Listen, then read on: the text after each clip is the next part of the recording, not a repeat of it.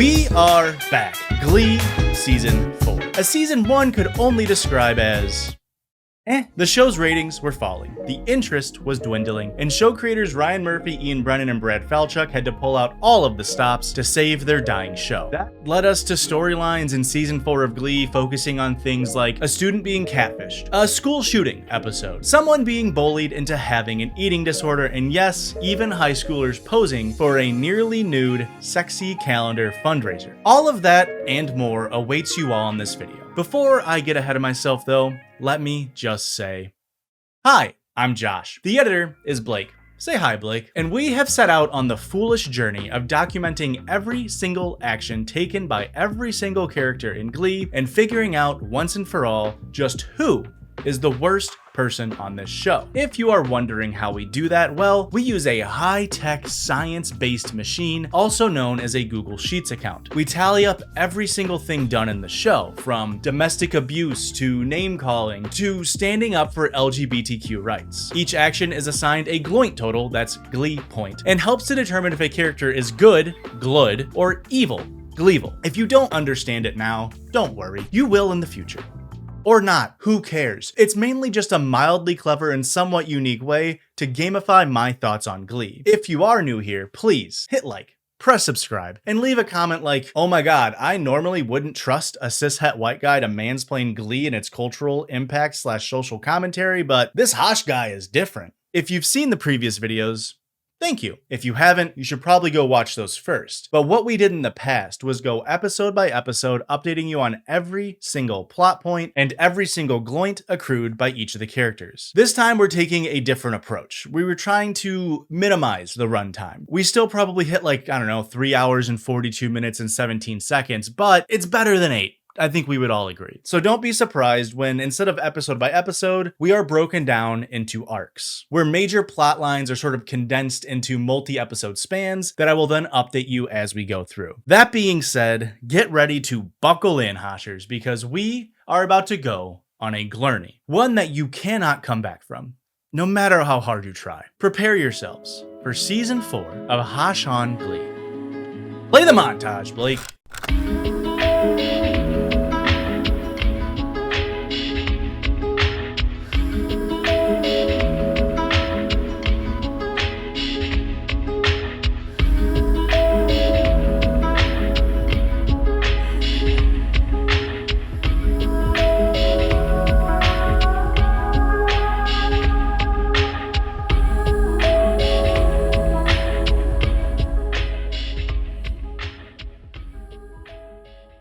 I know I just said that we're going to break this video into chunks instead of going episode by episode, but in true Glee fashion, the first episode of Season 4 is dense and actually could be passed as good television, maybe. So I'm going to cover just episode 1 on its own. Season 4 of Glee begins, and you might be thinking like I was, wow, with seniors graduating like Rachel, Finn, Kurt, Mercedes, Mike, Santana, etc. It will be nice to get to know some of the other characters more. I mean, it was cool getting to follow Rachel Berry's high school years, but her time has passed. It's time for new Glee Club members. Hence, the title of episode 1 being The New Rachel. Anyway, this season opens up on Rachel Berry taking her classes at NYADA, the New York Academy of Dramatic Arts. And yes, folks, Rachel is still one of the main characters of Season 4. I'm sorry to be the glare of glad glues. Her instructor is Cassandra July, who is portrayed by the Kate Hudson. And if there's one thing Ryan Murphy, Ian Brennan, and Brad Falchuk know how to do, it's how to write a blonde white woman to be a bitch. Within the first minute of screen time, Cassandra July imposes eating disorders on her students, gives the nickname Muffin Top to one in particular, and comes up with another nickname for Rachel Berry, which we'll show here. What's your name? Rachel. Little Miss David Schwimmer? Little Miss David Schwimmer.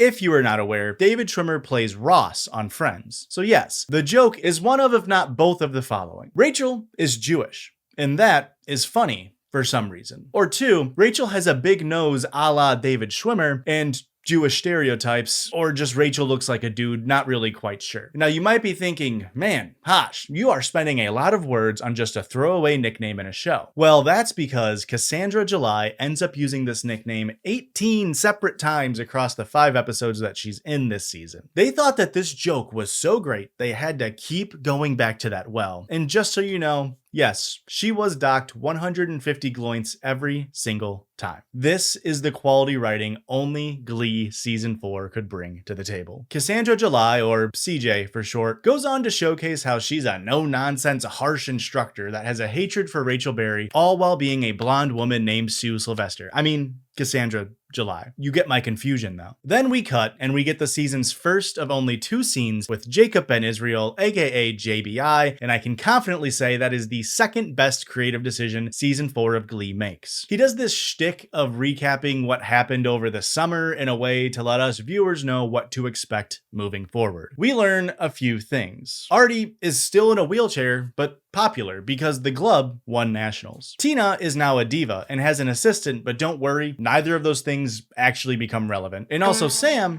is hot. Some things never change. Sorry, some things do change. Tina and Mike Chang broke up. Make that change. JBI asks the entire Glee Club the titular question, who will be the new Rachel? They all answer themselves, setting off our first series plot device, a battle for the top of the New Directions. Speaking of Rachel, they pull us back to New York and Miss Berry, and we see her do this. Okay. Where you going? What you looking for? Oh, those boys don't wanna play no more with you. Yes, they added another walking in on someone in a shower scene, the third in this series' history. How many times do we have to teach you this lesson, old man? I love the young people. Now this time a minor was not involved, but still Rachel will lose 5,000 gloints. Not a great start for her season 4 gloint total. The hot naked man goes by the name of Brody. He's a junior at NIADA, has experience on Broadway, and he's here to answer all of your questions. Oh, and in case you're wondering, which you were, I'm straight. New potential love interest for Rachel has officially been revealed. She calls Kurt and lets him know about straight Brody. Kurt, back in Lima, then meets Sue's baby, and we are introduced to our first new character non-New York edition. Porcelain is Kitty. Kitty is my new head bitch. She's like a young Quinn Fabray, except she's not pregnant, manic depressive, or in and out of a wheelchair. Shouldn't you be in college or something? I thought gay people were all successful overachievers. I am successful. Don't pay attention to what Kitty thinks, even if it's exactly what the rest of the world thinks. Yes, in a shocking turn of events, Glee has cast a blonde white woman and made her a bitch. That's twice in the first 7 minutes of the season, and would you be surprised to learn that she is not the last? More on that much later. Sue does her regular string of insults at Kurt, but I don't really care about Sue and the Cheerios and a student who has already graduated. You know what club I do want to hear about? Glee! Mr. Schuster addresses the club, noting how the Glee Club is on top of the world after their nationals win, but I want to show that clip for a different reason. So here it is. We are coming off of a national championship, but it's time to look forward. And thanks to Glee now being the coolest club in the school, this shouldn't be a problem.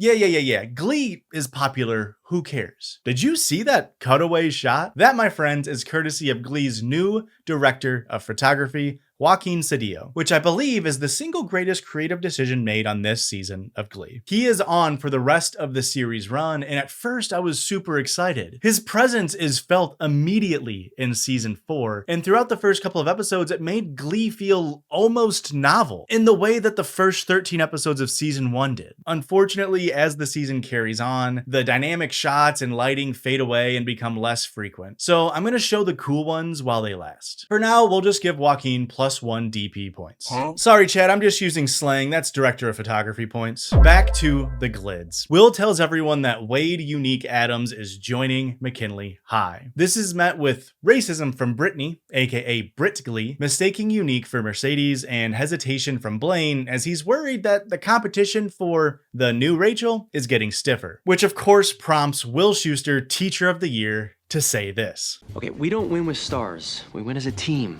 one that supports new members. I don't want to hear any more of this new Rachel stuff, okay?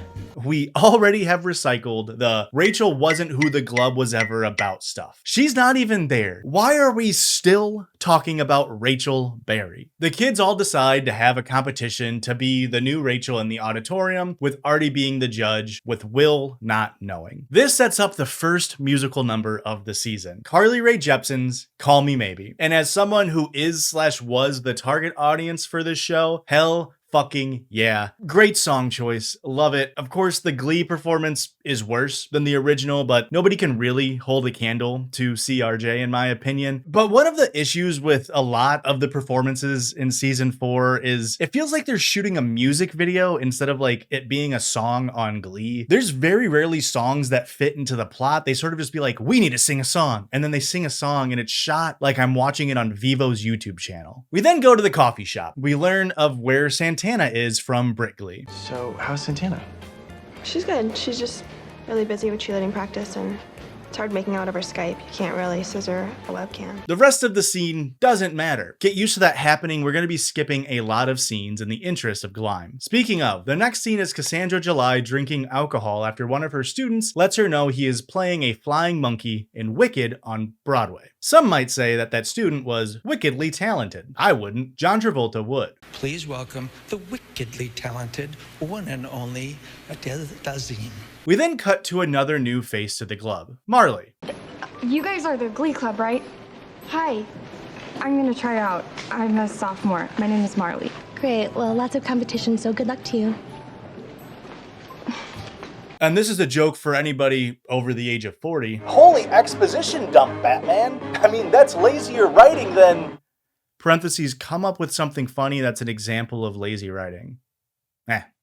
I'll figure that out later. Also in this scene, we get the first of many, and I mean many, moments of transphobia. This time from Sam, aka Chord, aka my second true glove, as well as Artie and Blaine, aka Darren Chris Angel, aka my first true glove. Unique offers of greetings and salutations. Wait, you can't wear that makeup and stuff in here. You have to know how this stuff works. It's like Game of Thrones. Yeah, the peace between us and the truly popular kids is weak. Winter is coming. It's not gonna take much for us to get smacked down to the bottom again. Maybe you should just save Unique for performances and be Wade the rest of the time. All right. I'll go take off my face. Kitty then joins the table with some new background bullies as they call the lunch lady fat, complete with some Wilder Valderrama-esque jokes.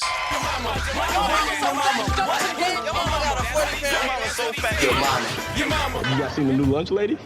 She's so fat, they took a picture of her last Christmas. Still printing. Hey, she has to wear a watch on both wrists because she covers 2 time zones. Oh yeah, well your mama's so dumb. She thought a Labubu was a French person who needs a Band-Aid.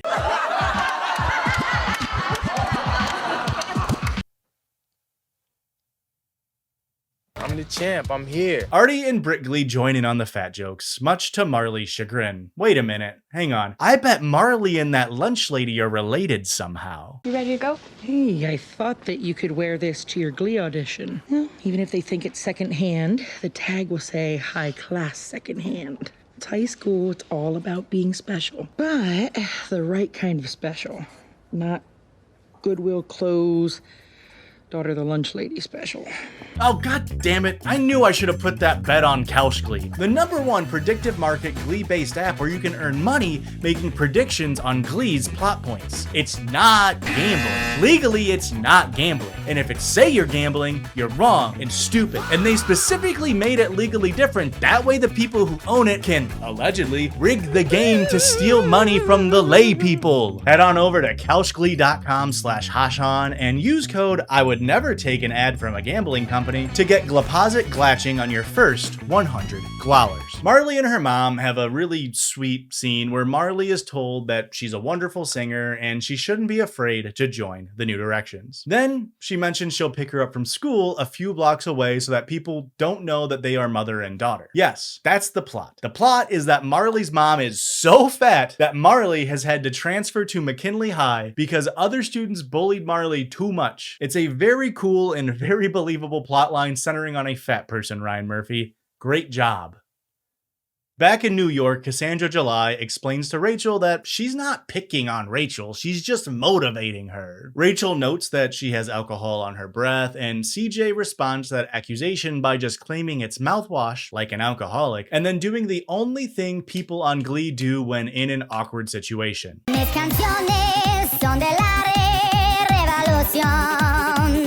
In an attempt to prove her students that she can still dance circles around any of them, Cassandra July performs a mashup of Lady Gaga's Americano and Jennifer Lopez's Dance Again. Now, why Cassandra July is singing while she's trying to prove that she can dance circles? Who knows? Also, the choreo is done with students, proving that they can also dance the circle. Also, it's not really convincing anyone that the alcohol on your breath was Listerine. CJ, that's again slang for Cassandra July, then lets Rachel know she's the only person on her shit list. You're not just on my list, Schwimmer. You are my list. Class dismissed. But I thought that was a motivation list. You know, this alcoholic's not being very consistent. Back in real Glee, we get a compilation of Glee Club tryouts, like the scene from Pitch Perfect. You know the one. Glee's version has a guy named Stoner Brett, who is a stoner named Brett. Someone dancing to Skrillex, which the Glub finds weird, which is strange considering they have utilized students who only dance in the past, and it's 2012, literally peak dubstep. And also, I'm adding this to the script right now, when they go to regionals, one of their toughest competitions dances to dubstep. It's 2012. Of course you're gonna have dubstep. That's what was big at the time. And finally, we get a performer named Jake. He performs the phrase, never say never. He's killing it, and then midway through, Mr. Showstopper Shoe shows off how he got that name by letting Jake know mid-performance to stop the show. Hey Jake, thank you. I don't get the finish? This causes Jake to just crash out, throwing a music stand down on the way out. That reaction reminds me a bit of Finn Hudson and his rage-induced antics. I'm gonna put a 10,000 $10,000 couch Glee bet that this new Jake fellow is secretly related to Finn. And now to all you hoshers, that might seem like a lot of money to risk gambling, but it's not gambling. It's predictive markets. Plus, why would they give him a whole musical number if he wasn't related to somebody on the show? This is like free money. And speaking of free money, Whoopi Goldberg is back and she is phoning in yet another performance as Nyada Dean of Vocal Performance and Song Interpretation, Carmen Thibodeau. She tells Rachel and Brody and other Nyada students that weren't important enough to get names about this thing for first-year students to sing and impress people, I guess. And if you do well, you'll get invited to sing again a second time, which feels weird because they're all performers, like they're already in the school. I don't know why we need to have this second competition. It might just be a lazy plot point for the Glee writers to write in. Who knows? This leads to one of the Glee classics of Rachel and Marley both singing, States Away, the Barbra Streisand version of Billy Joel's New York State of Mind. One at Nyada and the other in Lima, where we should really care about. We cut back and forth between the performances. They're both really good. And since this is our first introduction to Marley, I'll say she is a very good singer. And with the cinematography that Joaquin's been putting in, the show is portraying that Marley is the proverbial new Rachel, which I guess Rachel Berry is now old Rachel. Glee callbacks are posted, and we get the usuals up there. You know, Marley and Wade are the only new additions, and then Jake is left off the list, probably for throwing stuff. Or should I say Jake Hudson is left off the list. He gets angry. He rips the list down and, ooh, that's such a Finn Hudson thing to do. All of the Glids are back in the practice room, waiting on Artie to reveal who he thinks the new Rachel is. Kurt is there too. I don't know why. Artie names Blaine as the new Rachel, much to Tina and Unique's chagrin, as Will walks in with the real new Rachel. Let's give it up for our newest member, Marley Rose. Molly, on behalf of all of the New Directions, welcome. Thank you. I'm really excited to be here. I really like your sweater. Where'd you get it? Oh, thanks. J. Crew? Really? That one line, by the way, is probably 20% of Sugar's speaking lines this season. I genuinely cannot remember another time she says anything, so I thought we'd add it in just to give Sugar Mata her due. As for other season 3 cast members, Rory, gone, not in the show anymore. And Joe Fart, the guy with the boner for Quinn, may as well not exist. Outside, Blaine and Kurt are talking, and one of them always tells a lie, and the other always tells the truth. Of course, I think you should be the lead soloist. But can I give you some advice? Even when Rachel was her most controlling, she still made sure everyone felt included. Oh yeah! Rachel sends people to crack houses. Barry always did make sure people felt included. Very good point, Kurt. Blaine pushes Kurt to go to New York with Rachel and grow instead of being stuck at home and being miserable in Lima. Fake new Rachel Blaine then sings It's Time by Imagine Dragons. Imagine Dragon D's nuts on your face. Got him! During the performance, Blaine and the background dancers all do the cup song thing, like Pitch Perfect. You know the one. And this somehow does the impossible, turning an Imagine Dragons song into even more of a stomp, clap abomination. I'm never changing who I am. Back in the lunchroom, everyone is making fun of Marley's mom again, and then Marley reveals that Marley's mom is her mom. She then leaves angrily after chastising the other glutens. Marley picks up some good points here for standing up for her mom, even though she's aware it will bring bullying upon herself. Brody then meets Rachel in Washington Square Park. So yes, they are shooting at least some scenes in New York, which is kind of insane budget-wise, but I guess they just did a lot of pickups and then a lot of the inside stuff is just in LA, which makes sense. He just sort of hypes her up a bit after her performance, so he gets 150 glud points as well, but I'm a little suspicious of Brody as a character. Bert, Kurt's dad, makes his first appearance of the show, as we see him dropping Kurt off at the airport. He's pushing him to go to New York and live his life. However, Bert does lose 200 points here because as they're saying their goodbyes, he's pushing his teenage son to move to New York, which is one of the most expensive places to live in the United States, with no housing plan. And maybe you're thinking, oh no, surely Bert's talked with Rachel or something, but this is old Rachel's reaction when new Kurt shows up in New York later in the episode. Yeah. Turn around.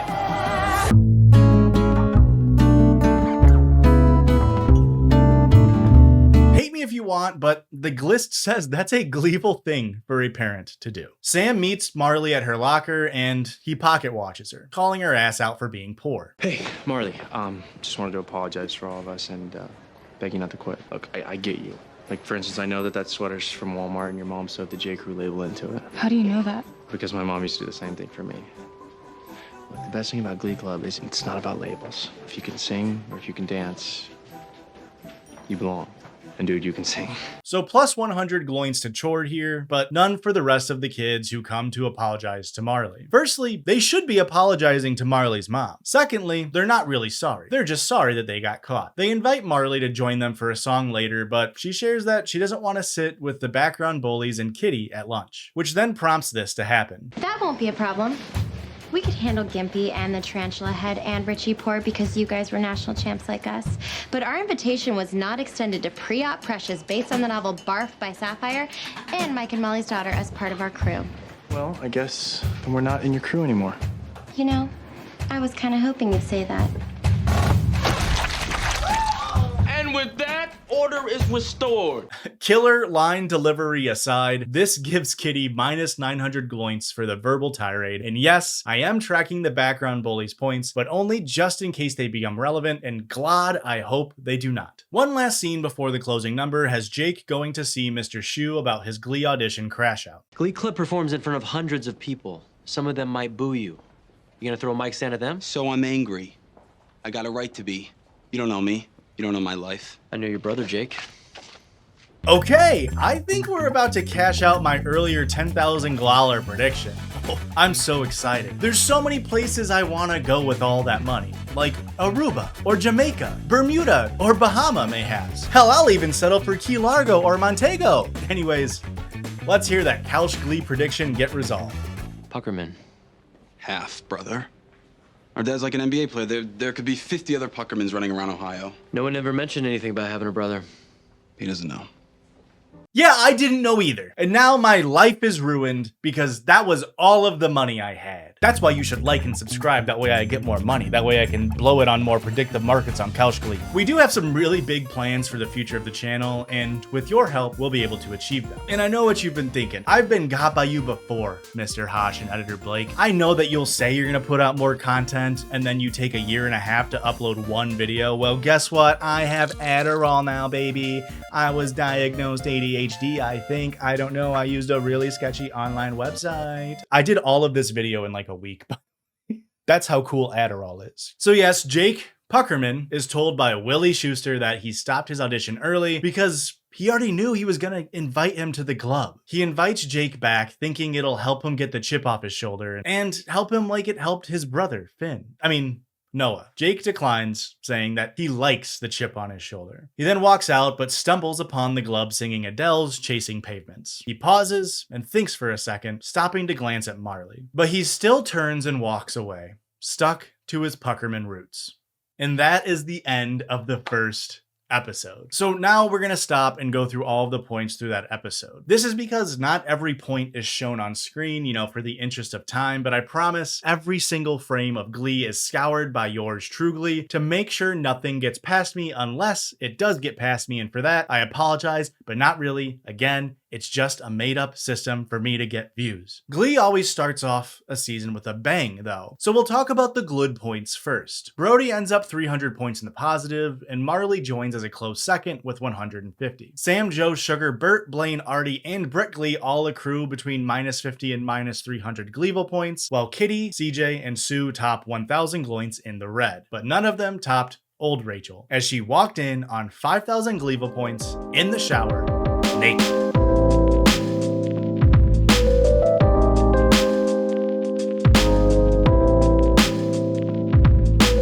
This chunk of the video will cover episodes 2, 3, and 4 as we see the McKinley High Glee Club accept new members, and we see more ties between the Lima kids and the graduated class become severed. Episode 2 is called Brittany 2.0, which is of course the second tribute episode to one Miss Britney Spears, the first one being in season 2, episode 2. Britney Spears holds the honor, I guess, of being one of 2 artists that got 2 separate tribute episodes on Glee, the other being the Beatles, and neither of those have happened thus far in this series. So yeah, Britney Spears is better than the Beatles. Sorry, I don't make the rules. That's just facts. The episode starts with a Brit Glee voiceover, which is apparently the first and last time this happens in the show according to the Glicky, that's Glee Wiki. She wants to relive her previous senior year, because if you forgot, Brit Glee is what I used to call a super senior, which is a student that is in their 5th year of high school due to poor grades. Brit Glee transitions into performing Hold It Against Me by Britney Spears, which was good, but Sue disagrees. Well, that was just garbage. Garbage wrapped in skin. Brittany, my office, now.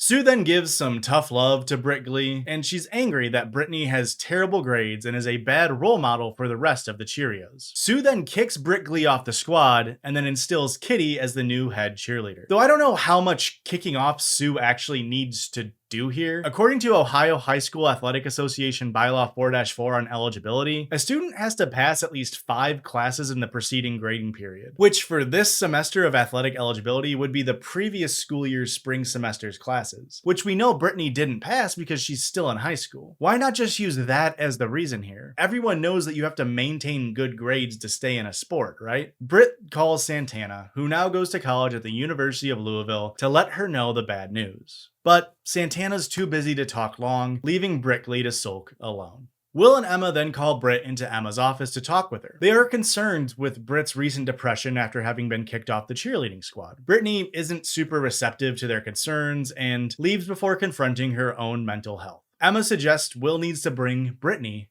back. A second coming of Brittany, you might say. A Brittany 2.0. Say that again? Oh my God, are we doing Britney Week again? Will directs the students to help empower Brit Glee by singing Brittany. See, now you understand why I say Brit Glee. Otherwise, this would be really confusing. Blaine and Artie take no time and immediately perform a mashup of Boys by Britney and Boyfriend by Justin Bieber. Boyfriend by Justin Bieber is of course the source of such lyrical genius as swag, swag, swag on you, chillin' by the fire while we eatin' fondue. Say hello to falsetto in 3, 2, swag. And yes, I do know the words to this entire song. I was a big J Biebs guy back in the day. To be honest, however, I'm not as familiar with Britney's Boys, as the only frame of reference I have to that song is from Austin Powers and Goldmember. It's Britney Spears! And yes, I do think it's funny to keep referencing Austin Powers in these Glee videos, and no, I will not stop. Rachel and Kurt find a new apartment in Bushwick. Just like that, it's so easy to find affordable housing in New York, folks. Move there now. Kurt mentions he's applying to Vogue.com, not sponsored, while awaiting his NIADA application in the future. Then they talk about Finn, as Rachel is missing him, and about CJ, aka Cassie July. I can't stand her. Cassie July is your dance teacher? As in the Cassie July, aka Crazy July, aka the biggest train wreck in Broadway history? What? You don't know her story? Her backstory is that she yelled at an audience member for his phone going off during one of her stage performances, and it went viral on YouTube. Kurt tells Rachel to just be sexy to get CJ off her back. Unique and Marley talk about boys. No. Not the Britney song. Marley says she thinks Jake is cute, but Unique warns her about bad boys. Let me be clear. He's a womanizer. Say that again? Yes, you guessed it. Unique and the other girls of the club then begin singing Womanizer. We see Jake flirting with a couple different girls as they perform the song, but nothing too insane, really. And then the number ends with Jake asking Marley to hang out, and she says yes. New Rachel has officially been #womanized. Tina, Joe, and Sam then perform the song 3 by Britney in the classroom, another single for the Glee Season 4 soundtrack. While this goes on, Brit Glee tries to shave her head, you know, like Britney Spears. JBI does the paparazzi thing of trying to interview her, so minus 150 points to him, which she retaliates with physical violence as the rest of the club realizes that putting Brit Glee in the spotlight isn't working. Oh, and also they really forced this reference. Leave her alone! Leave Britney alone! Jake scooters by in the hallway and Will offers him to join the club one more time, saying, "Come on, man, it'll help you." But he blows him off as he has a date with Marley on top of the bleachers, and he brought his acoustic guitar. Jake has some thoughts about Will Schuester and Britney Spears Week. Glee Club is so lame. What does Shyster have you guys singing? It's Britney Spears week. Yeah, see, I prefer music that uses actual instruments. Marley then tries to convince him that Britney actually rocks, and then they sing a mashup of You Drive Me Crazy by Britney and Crazy by Aerosmith. Actually, one of the better mashups I've heard on the show. It's very nice. And it's also a good thing he randomly brought his acoustic guitar. Because if there's one thing I bring when I'm going on a date on top of the bleachers at a football field, it's an acoustic guitar. They almost kiss, but then the scene ends. Old Rachel and Straight Brody show up to dance sexy in front of Cassie J. They perform Oops, I Did It Again sexily, which I guess to Glee just means with some smoke and low lighting. This feels like Lea Michele as an actress trying to signal to the world that she's no longer a 22-year-old playing a teenager on Glee. Now she's a 26-year-old playing a slightly older teenager on Glee. CJ says her sexiness wasn't convincing, which causes Rachel to call her a YouTube joke and then is thrown out of the class. Back with new Rachel, background bullies are making fun of Marley's mom. Jake defends her and then gets into a fight, which Will breaks up and then takes Jake to see Principal Figgins. Those guys suck, and I'm the one being dragged to see Figgins? I'm not taking you to see Figgins. He's taking you to see me. Jake Puckerman, I'd like to introduce you to your brother, Noah. I'll leave you two alone. I mean, I know that Ryan Murphy thinks that his audience is dumb as rocks, but that dumb? We needed Will to say, quote, Jake Puckerman, full stop. I'd like to introduce you to your brother, Noah, full stop. Like he needs to spoon feed us that much? Turns out the Pucker bros share a mom, but have not met before. Old Puck tells new Puck to get his act together because the tough guy stuff ain't worth it. He pushes Jake to join the Glee Club, and then Old Puck drops some knowledge on new Puck. I gotta get back to LA. I got a date with the chick who's third runner-up on The Bachelor. One thing, whether you join Glee Club or not, you're my brother.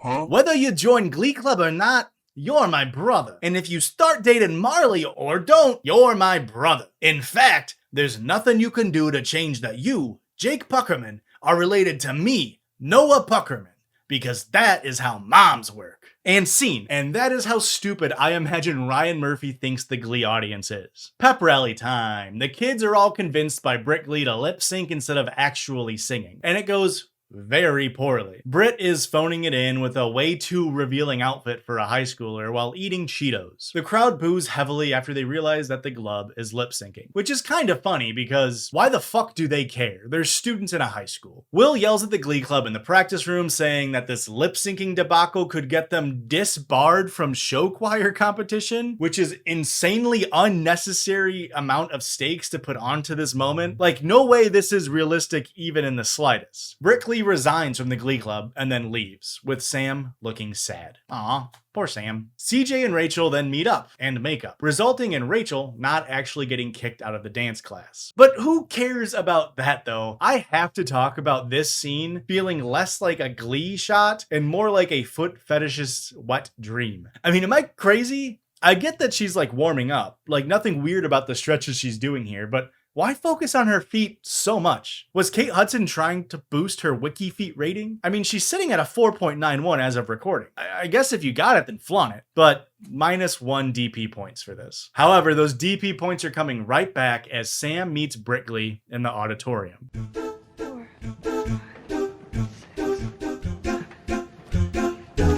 I got your note to come meet you here. Thanks for drawing the map. Yeah, I always keep it in my pocket in case someone steals my compass. Yep, that's cool. I really like it. I'm a sucker for cool camera shit. It makes you feel like you're just right there with Sam and Brittany, just with two of the dumbest members of Glee sharing their 3 brain cells. Sam sniffs out Britt's plan to intentionally hit rock bottom, that way she can rebound like Britney Spears. So that was her plan, I guess. Sam helps her get out of the funk, netting him 150 gloins. They talk about her missing Santana, but now she's happy that she has gained a new friend in Sam.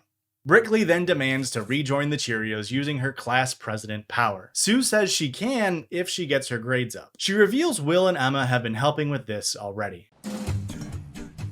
Barack Obama. Yes. Glenn Close. Ah, good effort, Britt. Baby steps. Another +1 DP points. In the hallways, new Rachel is talking with Jake, and they're flirting. Jake says he's joining Glee, which makes new Rachel happy, but then Kitty says Jake and her are already dating, which makes new Rachel sad. Unfortunately, Marley can't really catch a break. New Puck walks into the Glee Club as the newest member, and we get POV what walking into the Glee Club would feel like IRL. Okay, let's give a big New Directions welcome to Jake Puckerman. Hey, dude. Me and your bro are practically like best friends. Is it weird that I know him a lot better than you? Welcome, bro. God made you, and God doesn't make mistakes.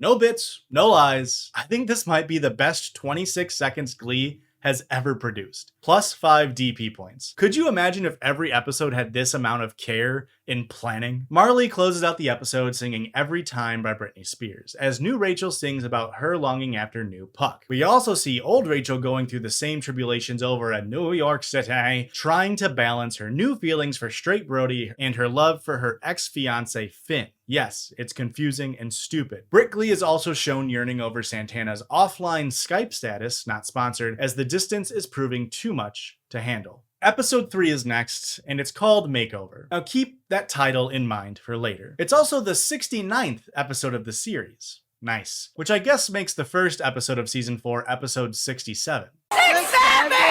I'm sorry to all of the school workers and parents I just triggered. The episode opens with Blaine wanting to change things up and shine in his senior year. He performs Tears for Fears' Everybody Wants to Rule the World as we see him doing some extracurriculars, trying to distract himself from feeling too alone without Kurt. He then tells Brickley he'll be running for class president. Speaking of Kurt, we see him interviewing at Vogue, not sponsored, as he meets one Isabel Wright, editor in Fashion Idol. She is played by Sarah Jessica Parker of Sex and the City fame, amongst many other roles. Although I must admit I'm not super familiar with SJP's work outside of just one movie. And no, it's not Austin Powers this time. Sucking the lives out of little children! Winifred Sanderson?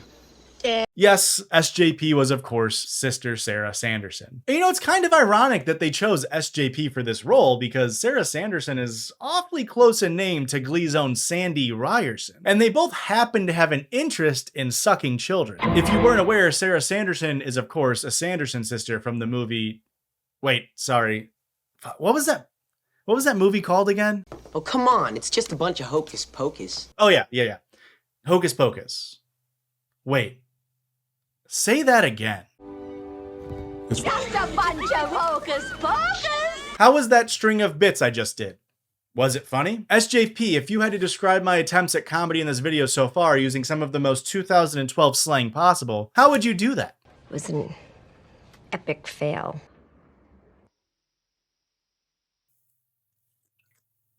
Anyway, Sarah Jessica Parker's Isabel Wright is from Ohio, like Kurt, and they bond over that as she offers him the position, mainly based on the fact that he pulls off the hippo brooch he wore to the interview. Just goes to show it's not who you know, folks, it's how you hippo brooch the subject. Back at high school, Will is talking to the Glids about their upcoming bid to be regionals champs, and even the new students are recognizing just how shit Will is at his job. Speaking of competition, shouldn't we start, like, preparing for ours? I have some ideas which I am working on very hard.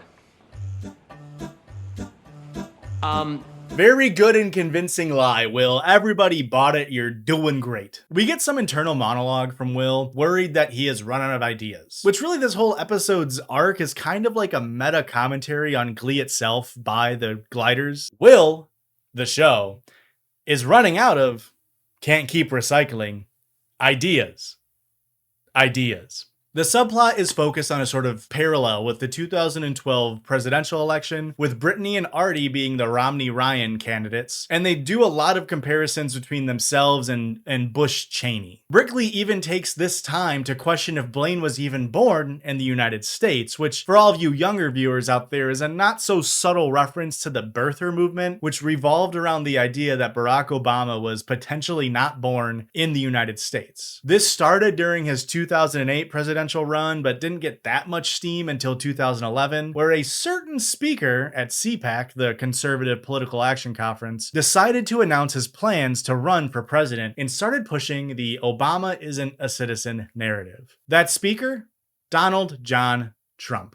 He went on ABC's The View to say, quote, "I want Barack Obama to show his birth certificate. There's something on that birth certificate that he doesn't like." Trump then went on to imply that Obama's birth certificate could say that he's, quote, "a Muslim." And all of this prompted Obama's team to release his official birth certificate for a second time, showing he was indeed born in Hawaii. Now, I mention all this because some people have yelled at me to keep my politics out of Glee when talking about the show. However, if you have, say, I don't know, 4 brain cells, one more than Brittany and Sam combined, you might see that Glee is a very political show. Most art is. Just because you don't understand art and its political messaging, or rather maybe you don't agree with my analysis or critique of said art, that doesn't mean you can just hurl insults to make you feel better. That doesn't make you smart. In fact, I'd say it makes you a big old dumb doo-doo head. Okay, enough of the politics for now. Blaine says this to Brittany and Artie. Brittany, that's not fair. This isn't a popularity contest. It's about who's got the best ideas. It's about believing you can make a change, right? Change. Where have I heard change before? It's almost like Glee is political. Sam then asked Brittany why she didn't ask him to be her running mate. She said that she's worried about their friendship surviving the toils of political warfare. So instead, she tells Blaine to consider Sam as his pick for VP. I'm picking my own running mate. My family's on food stamps, so that'll get you the sympathy vote. I'm not gay, so that'll help with the not gay vote. And, I don't want to brag, but my impressions are hilarious 100% of the time.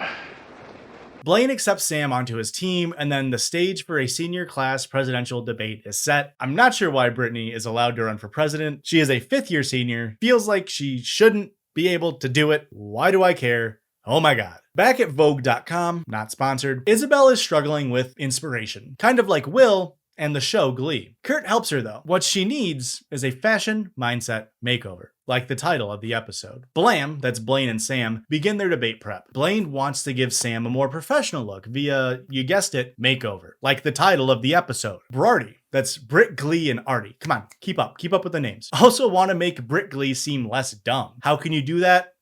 Makeover. It's the title of the episode. And then the beginning lines to Hole's celebrity skin play.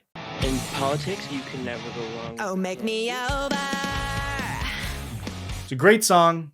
I love this track all the way from my rock band days. The game, not the musical hobby. So Brittany and Sam sing Celebrity Skin, and it's perfectly passable as a Glee cover. There's some really cool cinematography in the shoot, but it still kind of follows the trend of it being like a music video instead of part of the show. Also, listen to the sound mixing on the camera flashes that they use in this shot. It's so loud. I'm not sure how that passed through to the final product. In New York, Rachel is being bullied at NIADA for her wardrobe. This gives Kurt an idea. He sneaks Rachel into Vogue, not sponsored, not legal, and they get caught. Freeze! I thought you were going to be at dinner with Steve Buscemi and Yoko Ono. Well, they canceled again. I'm not sure why Isabel is personally responding to break-ins. It really feels like a job for the 2 security guards standing out of focus behind her to do. Kurt shares that Rachel needs a makeover, like the title of the episode, and he is going to shoot a fashion music video for Vogue, not Spot, to inspire Isabel, and then... Stop. You had me at makeover. They all sing The Way You Look Tonight / You're Never Fully Dressed Without a Smile, a mashup of Fred Astaire and Annie. The video turns out great for Kurt in universe, as Isabel tells him his video idea is being used and that he'll be getting credit. Kurt is bragging about this to Blaine over the phone, but Blaine is unable to share his own life updates, which makes him upset. Now, I've skipped over the Will storyline, but just know that the next clip we're going to play you is not a drill. I filled out the application, but I haven't sent it in yet. This looks amazing. If I were to get this, I would have to leave McKinley for several months. Paid for by the district, but I'd be away from the kids. That's right, they're writing Will Schuester out of the show. Finally, my prayers have been answered. At least for a little bit. Long, boring plot point short, Will is moving to DC to push for more funding for the arts. You know, something tells me that this was part of why Bert wanted to become a politician a few seasons ago. But who cares about that? The wicked Will is dead. Sue ends up writing him a glowing letter of recommendation. That way he gets out of her hair, which gets her 150 points. Emma, his wife-to-be, is understandably upset, but ultimately supportive of his decision to apply for the position, which, spoiler, he does get. Up next, the presidential debate. First up, the vice presidents. Sam strips on stage. Artie is a nerd. Blaine is a faux Obama, and Brickley blows her chances entirely.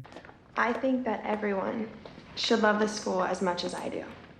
If you elect me as president, I promise to outlaw summer vacation, so we'll have school all year round. Straight Brody and old Rachel do some cringe flirting and talk about makeovers. And I'm only mentioning this at all because they perform Sheryl Crow's A Change Would Do You Good. So now the 5 fans of that specific song can't be upset that I didn't mention it. Rachel asks to cook Brody dinner. Back to Lima, Blaine wins class president and everyone is celebrating at Breadsticks. Blaine tries to call Kurt, but he hangs up on him because he's at a post-work wine drinking event. Minus 50 gloints to Kurt. Blaine then vents to Sam. He's upset because he came to McKinley for Kurt, and now Kurt isn't available to even talk. But Sam reassures him and then speaks with Brittany. Their interpersonal relationship continues to blossom. Back at old Rachel's, she's put on a sexy outfit and is ready to cook for Straight Brody. And get ready for some sick scene direction and DP work. Continue to... Oh my God.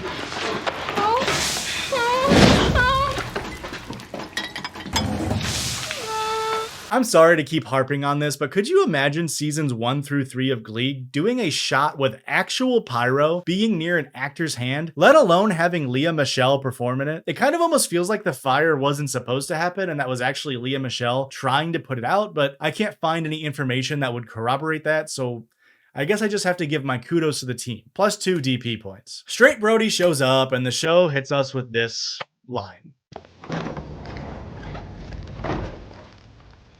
Wow. You're smoking. Oh, it's actually the duck. No, it's you. Come in. Amazing. If Glee could do this regularly, I would still be their #1 ride or die fan. Brody and Rachel's date goes well. They talk and laugh and drink, and then the unthinkable happens.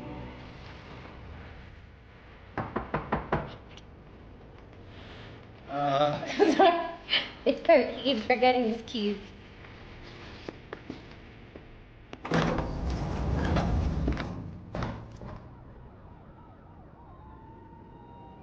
And that is how they end the 3rd episode, with another Rachel storyline being reinserted back into the show Why? It's a show about a Glee Club. She is not in the Glee Club. I do not get it. Episode 4 is titled The Breakup. Hopefully it serves as a breakup of Glee and their reliance on the original cast to fill out boring and overdone storylines, but I think we all know at this point not to hold our breath. We open up on this really interesting crawling shot through the lunchroom as we see Jake catching Marley using free lunch tickets. He relates to her, knowing what it's like to feel shame for being poor after his mom lost her real estate job due to the recession. Jake also opens up to Marley that he takes dance lessons. Finally, we're learning some things about the new faces on Glee. Let's see what happens next. Oh, young love.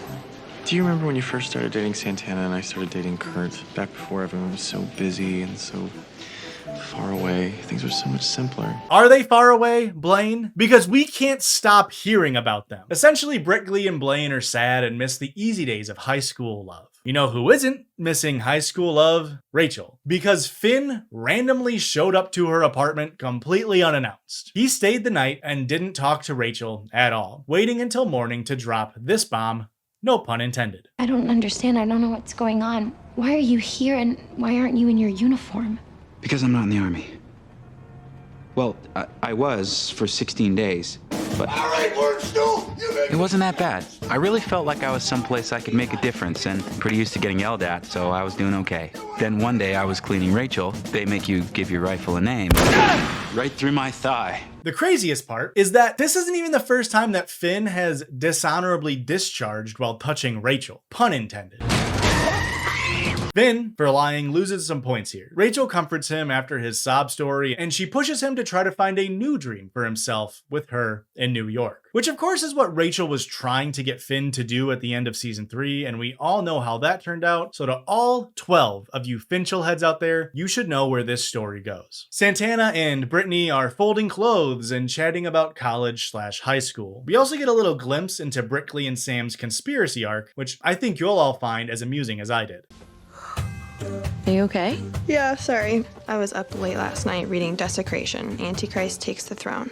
It's the 9th book in the Left Behind series of the apocalyptic Christian novels about the end times and the rise of the Antichrist, whose name is Nikolai Carpathia or Barack Obama, depending on who you ask. Santana warns Brittany about the conspiracies being harmful and damaging, but she doesn't listen, and instead invites Santana to attend the after-school club that Sam started. And the last relationship still standing from season 3, Kurt and Blaine talk on the phone, and they are both sad that they can't see each other more. Kurt hangs up because he's busy with work before hearing and reciprocating Blaine's I love you. This leads into Blaine and Finn performing Duncan Sheik's Barely Breathing, upset that the people they're dating are in New York chasing their big dreams in the Big Apple while they're left behind in Lima, being sad. While all of this is happening, we see Blaine messaging someone named Eli C on Facebook saying, "What's up, sexy?" and "Wanna come over later?" Which you all might see as a holy shit moment, as it's Blaine attempting to cheat on Kurt. But I think an even bigger holy shit moment is that we finally see that Blaine is capable of sending messages that isn't just what the Cowardly Lion was lacking in The Wizard of Oz. Kurt and Rachel decide to take Finn to Callbacks, which is a bar. That's the gay bar. No, Blaine, not the gay bar. This is a bar for NIADA students to congregate at, which, now that I'm thinking about it, probably means it's a gay bar. Besides, Blaine, why do you care? It's not like you're in New York just outside of Rachel and Kurt's apartment waiting to knock until I end this sentence. Surprise! Blaine! So it turns out Blaine missed Kurt, and he decided to come to New York 2 weeks earlier than expected. The quad are all at Callbacks. That's the gay bar. No! Blaine! Stop. At Callbacks, and Blaine, so help me God if you interrupt me, I will turn this car. Gay bar. Blaine and Finn are acting weird. Blaine is not being talkative, and Finn wasn't feeling confident enough to sing karaoke. Straight Brody shows up, and for what it's worth, he's super nice, and he pushes Finn to sing. However, Finn self-sabotages and instead insists Brody sing Demi Lovato's Give Your Heart a Break as a duet with Rachel. I love me some Demi Lovato, especially this song, and Glee's arrangement is actually really nice. The cinematography here shows steady, clear shots of the NIADA superstars of Rachel and Brody looking out to the crowd while performing. They're in their element, they're at the top of the world. For these two, this moment is what they love to do and who they love to do it with. As they sing, however, the steady shots turn shaky and they become isolated on Finn and Blaine, partially obscured by passersby in the bar car as they both realize that they're chasing the past, not the future. The song ends with Rachel and Kurt giddy and Finn speechless. Blaine quickly asks to perform a song and his request is granted. Blaine tearfully sings Katy Perry's Teenage Dream. It's a really nice nod to the first song that Blaine ever performed for Kurt, way back when they barely knew each other. It's a really nice, touching moment. Finn cuddles Rachel, though he and Blaine both come to terms with the idea that this teenage dream is just that, for their high school teen years. Blaine's realization comes through the performance as Kurt also finds out what he's trying to say. The quad takes separate walks through the park. Blaine admits to Kurt that he cheated. It wasn't Sebastian, but it didn't mean anything. It was just a hookup, okay? And who was it? It doesn't matter who it was with, Kurt. What matters is that I was by myself. I needed you. And Finn learns that Rachel and Brody have a budding romance. Don't lie to me. I couldn't get in touch with you, okay? You weren't answering my calls or my text messages. I didn't know where you were, or even if you were okay. So you were with him? I kissed him, but that's it, okay? And only just because you told me that you wanted me to be I can't believe I even said that. I'm so stupid. An otherwise very powerful and impactful moment is then squandered, in my opinion, as the four Gleeks begin to perform No Doubt's Don't Speak. And you don't think that I've been lonely? You don't think that I've had temptations, but I didn't act on it because I knew what it meant. It meant something horrible and awful. I'm so sorry, Kurt. I really am. You and me. A great song on its own, but I'm not sure we needed our third song in less than 6 minutes of screen time. Don't Speak is, if you're not familiar, a song detailing the beginning of a breakup. One where Gwen Stefani laments that the person is telling her the reasons why they need to break up. Something that Rachel and Kurt emulate in this moment. They all go to sleep, perhaps for the last time as lovers, and maybe for the last time as friends. These storylines all converged in New York. Finn feels lost. Rachel feels reborn. Kurt feels driven, and Blaine longs for connection. And on one hand, it kind of always had to be this way. These loose ends needed to be tied up, lest we keep jumping back and forth between Lima and New York, as we the viewers try to keep track of the strings of relationship status and love triangles. But on the other hand, and with Glee, there's always the other hand. I regret to inform you that this is not anywhere close to the last we see of the New York escapades, nor the last of Blurt, nor the last of Finchel. Glee had an opportunity here to do something real, but for whatever reasons, Glee and Ryan Murphy just can't quit Lea Michele being a main character in this God-forsaken show. Still, I'm going to give 3 more DP points throughout this whole collection of scenes, and of course, minus 1,000 points for Blaine cheating on Kurt. Back in Lima, remember this is a show about a Glee club in Lima, Ohio? Kitty throws some insults at Marley as she and Jake invite her to join the Left Behind club that was mentioned earlier. The Left Behind Club accepts everyone, even losers and lezzies, so your whole Glee club's invited. Well, you're welcome to join us as long as you're not a Muslim. If there's one thing Ryan Murphy loves writing more than a blonde woman being a bitch, it might be Islamophobia being the punchline of any religious themes introduced, even when the theme being introduced is a literal Christo-fascist death cult. Kitty details the idea of the rapture to the club at Breadsticks, or at least her idea of the rapture. Though Kitty's real intentions are revealed as she claims that a Japanese woman that doesn't speak English has fallen in the bathroom and cannot get up, causing Tina's assistant to rush to her aid. I know I said in the episode 1 recap that Tina having an assistant wasn't relevant, but I promise this is the only time it is. While Tina's assistant is in the bathroom, the rest of the Glee Club pretends to be raptured, which was all Kitty's idea. Minus 450 gloins to Kitty. Marley leaves, upset with Jake and the club, and Brickley relates to Tina's assistant's fears of being left behind to how she is feeling in regards to Santana and her relationship. Finn is back in Lima, and he goes to Mr. Shu's office. Then he meets with Blaine in the Glee Club room as the rest of the gang greets him. Will has offered a chance for Finn to hang out while trying to figure some things out with his own life. Just a whole-ass graduated adult hanging around the high school. Very chill, very cool. The topic of the school musical gets brought up, and Finn has an idea. Maybe they could all do Grease, because that is the first song he auditioned for Glee Club with. Everyone agrees, and the stage is set for Glease. At home, Will tells Emma that he was accepted to go to Washington, D.C. He invites Emma to come with him, but she declines, no matter how pushy he gets. And trust me, he gets pushy. I don't think what I'm asking is so crazy. I thought you'd be excited. So you thought I'd just pop the champagne, follow you around like an obedient little puppy dog? Is that really all you think of me, Will? No, of course not, Emma. Oh, come on, we still need to talk about this. You just did. You just don't like what I have to say.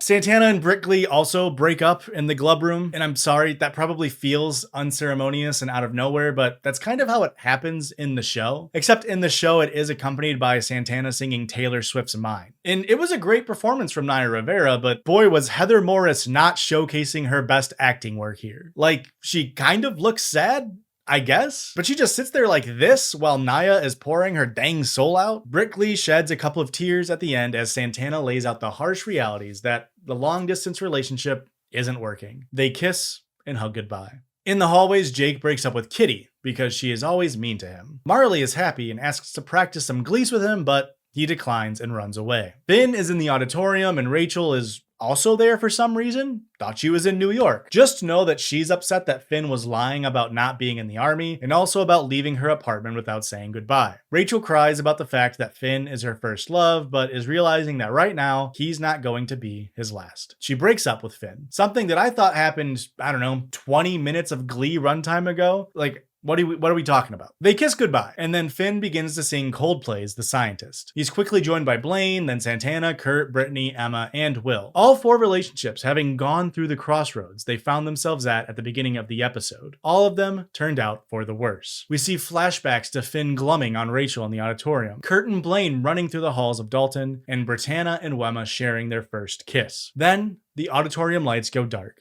and the episode, and the series arc, ends.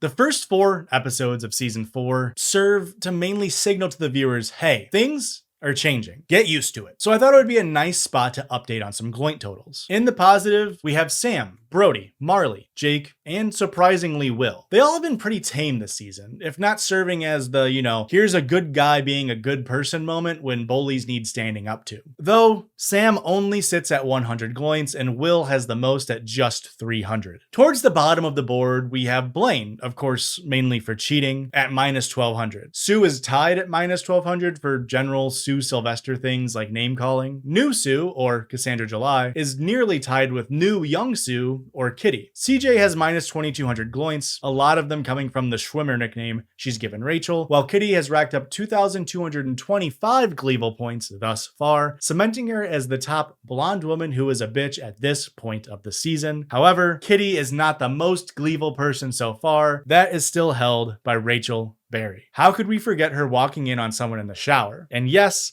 that is the only time Rachel has accrued Gloints, either positive or negative, in the first 4 episodes. Minus 5,000 Gloints total. This next arc will see a focus on new Glee Club members, even introducing another new student. And it leads the club into sectionals.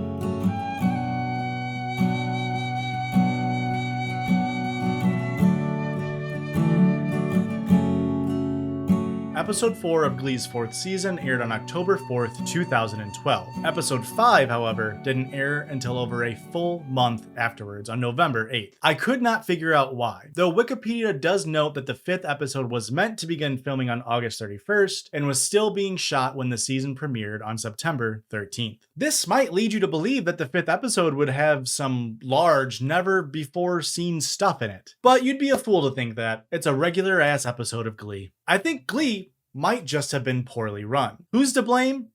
We'll never know. This arc, and especially this first episode, have a lot of transphobia as like a theme, so just a heads up for that. It doesn't really go away for the rest of the video either. The episode opens with Artie propositioning Finn to help him direct the school Gluesicle as a way to reach out and make sure Finn is doing okay post-old Rachel breakup. Finn begrudgingly accepts the role. Prez and Vice Prez Blaine and Sam, aka my favorite power couple on the show, are talking about relationships and Glease. Blaine, of course, being broken up about how Kurt and him are, broken up. Huh. Is that why they call it that? This leads into Blaine performing Hopelessly Devoted to You from Grease. I mean, he couldn't have been that devoted on account of the cheating, It's kind of weird how much the show wants us to feel bad for Blaine in this moment. This performance is also his audition for Glease, the Gluesicle. And to the surprise of no one, Blaine is accepted and told he is the Danny Zuko of Finn and Artie's dreams. You and me both, brothers. Blaine cries and declines the offer of Danny Zuko. He's upset about Kurt and he's worried that he won't be able to be emotionally available for such a large role. What's really nice about this episode so far is that they keep mentioning Kurt and Rachel, but they aren't dwelling on it. Maybe the show took that month off to really transition us to a spot where Glee doesn't rely on the old castmates like Kurt and Rachel, and now others get a chance to shine.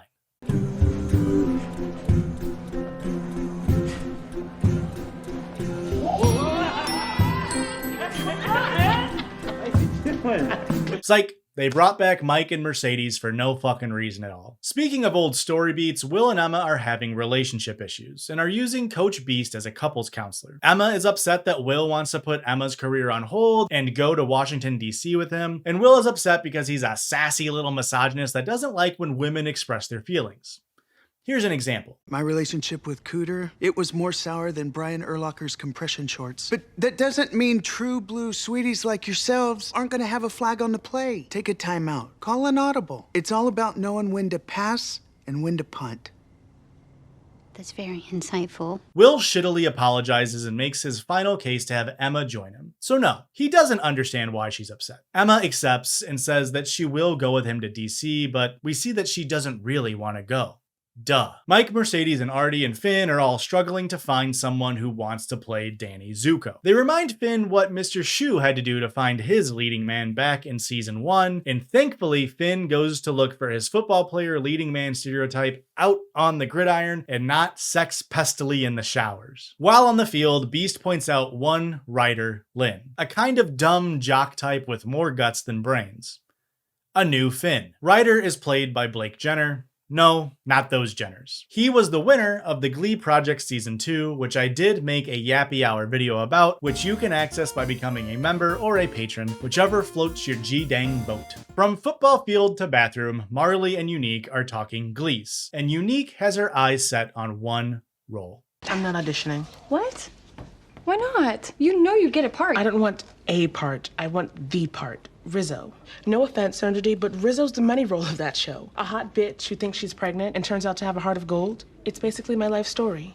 But they won't give me the role. Everyone sees me in drag as a joke or a stunt when performing. Sue comes out of the toilets and spews some very aggressive transphobia Unique's way. But you, Urethra Franklin, you are a boy, and you are fooling no one. You are smuggling more kielbasa under those gowns than a homesick Polish lady trying to sneak through customs. You can't say things like that. Oh, I think you'll find I can say anything I want. Absolutely stunning, kind-faced, blue-eyed girl. Okay, someone needs to check Sue's house, because with how much transphobia she's putting out, she might have more black mold than J.K. Rowling. Sue, now known as S.S. Rowling, goes on a rant about how liberals are using their communist gender discourse to ruin America and vows that she will not allow Unique to play Rizzo in Glease. In defiance, Marley and Unique sing Pink's Blow Me, parentheses, One Last Kiss, as their Glease audition song, and they impress the judges. Marley announces her goals of playing Sandy, and Unique tells the Old Glove students that she wants to play Rizzo. Finn meets with Ryder in study hall to coax him towards joining the Glee Club, but he's hesitant because Glee Club is nerd shit. Also, Finn is a random adult. Why is he here? Ryder is then seen struggling in class as he mulls over Finn's recruitment. Ryder then himbily walks into King Himbo himself on the auditorium stage. Ryder says he doesn't want to sing, but Finn turns on Jukebox Hero by Foreigner, and Ryder is unable to resist the sweet, sweet callings of a 6 out of 10 cover of a 5 out of 10 song from the 80s. Ryder meets Marley in the halls and puts on his movies as he announces he'll be playing Zuko in Glease, and Marley will be Sandy? Jake looks on jealously, and Kitty says some racist and eugenicist shit about Jake and Marley's mom as she tries to mark Ryder as her own. To Ryder's credit, he doesn't seem too interested. By the way, Ryder, you should know about this one's gene pool. She's only got a month or two before she starts ballooning to her natural weight of 5,000 pounds and starts writing her memoir, 50 Shades of Gravy. Wow, you're kind of a bitch. What did she ever do to you? Jake and Kitty sign up to audition for Glease and then perform Neon Trees Everybody Talks, a 5 out of 10 cover of a 7 out of 10 song from the 2010s. The Old Glove directing crew of Mercedes, Mike, Artie, and Finn decide Unique gets the role of Rizzo, something Sue immediately pulls Finn to Figgins' office for. There's a lot of transphobia here, along with Sue calling Finn fat, but it wouldn't be Glee if we didn't have an adult being attracted to minors. Sue, I don't understand. Unique Adams is nothing more than an attractive, buxom young woman who's got it going on in all the right places. She's a brick house, Sue. Principal Figgins, Sue's right about that. Unique is definitely a guy. What? You see, the messed up part of what Figgins said is that Unique is a woman, not that he thinks she's attractive. At least, that's what Glee wants you to think. Finn and Will push for Unique to be able to play Rizzo. Will cites historical precedents, like women playing male roles during Shakespearean times. Something that isn't as relevant as Finn's point of Unique identifying as a woman, therefore she should be able to play a woman. Look, I don't see what the big deal is. If Unique identifies as a girl and dresses as a girl, she should be allowed to play one on stage. Finn then calls SS Rowling a bigot, which she feels the need to defend herself on. She's had many queer Cheerios, or Queerios for short, helped Kurt when he was nearly bullied out of McKinley, and she was there for when Karofsky nearly took his own life. But that's a lot of standing up for the LGB, and not really the T, SS Rowling. This back and forth goes on, ultimately resulting in a slur heard around the Glee world. I'm casting Unique, and that's all there is to it. And you know, I thought that you would have known more about being an underdog after you helped us win nationals and had a retarded baby, but you... I'm sorry, I didn't mean to say that. That was the wrong word to use. I apologize.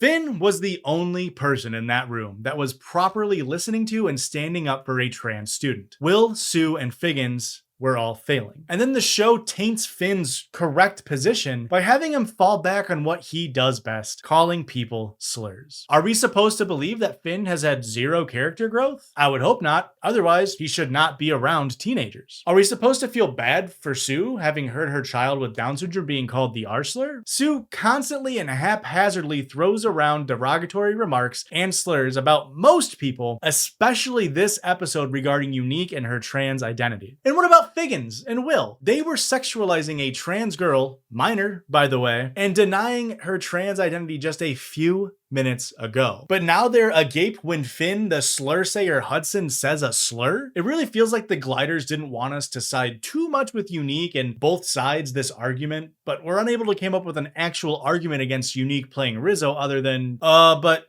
Unique has a penis. So they had to taint Finn's moment of actual moral clarity with a moment of extreme ableism. I cannot stress enough that they had an extra month to write this episode, and this is how they decided to tackle the concept of gender identity on their show. A lot of negative gloints were given out in this scene, and rightfully, so please don't take my dislike of the gliding for co-signing anything said here outside of Finn's defense of Unique. In the auditorium, Mercedes and Mike lead Ryder, Kitty, and Jake and Marley in Born to Handjive from Grease to figure out who really is gonna be Danny and Sandy? I guess. I don't know. Glease plot is confusing. Finn then meets with Unique in the library and informs her that she got the part of Rizzo. Unique opens up to Finn, thanking him for the acceptance that he's showing.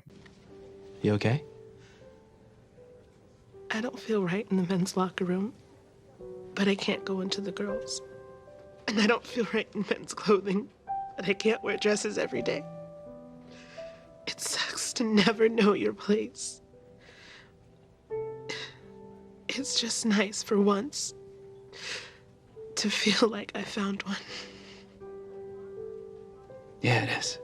It's a really, really touching moment. And you can see why maybe the baby Arsler thing didn't need to happen. Like, at all, actually. I'm pretty sure that this never gets brought up again except for one other time. The cast list goes up and there's this really cool cinematography where each member is shown with their role, resulting in this big Brady Bunch-esque mosaic. So, +1 DP points. Then we get the scene where Emma tells Will she doesn't want to go to DC, and real quick temperature check. Do any of you care? Because I find this to be so needlessly annoying and drawn out. Just make Will like the Dropkick Murphys and ship him up to Boston. Will accepts Emma isn't coming with him and all is well. Cool. So none of their scenes needed to happen. Very nice. And in the final scene of the episode, Will tells Finn that he's going to DC. And he says, hey, you're in charge now. Good luck, Finn.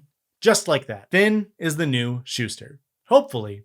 For good. Episode 6 is called Glease, and hey, that's my joke. Back off, gliders. Every song on this episode is from Grease. Surprise. A total of 6 performances. And if I'm honest, I have to say, I've never seen Grease, and you can't make me watch it. This episode revolves around body weight and body dysmorphia and eating disorders, something that the show has tried and failed to handle well in the past, and I bet you can guess how well they handle it this time around. Will then announces that he's going to DC and Finn will be replacing him. Sue finds out about Finn's new role and takes to Figgins' office with the both of them. They try to iron out all of the plot holes of a newly graduated 19-year-old without a teaching degree, being the head of a Glee club at a high school, and then Sue storms out in a destructive fit of rage when she doesn't get her way. Maybe the show is changing. Maybe Sue won't always be able to terrorize the Glee club. Maybe Will is being written off and we can start a new chapter on Glee where we focus on new characters. What's that? The next scene is about to play? I sure hope it's not Rachel in New York. It's good now that Finn and I are officially broken up. I feel like I can just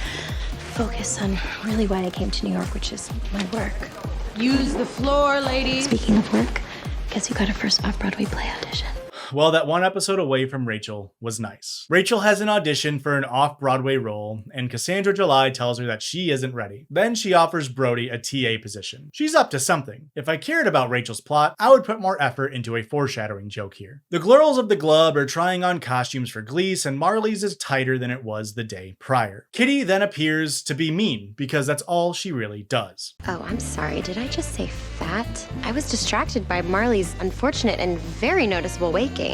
I'm confused. Are you playing the lead in Grease or Hairspray? I swear, I'm not eating any differently. How is this happening? So Kitty is altering Marley's clothes so that she develops body image issues. Truly one of the most gleeful things a student has done to another. And it's certainly a more interesting plotline than hot guy with the personality of cardboard being courted by an alcoholic failed Broadway star who is jealous of Rachel Berry. Sorry, I just skipped right past the foreshadowing and went right into spoiler zone territory. That's the New York plot this episode. Kitty continues to call Marley fat and invites all of the girls to a sleepover. Marley insists that Kitty has to invite Unique, which Kitty agrees to while slinging a couple more transphobic insults Unique's way. A lot of points lost by Kitty here. Following this, Marley asks her mom when she started to get fat, worried that she may too suffer from the curse of fatness. I mean, genuinely just listen to this dialogue that they have Marley's mom say. You have control over your life and your body. And you are thin and beautiful. But you won't stay that way unless you fight for it. So, starting now, we are on a strict new diet. Together.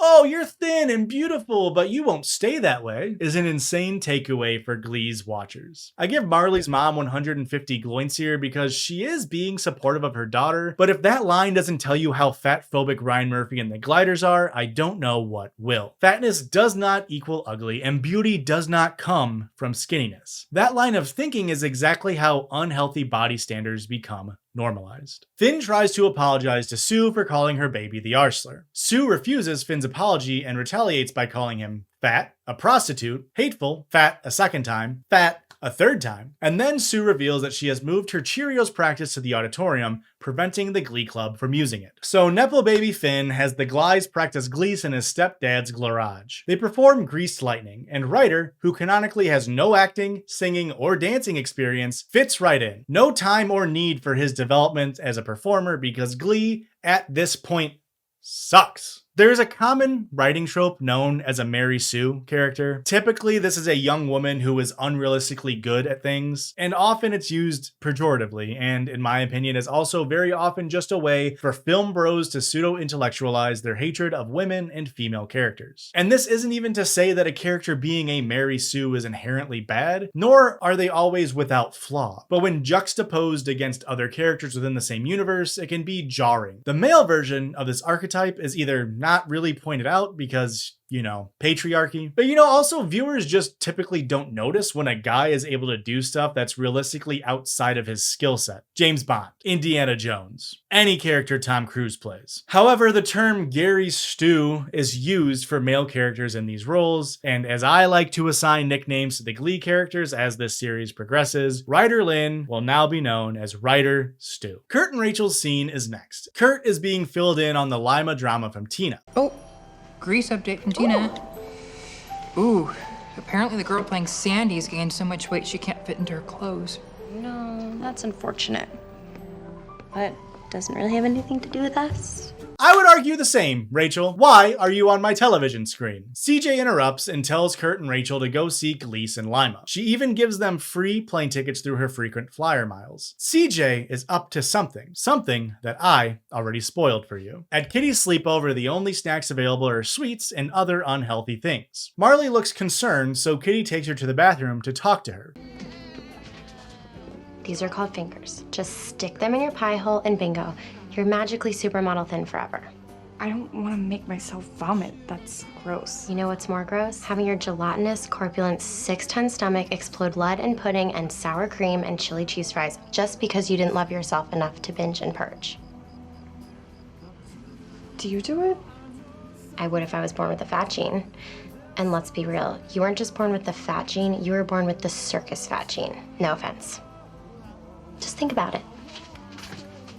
Kitty's ED incitement plot is truly both gleeful and more interesting than the painfully straight new New York resident and her gay best friend flying back to Lima only to find out that cardboard hot guy and jealous alcoholic lady hooked up while she was out of town, and god damn it, I spoiled the plot again. Marley looks at the toilet as Kitty returns to the other girls and pretends to be Marley, making fun of her, leading of course to a performance of Look at Me, I'm Sandra D. Back at school, Unique's parents are in Figgins' office with Sue, Unique, and Finn. Sue has let them know that Unique was cast in Glease as Rizzo, knowing they would not approve. Unique's parents call her Wade and forbid her from both being in the musical and dressing like a girl at school. This is presented as a safety precaution, for Unique's safety, that is. But it's very clear that Unique's parents don't approve of her gender, and Figgins is enforcing the parents' wishes. Finn is now tasked with finding a new Rizzo. Tina? Perhaps. I mean, she hasn't had much time to shine this season, and I'm sure she could. Of course I can play Rizzo.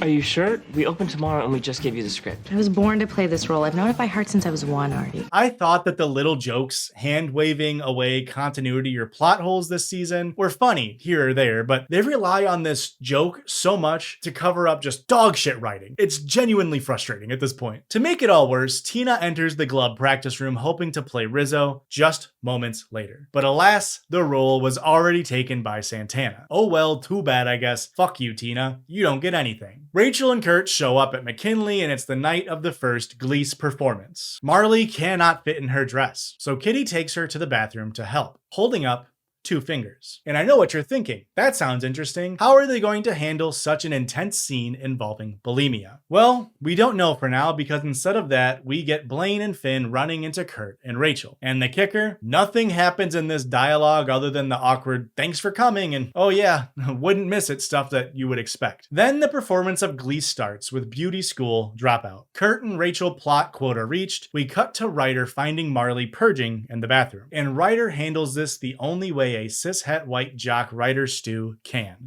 Marley, stop! Why are you doing that? What do you think? My mom's the town joke, and I'm gonna end up just like her. Seeing Melissa Benoist give such a raw performance and then Blake Jenner just frame mogging in the back is so unintentionally funny. Like he's just standing there like, Marley, stop. Marley, no. You're so pretty. Stop it. To Ryder's credit, he does go on to say this. And Google Johnny Papas. He's my second cousin. He was a wrestler at Bowling Green and the coach was always making him drop weight. So Johnny did all the crazy diets and puked every day. And when that stopped working, he used laxatives. Then last March, in the middle of a match, He died. he crapped himself in front of the whole school. Sharing a personal story and getting Marley to laugh here was very, very nice. 200 gloins to our Ryder Stu. Then he goes back to frame mogging. I would never use laxatives. Well, I don't want to kiss a girl who's got puke on her breath. Either on stage or later. Now, come on. We're on in 5. No, don't make yourself puke. You're so sexy. No. Marley begins to sing a reprise of Look at Me, I'm Sandra Dee as we see her start to fall for Ryder backstage. Brittany and Santana are then talking about how they aren't together anymore, and that's sad. She uses this to fuel her performance of There Are Worse Things I Could Do, but it's not just Santana singing. CJ is back in New York and with sentient cardboard boy. They start to hook up. Something that none of you could have seen coming if I didn't spoil it twice. Unique also joins in mid-performance and sings as she walks down the auditorium aisles, as this was supposed to be her part. Mike is backstage with Tina during the show, and... You know, this last week I've been thinking, maybe we shouldn't have broken up. Maybe it was premature. Maybe. No, bad Ryan Murphy, bad. We don't need another past couple getting back together. Stop it. From old couple to potentially new one, Ryder calls Marley hot in her dress. Then Kitty swoops in to chop her back down. I'll tell you who's gonna destroy us, y'all. Fletcher Mantini. He's in the audience. Who's that? He's a theater critic for the McKinley Muckraker. He hates everything. And his brutal deconstruction of your performances is gonna be posted online before you're even forklifted out of your costume. See ya on the ice. I'm starting to think this Kitty person isn't very nice. Ryder comforts Marley again and builds her up the only way a guy on Glee knows how. Take a deep breath. You look amazing. You sound amazing. This is going to be amazing.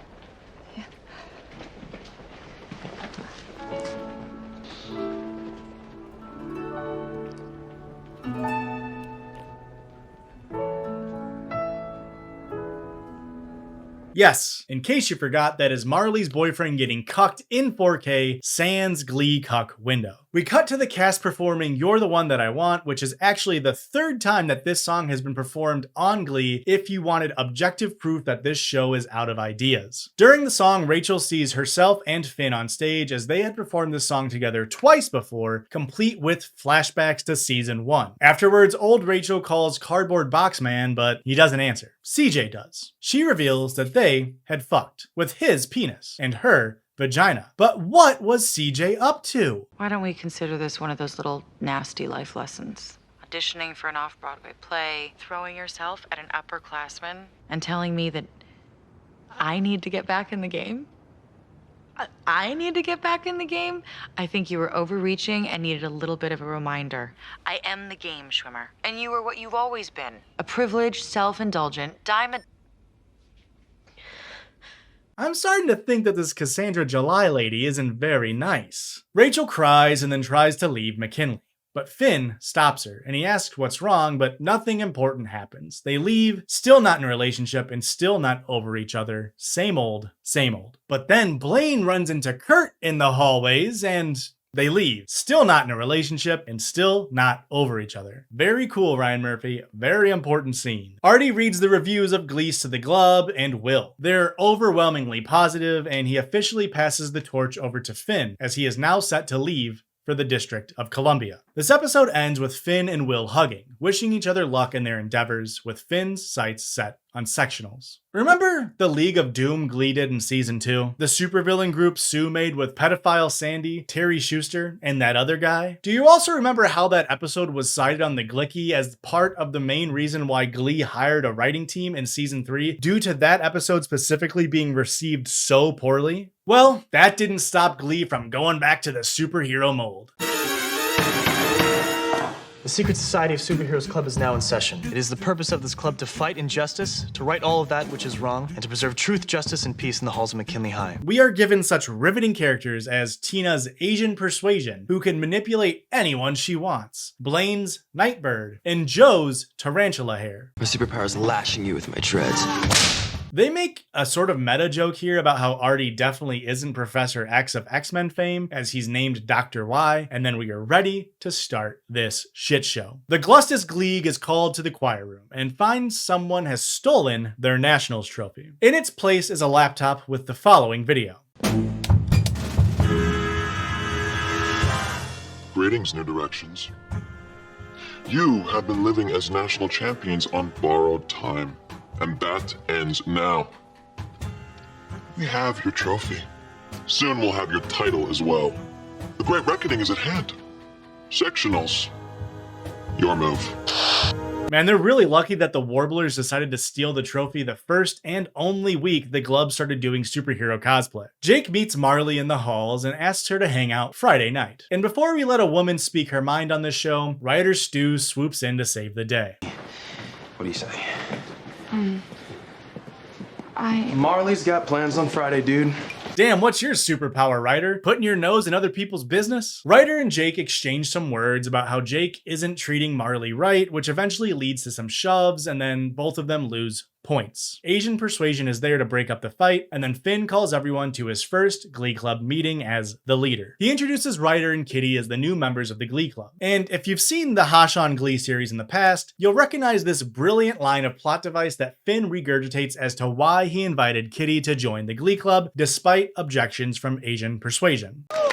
Wait, don't we all get to vote on her or something? Well, Tina, Kitty was fantastic in Grease. In spite of my god-awful part? Besides, we're under the gun. We have to go to sectionals next week, and we need 12 members to compete. Oh, well, then just call Santana back from Kentucky again, because apparently she's better than anyone who's actually enrolled here. The Glee writers have been so wishy-washy with this Glee Club rule that if they mention it one more time as a plot device, I might think Ryan Murphy, Ian Brennan, and Brad Falchuk are all actually 3 of this Pokemon stacked in a trench coat. Hey, where all my wishy-washy heads at? It works doubly because it's schooling form, and Glee takes place in a school. That's a 10 out of 10 joke, folks. Write down your favorite Pokemon in the comments below. Mine is Rapidash. I know that sucks, but I like a flaming horse. Finn tries to come up with the last-minute sectional set list, as his late great predecessor taught him, but the Glids reject his idea of singing all songs by Foreigner while dressed in costumes from different cultures. Blaine leaves to confront the Warblers. At Dalton, Blaine runs into Sebastian. Sebastian is no longer captain of the Warblers, but Sebastian is still captain of the guys who permanently look like they just farted on an airplane, but they're going to deny they did and blame it on an old person the aisle over club. The new captain is named Hunter, and say what you want about the Gliders, they sure do know how to pick names for evil guys with trust funds. Hunter says Blaine can have the trophy back if he rejoins the Warblers. They have him don his old blazer and force him to sing an impromptu faux cappella version of Kelly Clarkson's My Dark Side. So the first performance of the Dynamic Duets episode is not a duet, mainly just Blaine singing with some Warbler backing vocals. Nice. Blaine refuses to be blackmailed and hands the jacket back. For now. Back in the Glub, Finn has dressed up as the almighty Treble Clef and focuses the Glub on teaming up with each other, like the Avengers, to win sectionals. So he pairs some enemies with each other for their assignment. The first pairing is Jake and Ryder. They perform Superman by The Click. The Click. Or sorry, is it The Clique? Click. I don't know. Either way, it's the REM version. It's a song about boys fighting over a girl, or in this specific case, Marley. It's also not very good. It ends in a fight between Jake and Ryder, and then Finn yells about them not getting their shit together for sectionals. And sectionals is so important, guys. That's why Will left the state, and Finn still hasn't come up with the set list yet. Finn says that the two Glies have to sit in a room and tell each other their deepest, darkest secrets in order to form a bond, and yes, that's actually what they do. Blaine then takes Finn aside and tells him about the Warblers and how he's planning on going back to Dalton. No, you belong here with us, okay? Wait, does this have to do with Kurt? Everything in this room reminds me of him. We were a dynamic duo in here. Kurt was my anchor, Finn, and now that he's gone, I feel like I'm floating. Yeah, I guess I would feel worse for Blaine here if, I don't know, he didn't cheat on Kurt. Blaine then leaves the choir room. Marley and Kitty are talking in the hallway. Marley doesn't want to wear a skin-tight outfit for their superhero duet, and Kitty asks her if she's been purging. Are you still driving the bus to Puketown? What? You know. Are you still giving yourself self-inflicted barf wounds to the uvula? I've done it every day this week. You know, you and I are a lot alike. I think that's why I was so mean to you when we first met. I've had body image issues too, but my good friends, the Finger Sisters, Pointy and Birdie, helped me keep the trim figure I retain to this day. Sweetie, you have to trust me on this. We'll try on our costumes, and I swear if you look fat even a little bit, I'll be honest and we'll cancel the performance, okay? A lot of points lost here for Kitty. obviously. In the locker room, Jake and Ryder are ready to share their feelings. Jake hands Ryder a note with his insecurities written on it. Ryder tells him to be a man and just say it out loud, don't pass notes. So Jake talks about never having felt like he's fit in because he's half white, half black, and half Jewish. Ryder walks away, not wanting his secret to be revealed. But then Jake calls him out for not reciprocating. I made you tell me what your note said because I couldn't read it.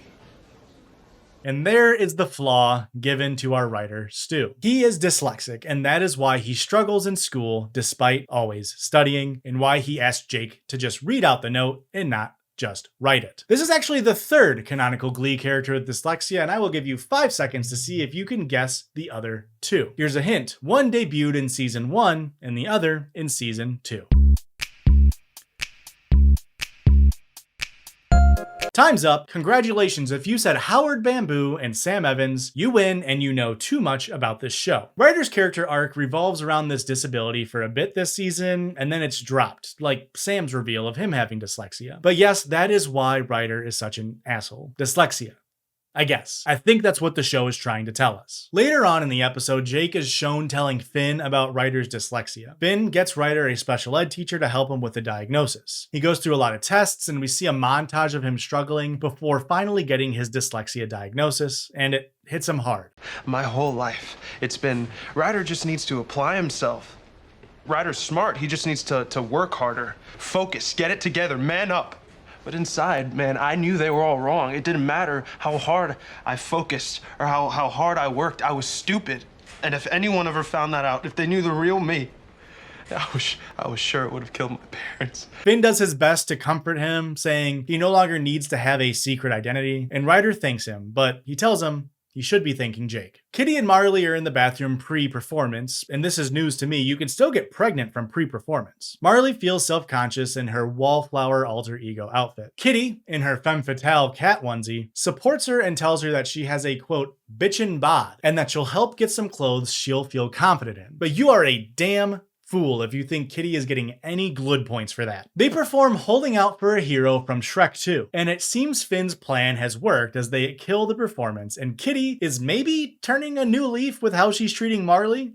Possibly? Not really sure. Pair that with the next scene where Jake and Ryder team up against the background bullies who were calling Marley's mom fat, and you may finally see a glimmer of the show focusing on these new characters. And that's amazing. I like Marley. I hope they flesh her out a bit more. Right now, she's kind of just a punching bag. Ryder, he's kind of just Sam and Finn rolled into one character. It's not a terrible character. And Kitty is Santana, but meaner. So yeah, let's just spend more time with these newbies. Get to know them. Oh, and Jake! How could I forget Jake Puckerman? Brother to Noah Puckerman?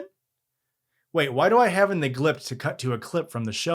Which superhero are you supposed to be? Kidding me? I'm the Pucker Man. Can we take photo, please? That would be $10. For 20, I'll clean your pool, and if you give me 100, I'll give you the greatest night of your life. Vas-y, je prends une photo. Attention. 1, 2, 3. Et voilà. Merci, hein. Merci beaucoup, suckers. Au revoir. Bye. All right.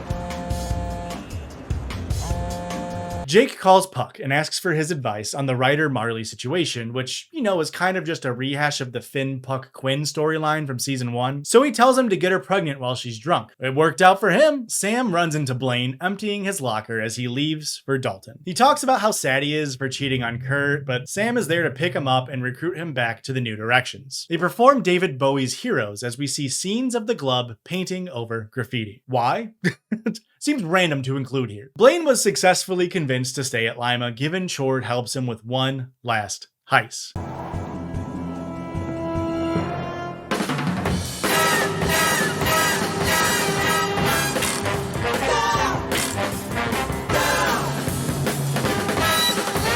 In Blam and Slain, it's my favorite Glee ship. I don't even care about the Blam and Slain haters. I think they're perfect for each other. Ryder has to tell Marley that he can't hang out on Friday because of his dyslexia. And then Kitty swings on by to tell her to work out to slim down because clearly Ryder was just blowing her off because she's fat. Marley instead takes her empowered self over to Jake's locker and asks him out Friday night. The episode ends with Finn being thanked by the Glub students for bringing them together in time for sectionals, which is in fact next week, and they still do not have a set list. We close with the New Directions performing Some Nights by Fun, a certified 2012 banger, and this is where we really start to see the ending musical number this season is just like a music video. They just cut to music videos at the end of every episode. It's very strange, and it literally is just like, hey, here's a popular song, let's sing it. Very rarely does it matter for the plot. So that was a full episode post Will Schuester leaving Lima. No Rachel plots, no Kurt appearances, just the new Glids and their backstories as we got to know Jake, Ryder, Marley, and Kitty a little bit more, especially Ryder. Sure, there was a random Noah Puckerman scene, but I think it's finally safe to say Glee Season 4 is focusing on the current Lima students and not the alumni.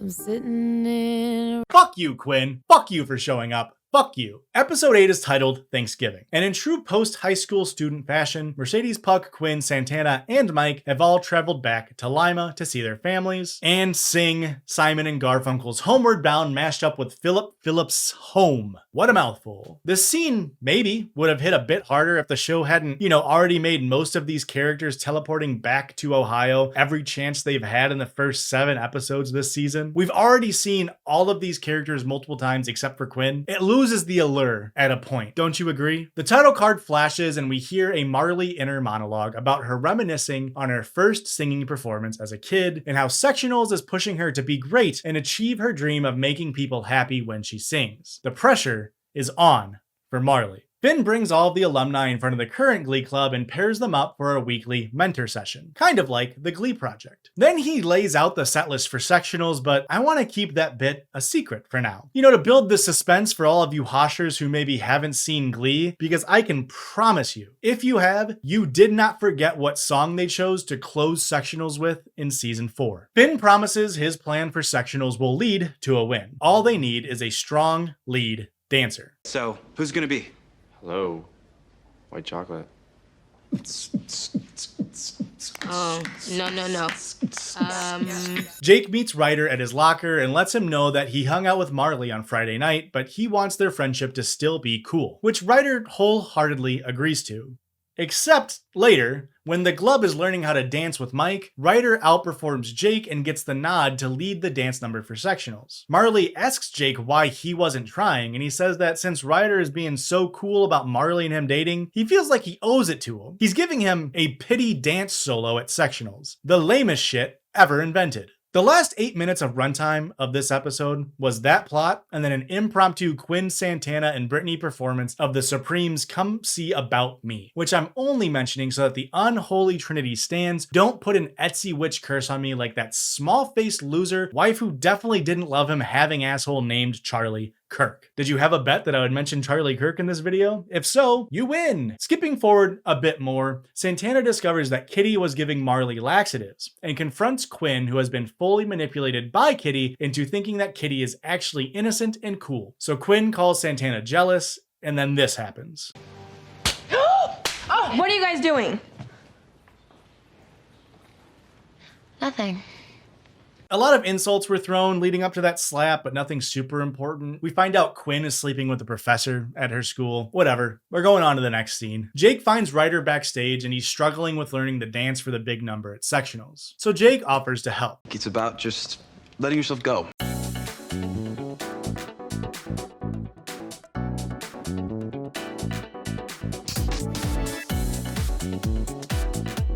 Jake promises to help Ryder for the performance, which he appreciates. It's a nice scene with the newbies. Sectionals is here and Marley's inner monologue is back. She's hungry on account of starving herself and purging at the direction of Kitty. But she pushes through and the Glub meets in the choir room before their performance. Joe Fart gives a prayer because remember, he's the god one. And then we cut to the Warblers. They perform Flo Rida's Whistle, which just unfortunate for Glee that another major teen audience focused media stole their thunder. I'm talking, of course, of the visionary work of Mariella5511 on YouTube, who first posted this Josh Hutcherson fan edit set to Flo Rida's Whistle. which preceded the legendary Metro Girls Station video that we all know and love of Josh Hutcherson pictures moving slowly and short clips of the Hunger Games actors set to Joel Mary's cover of Whistle by Flo Rida. The warblers warble warbleringly. Why did I write it like that? The warblers warble warbleringly to Flo Rida and then move on over to a song featuring Obama's secret lover, Harry Styles, as they perform One Direction's Live While We're Young. And sorry to all of our viewers who aren't familiar with millennial Tumblr era memes and references, I'm trying to hammer all of them in here. I'm feeling nostalgic for the times. After the warblers warble off the stage, we cut to New York City where Brody, Rachel, and Kurt are hosting a Bushwick Thanksgiving, because why the fuck would we care about sectionals in a show about Glee where the Glee Club is competing in sectionals? They are waiting on SJP's Isabel Wright to come over and join them, but when Kurt opens the door, he finds that she is running late, but she has invited a whole party of New York orphans to Krachel's abode. I have cut out 4 previous New York scenes from my discussion of this episode, and you're all welcome because they all only serve one purpose, and that is to cultivate this scene. Let's have a kiki. I wanna have a kiki. Lock the doors. Tight. Let's have a kiki. Mother. They all have a kiki and perform a mashup of Let's Have a Kiki by the Scissor Sisters and Turkey Lurkey Time from Promises Promises. And now maybe I'm too straight to understand fully what's going on here, but I'm not the only one. As we can see from this poll on the Glee subreddit asking for people's opinion on this performance, all options from it's awesome to I hate it are evenly split. And I can't tell why people love it or hate it. I get it, it's camp. It's turkey lurkey time. Tom Turkey ran away, but he just came home. It's silly, it's fun, it's not meant to bring the house down, but it also feels very forced into the New York plot and forced into the middle of Finn and the newbies' first sectionals. It's very oddly placed, which is exacerbated as right when the number ends, we immediately cut back to Lima. Will has made it back from DC to watch the performance, which feels weird that he would be in the audience and not backstage with his students, but whatever. Before the New Directions take the stage, Kurt calls Blaine and lets him know he hasn't forgiven him, but he does miss him and he needs to talk. He invites Blaine to New York for Christmas and wishes him luck, leg-breaking style. They share I love yous, and then we are ready for the big reveal. What number did Finn pick for their big sectionals showstopper? The number that is Tina's first and only solo at a competition in all 6 seasons of this show.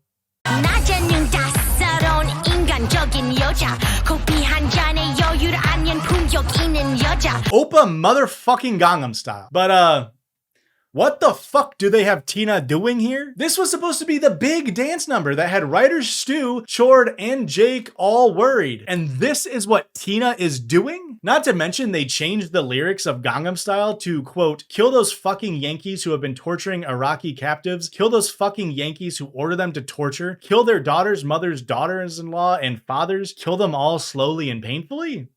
I'm just kidding. Those are actually the lyrics to a different performance by Psy, titled Dear American, which was created on the heels of the US's illegal and immoral invasion of Iraq. But more directly, it follows an incident in 2002 where an American military vehicle struck and killed 2 13-year-old Korean girls in what is known as the Yangju Highway Incident, where the soldiers who murdered those 2 girls were later acquitted of negligent homicide. And I don't know about you, but I think Psy's anger is pretty understandable. Thank God it's been 24 years since 2002, and the United States definitely isn't immorally and illegally killing innocent young girls while launching an attack on countries in the Middle East. And no, I haven't looked at the news in 2026. Why do you ask? Back to Glee, the Glids are all oppa-ing they Gangnams in style. But, unfortunately, the performance is too much for Marley, who's feeling very unwell. We get a kind of Marley POV as the audio becomes muddied and distorted as Marley collapses on stage during the performance, ending the episode. This also ends the section I called Glease, Ryder, and Sectionals. Because they did Glease, they introduced Ryder, and now Sectionals is over. I know.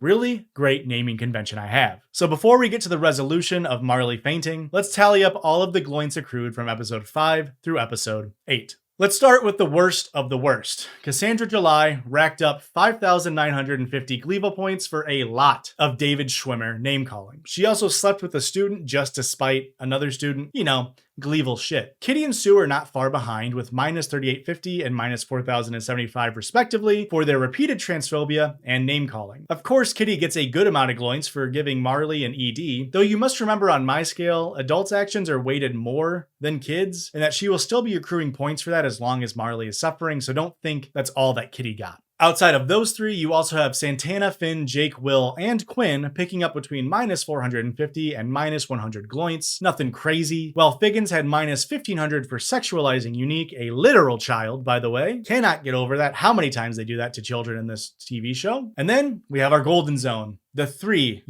characters who were overall good in this arc. Sam, we love Sam, sitting at 100 positive gloints, Marley's mom at 150, and Ryder tops the Glugglies at 275 gloints, given how helpful he is with Marley and her eating disorder. Any other character not named ended this arc with 0 net points. And remember, these are just from episodes 5 through 8. So it doesn't include the first 4 episodes, and we still have 14 more slopisodes left to fill out this season.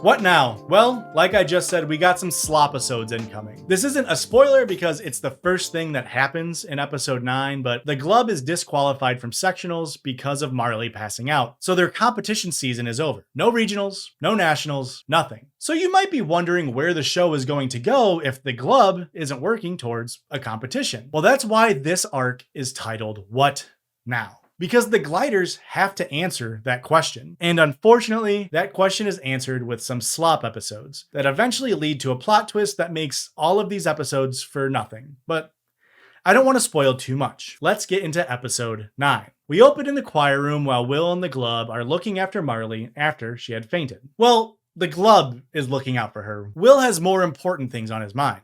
Santana, Puck, you stay here with Marley. The rest of you guys get back up there. Leaving the stage mid-competition for any reason is risking immediate disqualification. SS Rowling makes her appearance telling the Glub that the Warblers have won. For the first time since the show started, the Glub has lost at sectionals. The title card plays and then Whoopi Goldberg invites Rachel to perform at the NYADA Winter Showcase. It's just some prestigious bullshit made up just to make Kurt's character feel insignificant and undeserving of getting into NYADA. More on that later. Back in the choir room, Sue and the Cheerios destroy everything, remodeling it into an extra space for her cheer squad's escapades. They meet in Figgins' office where he outlines that since the Glub is no longer competing, they do not have access to the practice room due to budget constraints. Finn reminds the students that the winter concert is coming up and that they can treat that as their swan song, which is the name of the episode. He refocuses the Glub into getting prepared for next year, but Chord raises an important question. What about those of us who won't have it next year?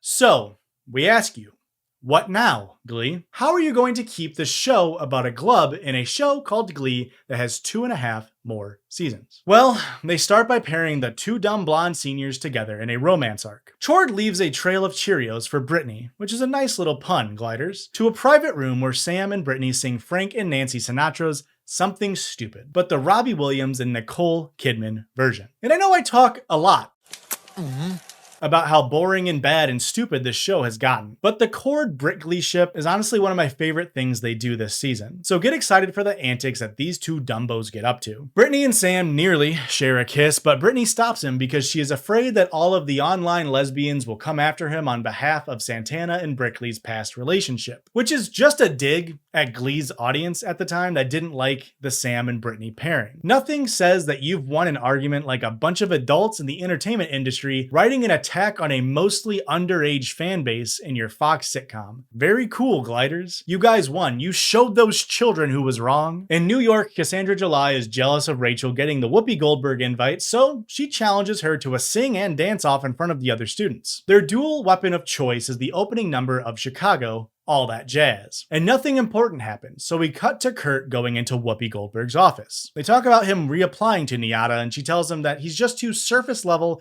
of a performer, and sends him on his way. Back in Lima, the students are struggling to answer the what now question themselves now that the Glub has all but dissolved. Artie joins the marching band. Tina and Blaine have been courted by SS Rowling into joining the Cheerios, Jake and Ryder joined the basketball team, Unique joined a floor hockey team, and Joe Fart joined a team just to make an insensitive joke downplaying international struggles as just a religious thing. Who knew the school had so many clubs?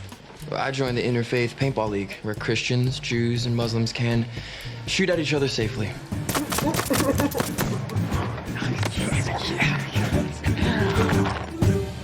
It's a very tasteful joke. I'm kidding, it lacked just as much class then as it does now, if not more so. The Glids tell Finn they've moved on, and he doesn't take it very well. He says that he'll be there at 9:54 on Friday night, the only time Sue allowed him to get, in hopes that they'll join him in the auditorium. The only person left standing when Finn makes his ultimatum, however, is Marley. Brickley reflects on the episode themes of last chances and decides it's worth it to give Chord a fair chance. She asks him on a date to Breadsticks, and then they kiss. Aw, that's nice. The NYADA Winter Showcase is here, and God, do I wish I didn't have to talk about it. To sum everything up, Cardboard Brody hypes up old Rachel before her stage time, they kiss, and then she goes on to sing Being Good Isn't Good Enough from Hallelujah Baby and Oh Holy Night by Adolph Adam. Ugh, rough name for old Adolph Adam there. She was good, blah blah blah, not the Kesha song. And then Whoopi Goldberg surprise taps Kurt to perform in hopes that he can show enough soul on the spot. He sings Company's Being Alive, and it was good, and everyone claps, and Whoopi accepts Kurt into NYADA. Finn calls Rachel afterwards. We find out that she won the Winter Showcase, and she spouts her 19-year-old infinite wisdom about how the Glee Club isn't just about winning, it's about making friends and losers. Or something like that. I don't know. It's just only what the entire fucking show has been about for 4.5 seasons at this point. Doesn't take Rachel gets everything she ever wants Barry to spell it out to Finn and the audience. Kind of insane, Ryan Murphy. You felt like you had to include that information. We then get a Breakfast Club inspired internal monologue of Finn inviting the Glids to the school's public square. You know, the one where this happened. And then there's this one guy tapping his foot.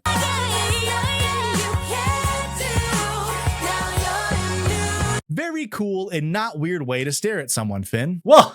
What happened to my hair? Marley and Finn were the only two to show up, and so they start singing Don't Dream It's Over by Crowded House all by themselves, but eventually, of course, they're joined by the other New Directioners as the episode closes. Fun fact, I just used 302 words to sum up what happened from minute 1939 in that episode until wrap at 43:19. That is 24 minutes and 21 seconds of runtime from the Jews, Muslims, and Christians shooting each other joke all the way until the Glub is back singing together with a bunch of NYADA slop in the middle. For now, it seems the answer to the question, what now, is simply fuck it. Let's make fun of our fans for hating our writing choices and focus all energy on Rachel and Kurt in New York. Great stuff. Episode 10 is the annual Christmas episode. So now the answer to what now is covered this time by the episode title, Glee Actually, a play on the film Love Actually. If you haven't seen it, just know it's the movie that's referenced a million times around holidays, like this sketch from SNL.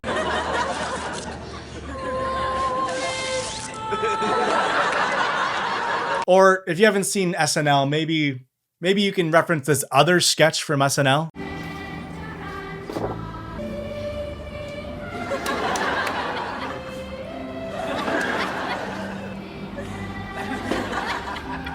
Now, I personally have never seen Love Actually for two reasons. One, because ever since I saw Hugh Grant as an Oompa Loompa in 2023's Wonka, he scares me. And also, my girlfriend watched it last year without me, and I just don't care enough to watch it by myself, nor do I want to make her watch it again with me. All you need to know if you haven't seen it like me, though, is that the movie focuses on multiple seemingly unrelated storylines that eventually all come together at the end of the movie. So that is what this episode of Glee is going for. Do they succeed? We'll have to find out. Spoiler, no, it's a shitty episode. We open on Artie, who is visibly injured. Ben asks what happened, and he tells him that the accessibility ramp didn't have salt on it, and Artie's chair slipped on the ice. Ben takes him to the nurse's office, and he lays down while waiting on his mom to get there. He falls asleep and wakes up later when his mom gets there. In his dream, he never was in a wheelchair. So he sees an alternate Gleality where Terry is married to an alcoholic Will Schuester, Rachel is a permanent loser, and Tina still fake stutters. A la, you know, It's a Wonderful Life, with Artie being like the Scrooge character. Then Artie performs Feliz Navidad. He wakes up and nothing happened in canon, so it's not really important to dwell on it for the sake of this video. In New York, Bert surprises Rachel and Kurt by bringing them a Christmas tree. It's 100 gloins to Bert. Good old Bert. Unfortunately, not even Bert could make me care about the New York plotlines. Bert and Kurt walk to get hot chocolate. It's kind of like an Eminem rhyme. Bart and Kurt walk to get hot chocolate, and they talk, where Bert reveals the main reason he wanted to visit Kurt. Look, I'm just gonna come out and say it because there's no good way to say it. I have prostate cancer.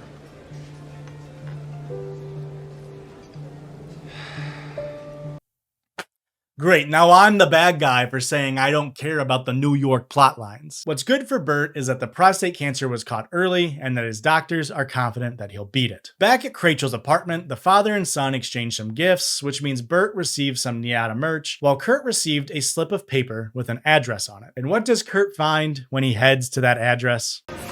Package for Kurt Hummel. Blaine? Surprise! Your dad called me out of the blue and wanted to fly me out here just so I can see that look on your face, and it's pretty priceless. Yes, Bert surprise flew out Blaine for Christmas. It's another 50 gloins to Bert. Good job, Bert. Although Kurt did invite Blaine to Christmas, so it's not really that big of a surprise. Remember when he invited him to Christmas in the Thanksgiving episode? Blurt, Blaine and Kurt sing a Christmas duet of White Christmas, the Michael Bublé version, as they roller skate having a merry little Christmas while making their Yuletides gay. They embrace each other in a friendly hug, and the scene ends. Next up, Jake and Puck are strolling the halls of McKinley. I'm sure you're asking the same question Jake is right now, so I'll let the show talk for itself. What are you doing here? Just scoping out some chicks, doing a little research for my screenplay. Yes, that is graduated legal adult Puck scoping out some high school chicks. Minus 500 gloins. Jake and Puck then drive to Los Angeles and perform Hanukkah Oh Hanukkah, but the BNL's arrangement. Okay, they're BNL now.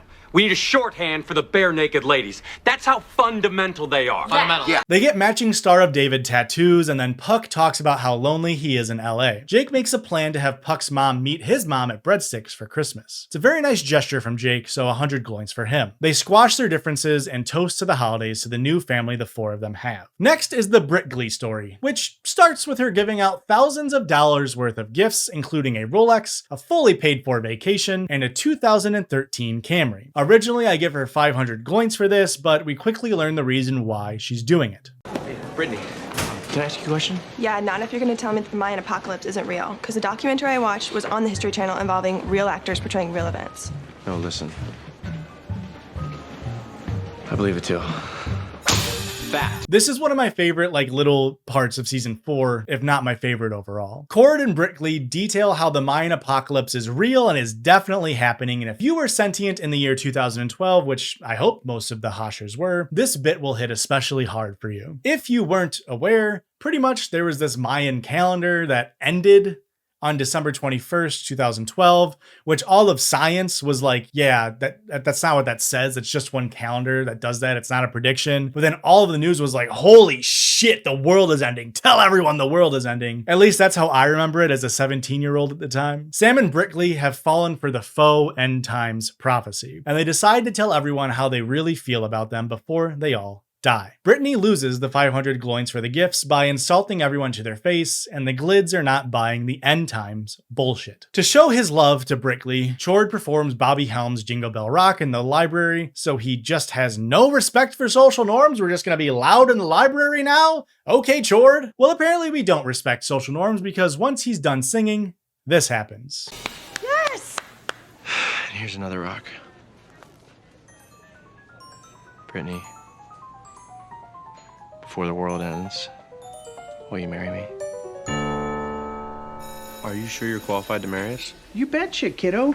I went on a Mayan church website and I got ordained. Yes, Coach Beast officiates a wedding between the two Flanderized blondes, a rare, massive L from Coach, minus 1,000 gloins to her. We then flash forward to December 22nd, 2012, one day after the world-ending date. Brittany. It's December 22nd. We survived the Mayan apocalypse. You know what this means? The world didn't end. We're also married. Between Finn and Rachel, Kurt and Blaine, Will and Emma, and Sam and Brittany, only that last couple has been officially wed on this show. God damn, what has happened on this television program? Oh, and I guess Sue technically got married to herself right?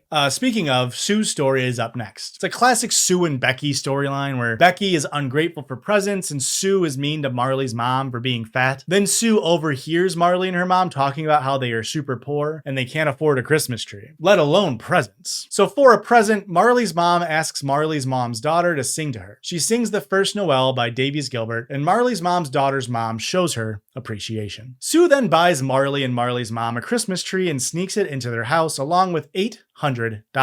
That's $800 in 2013 money. 150 gloins to Sue for the very, very nice and caring gesture. Now, all of the storylines start to align, beginning at Breadsticks. Puck is going back to LA, and it turns out Beast didn't legally marry Britt, Glee, and Sam, so she does get those points back. And then in New York, Blaine, Kurt, and Bert talk about Blaine's future. He wants to apply to NIADA, which Kurt approves of. Marley's mom finds SS Rowling in her office and says that she just can't take the money that she left. Sue refuses Marley mom's refusal and then calls her fat for good measure. Despite all of this, Marley's mom still invites Sue to the auditorium to see Marley's mom's child perform Have Yourself a Merry Little Christmas with the rest of the Glub, ending the episode. I guess they can just get auditorium time now. That plot is completely irrelevant. 2 episodes in to the What Now arc, following the Glee Club being eliminated from competition in the show called Glee that focuses on a Glee Club that still has 2.5 more seasons, and we've gotten New York slop and a completely unimportant to the plot Christmas episode. What does the next chapter in this saga have for us? I'm telling you, it's been keeping me up at night. Something weird's going on with the Warblers. They're doing all those weird flips and superhuman jumps at sectionals. Exactly, that's why they won. And where was Round-Face Warbler? You said he was there when you went back to Dawn, but come sectionals, poof, he's gone. So what are you saying? I think they cheated at sectionals. Sam, you can't make accusations like that without any kind of evidence. Well, then I'll find some evidence. Do you have any lip balm I can use? What? Conspiracy theories make my lips get all chapped. Come on, dude, it's not weird. We're like brothers. Okay, so last episode wasn't completely unimportant as we have introduced conspiracy theorist Chord. And if you're not on board with this plot device, then may I suggest you wake up, sheeple, because this is the funniest thing they do all Gleason. Tina calls the boys into a student council meeting where Tina announces the McKinley High's first ever Sadie's Hawkins dance, where girls ask guys to the dance. No other genders are allowed. No other sexualities are allowed. You have to be straight and a girl and a guy. Something that famously gay student Blaine has some slight objections to, being, you know, he would theoretically want to go to the dance with a guy because he is gay. Beast talks to Finn in the teacher's lounge, which is strange that Finn is allowed there. And she suggests Finn have the kids do a Sadie's Hawkins inspired Glee week. So Finn tells the Glids it's Ladies' Choice Week, where girls get to sing to whoever they want to take to the dance. So if the lady didn't want to go to the dance, too bad, you have to now and you better be straight about it. A guy wants to go to the dance with another guy, that's too bad, stop being gay. You gotta wait for a girl to ask you. Don't make Finn bust out one more slur for even asking that question. Tina is first up for the performance and she sings I Don't Know How to Love Him from Jesus Christ Superstar. However, there is just one question on everyone's mind. What do you think she's asking? Out of the Gloop guys, we have a few Tina Cohen choices for her love interest. Sam, hot, funny, currently dating Brittany, not likely. Joe Fart, I don't think Ryan Murphy has thought about this character a single time this season, so probably not. Jake and Ryder, new guys. Both good looking, charming, a possible way to bring the new cast into the fray more with a season 1 vet like Tina? We should all know by now, not gonna happen. Blaine, gay, next choice. Artie, the only guy remaining. Tina and Artie had dated before, so they are pulling a on again, off again trope where they might get back together, but I'll allow it. So, Blaine, will you go to the dance with me?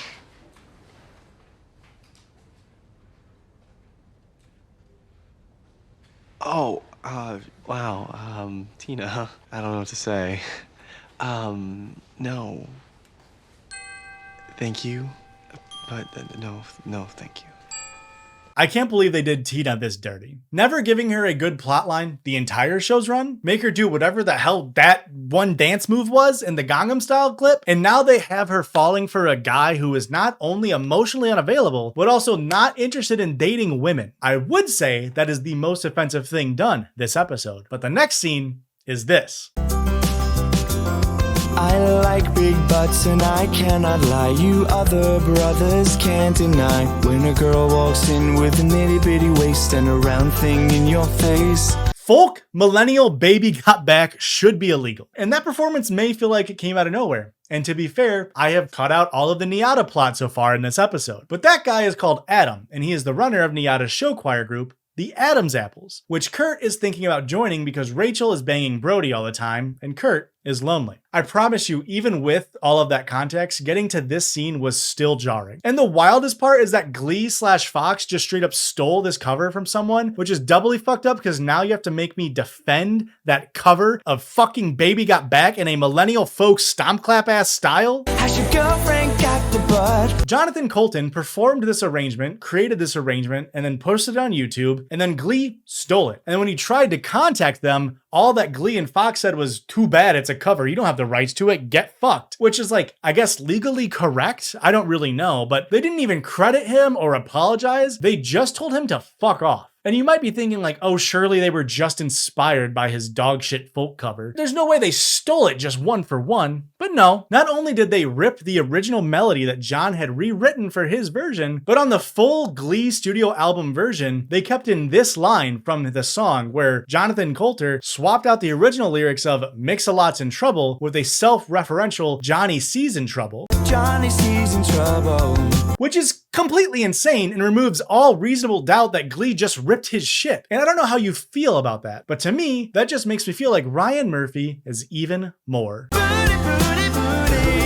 Anyway, I'm done defending that dog shit song. Jonathan Coulter, come on the fucking channel. You're bad at writing Baby Got Back covers, but I will defend you to the day you die. We're back in Lima now. Marley is nervous to ask Jake to Sadie's, and Brickley offers her help in gaining some confidence. They perform Tell Him by the Burt Burns. The Exciters version though. They can never do the original version on Glee, which naturally ends with Marley asking Jake to Sadie's. And he says yes. Then Britt asks Chord, and then he says yes. Nice. Everyone's happy. Kitty then confronts Jake in the hallways and uses promises of access to her body if he takes Kitty to the dance instead of Marley. Not nice. Nobody's happy. Minus 100 gloints. Tina finds Blaine in the hallways to both apologize, but then also ask for an apology, which that second part is weird. Why is she's asking Blaine to apologize for making her feel weird? But Blaine does say he's sorry, but he didn't say no because he's gay or because of Kurt, but because of a secret third reason.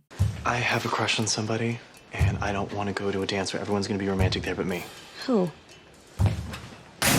Who is it? It's a guy, and he's straight, and he doesn't know that I like him. I swear to God, I won't tell him. I'm not some predatory gay, so nothing's going to happen. Who is it? Tell me, Blaine. You can trust me. It's Sam. Oh, I wish they would actually get Blam or Slain together, but the Gliders are goddamn cowards, I tell you. They would never do something as bold. Tina empathizes with Blaine for having a crush on someone who can't love them back. So she proposes they go to Sadie's together as friends, and Blaine accepts. What the fuck? They could have just done that from the beginning. Jake asks guidance from Puck on who to choose between Marley and Kitty, and Puck, to his credit, says, don't waste a good thing with Marley over Kitty and her manipulative games. She's just trying to get back at Marley. Puck then shows up to McKinley to threaten Kitty to make her leave Jake alone, and then this happens. What are you doing Saturday night? You want to go with me? It's depressing that you hang around school, but you're just hot enough to pull it off. I assume vintage Puckerman is just as tasty. It's better, but you can't handle me. You're used to dealing with amateurs. I'm professional. The Gliders were really jonesing for some legal adults being put into sexual situations with canonical 15-year-olds. So they wrote that in. Minus 1,400 gloints to Puck for all of this. I'm sure Puck won't actually break anything too crazy in terms of morals, however. Aren't you underage? I have a fake ID. Good enough for me. Never mind. He's definitely in line to lose a lot of points in the future. We then cut to the dance where the Gloys open up with TLC's No Scrubs, and it's actually pretty darn good, if you ask a guy like me. Though, that might be influenced by the fact that one of the other songs we heard this episode was this. Tell her to shake it, shake it, shake that healthy butt. Like, maybe No Scrubs wasn't that good, but compared to that, listening to someone take a shit would sound good. I'm sorry, Jonathan Coulter. Come on the show. You're dog shit at making covers, but please come on the show. I will defend you, man. We see Jake and Marley having a good time, and she sets her boundaries. She says they can be great together, but Jake has to respect that she wants to take things slow. It's a really nice moment showing Marley's confidence, and also a chance for Jake to grow as a person from this, womanizer role that they painted him in from the beginning of his arc. Kurt asks out Adam from Adam's Apples. Sugar asks Artie to dance, and then Blaine and Tina are talking about how much fun they are having as friends. They're friends. They are friends. That is what they are. I love your new attitude these days. It's so empowered. I love your everything. You're perfect. Oh, Tina Cohen Chang, where have you been all my life? Right here. I need your huge breakthrough in the case. Let's go. Wait, Blaine and I were just about to About to what? keep dancing. I'm sorry, Tina. This is bigger than all of us. I gotta go. Did you not hear me? Where are you? Let's go! Great cinematography here, +2 DP points. But yes, conspiracy brain Sam has pulled Blaine away before he has his second canonical kiss with a girl from the Glee Club. The girls then all perform Bruno Mars's Locked Out of Heaven, and it's also pretty good, especially when you compare it to this. You get sprung, you wanna pull up tough. You noticed that, but we're stuffed. I'm sorry to keep subjecting you to that, but I had to listen to it, so do you. Love you, Jonathan C. Anyways, after that, Kitty and Puck are dancing, and then they leave to go to her car to have sex. So, minus 20,000 points to Puck for being a 19-year-old and having sex with a 15-year-old. That is statutory rape. And Glee didn't even try to do it like they did it in Transformers. Because this is illegal. She's a minor. We're protected by the Romeo and Juliet laws. We've got a pre-existing juvenile foundational relationship. That a real law? Yep.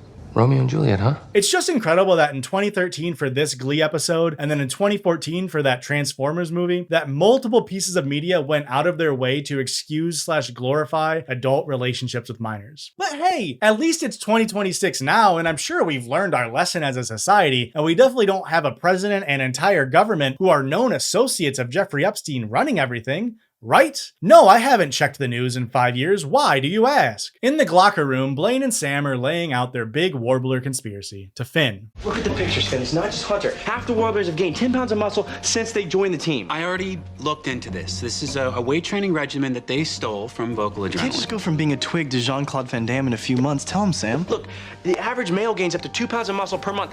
Fact. And that's without cheating. We looked it up online. They claim that the Warblers are juicing, which is against Glee Club competition rules. Finn doesn't buy it initially, but then he asks for more concrete proof. And then concrete proof appears as a Warbler who is there to squeal and affirm Slain and Blam's suspicions. He wants to remain anonymous, but agrees to testify against his former Glee Club, Retaliation Be Glammed. We end the episode with Ryder, Artie, Joe, and Unique performing I Only Have Eyes for You by the Flamingos as Jake reaffirms his commitment to Marley and her boundaries. Tina and Blaine rejoice because of his saving of the Glee Club, and then we see Rachel and Brody share a slow dance in New York after he showed up 45 minutes late to their in-home dinner date. I will never be late again. I'll get an apartment out here. Why don't you just move in? Can we please just leave us out of the damn New York plot? This shit sucks. It sucks, it's boring, it's bland, nobody cares. So the what now question was answered this episode by kind of just pretending nothing happened. 5 musical numbers, no mention of the students' new extracurriculars they all joined, and they were all still meeting for glove practice, even though Sue did the whole thing where she's renting out all the things, and Figgins was like, oh, you don't have a place to practice? It doesn't matter anymore. But next episode, the what now finally gets resolved as the fruits of Sam and Blaine's conspiracy labor have been harvested. We open up this episode on a breaking news segment that shows that the Warblers were indeed found to be using PEDs and have been retroactively disqualified from sectionals. This pushes the New Directions into once again competing for regionals. And I know that it doesn't really fucking matter anymore with this show's plot, but the New Directions got disqualified because Marley fainted. It's not like they got second place. And if you remember, there are 3 teams that competed. Every single competition has 3 teams, right? Depending on the season, it's the Warblers or Vocal Adrenaline, and then normally it's a shitty pun, and then it's the New Directions, right? And so at sectionals, they had the Warblers, the New Directions, and then they had the Rosedale Mennonites, as I'm reading off of the Glicky. So if the Glee Club was disqualified for having Marley faint, and then the Warblers were disqualified for doing PEDs, what happened to the Rosedale Mennonites? I'll come out and say it. Justice for the Rosedale Mennonites. She'll be coming round the mountain when she comes. But we don't live in a world where the Rosedale Mennonites get their justice. So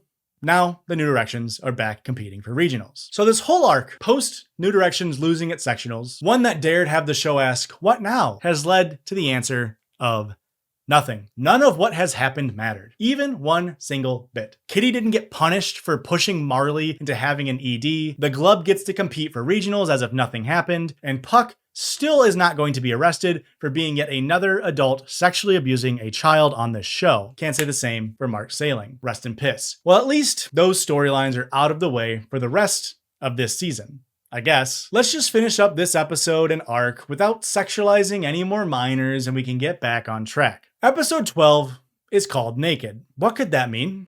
There's no time to celebrate. We just lost 3 weeks of prep time for regionals, and we still have to raise $400 to pay for the bus to get to the competition in Indianapolis. I could sell more of my semen. This is silly. I know exactly how we're gonna get the money. The Men of McKinley calendar. Let's face it, this is the cutest crop of Glee boys we've ever had. That's great. And it's January, so it's the perfect time to sell them. There are 6 guys, so each one can take 2 months. I think Blaine should definitely be December. You can do a Santa thing, but sexy. Sexy claws. Okay, there's no way Finn goes through with this, right? I mean, we had a whole storyline before about being uncomfortable on stage in underwear with the Glocky Horror Picture Show. Surely Finn sees how messed up it is to have children pose half naked in sexual poses, like he could understand that. This could actually work.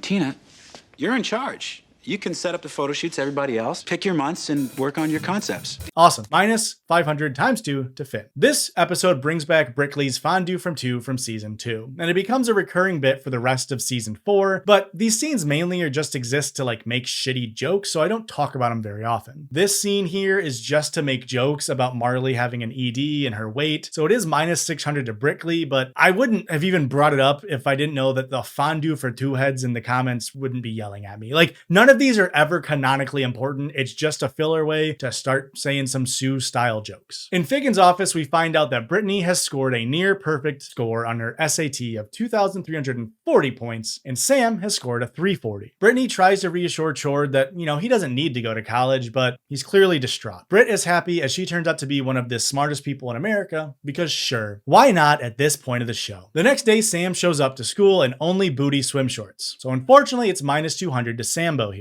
He's insecure about his tests, and so he's focusing on his body being his future. He leads the Gloys in a set of broga, that's yoga for bros, as he prepares them for the calendar shoot. They do a workout montage as they perform a mashup of Jay Giles' band Centerfold, Angel is the centerfold, and Nelly's Hot in Here. It's getting hot in here, so take off all your clothes. In a way that I can only describe as technically a song. Finn, completely oblivious to Artie's uncomfortability about posing nearly nude as a child, has other things on his mind. You guys, that was amazing. We're gonna make so much money, yeah! SS Rowling meets Finn in the teacher's lounge where teachers are lounging, and somehow they have a character who is known for sexualizing her students be the voice of reason for this glepisode, telling Finn that what he is doing with the calendar is wrong. But Finn has a trick up his sleeve. I seem to recall a rumor about a certain cheerleading coach at this school who once took horse estrogen and posed for Penthouse back in the day. So maybe I can just track that down, make a few copies, and sell those to raise money for regionals. It's minus 250 gloins to Finn for, I don't know, blackmailing another educator because you are so horny to make some cash by selling CSAM that anyone who dares to tell you it's wrong shall be struck down. Marley is in the auditorium and seems to be the only person actively working on their upcoming regionals. She's going through songs for the Glub to possibly perform. She asks Jake to meet her, and they perform Christina Perri's 1,000 Years. It's a very nice performance, but the scene really lacked any reason to exist outside of jamming yet another popular song onto the season 4 Glee CD. That is, it lacked any reasoning until the end of it. What? There's something you want to tell me, I can tell. I love this song. I love this song, but it's not right for regionals.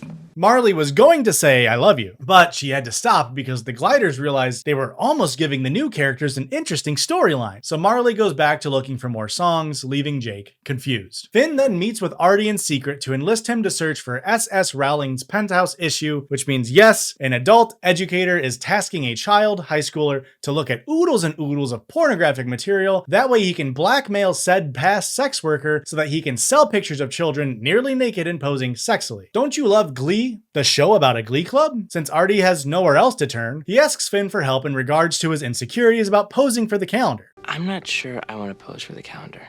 My body is sort of broken. Okay, well, we'll get you in some sweats and a kick-ass muscle shirt. Look, I really want to help out, but I just think a photo of me is going to end up being a photo of my chair. Then forget the chair. You can lay on a bed or something and pose with like a bunch of sexy pillows. Finn, you're not hearing me. I don't want to pose for the calendar. And that whole pillow scenario you just described sounds deeply emasculating. It's not just girls who have body issues. Sometimes guys aren't cool with showing off their bodies either. Then don't. I don't want to make you do anything you don't feel comfortable doing. Thanks for telling me. Ah, good guy Finn. A guy who only takes 3 direct pleas to move away from the position of, oh, come on, Artie, just pose naked as a child for my calendar. We need the money. That was really brave of you saying no just then. Speaking of, Ryder and Jake are in the locker room having a flex off while Tina and Kitty burst in. So minus 1,000 to both of the glurls. However, the gloys don't seem too bothered and go back to broing out. Jake talks about how Marley nearly said I love you, and Ryder says that you should say it first, man. Jake heeds the advice. He sings Neo's Let Me Love You in front of the glub. Jake Puckerman is played by Jacob Artist, so moving forward I will just call him Jake Actor for simplicity. But Jake Actor is really underutilized in this show. He's really talented, and it sucks that they stuck him as a Puckerman jock womanizer stereotype, because I truly think Jake Actor could have pulled off a more emotionally taxing role and sort of fill in that Chris Colfer slot that Kurt left. Well, that Kurt kind of left, since we still see Kurt more than Jake sometimes, but you know what I'm saying. When the song ends, Ryder asks if there was anything else Jake wanted to say to Marley, but he says no, chickening out of saying those 3 little words. Tina is running the shoot, and Sam has gone full insecure mode. Blaine pulls him aside to talk to him and calm him down. This isn't who you are, Sam. You're not just some body-obsessed musclehead. You don't know what it's like. You can sing and dance and you kick butt in school and you're all charming and everything. I have to announce my presence with authority the second I walk into a room. People have to notice me or else they never will. People laugh at my impressions because how I look already has them on board. Do you really believe that? It's just a fact. If you want to make it in this world, you have to be special. But you are special. Even without your body. No, I'm not, man. It's all I have. I'm exhausted. Watching what I eat all the time, like 2-a-day workouts. Let it go. Have a burger every now and then. Eat a bag of Cheetos. Skip your workout. Sleep in a little. Your body isn't going to change. And even if you have 7% body fat, you're going to see that all of us are still going to love you. And we're going to laugh at your impressions. This is a really nice scene where he reassures Sam that he is great for many things, not just his body. A message that celebrates not only Sam's hard work and dedication to his body, but also his confidence in sharing it and also sharing the rest of himself to the world. We then cut to Finn flopping down a Penthouse issue with SS Sylvester's spread eagle as a centerfold to shame her for ever doing sex work as a woman. I'm not ashamed of the centerfold. In fact, I feel like taking a gander at that glorious taco right now. You idiot. You had me skewered. Why on earth would you let me open that? Because now I have your confession on tape. I'm not ashamed of the centerfold. In fact, I feel like taking Checkmate. a gander at that glorious taco right now. Ah, well, right when you thought Finn maybe realized the error of his ways, he goes right back to the blackmailing. A real nice back-to-back of scenes that really obfuscates what the show is trying to tell us as an audience. Is sex work bad? Should children be posing nearly naked? Glee doesn't know. All it does know is that women should be shamed for wanting to show off their bodies. And that is also encapsulated fully in Rachel's storyline this episode. You see, she has been having a hard time making a decision on appearing in a student film. The role calls for her to be topless for a scene. Kurt opposes the idea entirely, saying that she'll regret it later. But Rachel looks inside herself. She takes the time to really look inside herself and decides that she wants to do the scene because it'll make her feel more in control of her body. This is all done while she sings Torn by Natalie Imbruglia. And it's also just some excellent camera work in this, so +1 DP points. Brody supports Rachel wanting to do the film, and Kurt pulls out the big guns and has Quinn and Santana show up to again tell Rachel not to do the role. Rachel, prior to this, was confident and she was sure in doing it, but now she's doubting herself. All that leads to the day of the topless scene, which we'll show here. Mr. Shue! I'd like to see it bounce. Rachel, drop the robe. Cut. I'm sorry. Can we just cut? Only I'm allowed to say cut. I need all the crew to take off their clothes. It'll help. It'll just distract and take the attention off of me. Seriously? Yeah. That sounds like a great idea. Everybody take your shirts off. So then the crew of guys all take their shirts off, and it's led by Jacob Wysocki, the guy from Pitch Perfect. Welcome to the river! And the crew, it's all fat guys, right? And they put on, like the sexy music. So the joke is literally that, hey, look at all these fat guys being shirtless. Remember how this episode's about body positivity? Well, look at all these fat guys being shirtless. Isn't that funny? Very nice, Glee. Your fat joke creativity is endless. It's definitely not the same joke over and over. So after that, they reset the scene, and Rachel still feels uncomfortable with being topless in the film. I respect you, and I respect your movie, but I'm not ready. Then you should have told me that when I asked you. I was telling you the truth when I said yes, and I'm telling you the truth now. I think it's okay for actresses to be naked, and maybe someday I'll be ready, but I just realized that I'm not ready to be naked now. And I don't know, this just feels weird because the episode really didn't tell us what Rachel is saying. I didn't show it earlier, so you'll have to take my word, but again, Rachel was okay with being topless for this film. And then when Santana, Kurt, and Quinn all convinced her otherwise, she started to get those doubts, but they all convinced her by just being like, yeah, you'll pretty much be considered a slut if you're topless. Like, there was no real reasoning other than like, people are gonna call you a slut, and we're gonna think you're a slut, by the way. And Rachel even says here that she doesn't judge actresses for being topless or nude in film. So really the only thing that changed for Rachel was that Quinn, Santana, and Kurt have convinced her that if she does the film, she will be a slut. It completely misses the mark on the message they're trying to have, which is, I don't know, maybe the 50th time I've said that about a Glee episode. Rachel, Santana, and Quinn all then perform Love Song by Sarah Bareilles for some fucking reason. Like, genuinely, the song starts with the shirtless fat guys from the movie set playing piano, and then hard cuts to the trio singing on an empty stage. What stage? No clue. Why were those two by Rachel? Just cuz. How does the song relate to the story of what's going on? It doesn't. Not even a single bit. At McKinley, Blaine has Emma help Sam find schools that don't require good test scores to get into, and then help with scholarships. Then Blaine has a bunch of current and past Glub students to say why they love Sam in a video message, completely lifting his spirits, and goddammit, I wish Slaine were real. Oh, and also, Artie ends up posing for the calendar, by the way, but now they all have like a little bit of clothes on, and Artie is also fully clothed. Meaning again, Artie's entire storyline just didn't matter this episode. He went from saying, I don't want to be the only one in clothes to being the only one in clothes. It makes no sense. And I don't know how much worse this episode could possibly get. Hey, you don't have to wait in line. I actually already made one out for you. Thank you. Yeah. That's how Jake says I love you to Marley. They both deserve so much more than what this show is giving them. This episode and our What Now arc ends with the New Directions performing This Is the New Year by A Great Big World out of absolutely nowhere. Be not afraid of who you really are. What an arc. Genuinely, I think I can count on one hand the amount of plot lines that mattered in these last 4 episodes. Kurt is in Niata now. New Directions are back in competition. That's it. Nothing else is relevant. But while there was little to no plot, we know there was a lot of Gleevil going on and maybe a little bit of Glud, so let's look at the gloints accrued from episodes 9 through 12. It should not be surprising that Puck tops this section with minus 22,650 gloints for his constant allusions to and acting upon sleeping with minors. Finn, Sue, Tina, and Kitty are all next with around minus 1,300 gloints each. Tina loses big on walking into the boys' locker room, while Finn loses big because he sucks ass as an educator. A few other characters gain some negative gloints, but none more surprising than Sam, who had minus 350 gloints this arc. But that's what you get for walking into a school naked and calling Joe ugly. I'll do it too. No offense, Joe, but I don't really think you want to be in a shot next to me. A washboard's gonna make you look like a bloated white Bob Marley. Sorry, I don't make the rules. And finally, Jake, Blaine, Beast, and Bert all end up with either 100 or 150 Glud points. But do any of those names really surprise anyone at this point?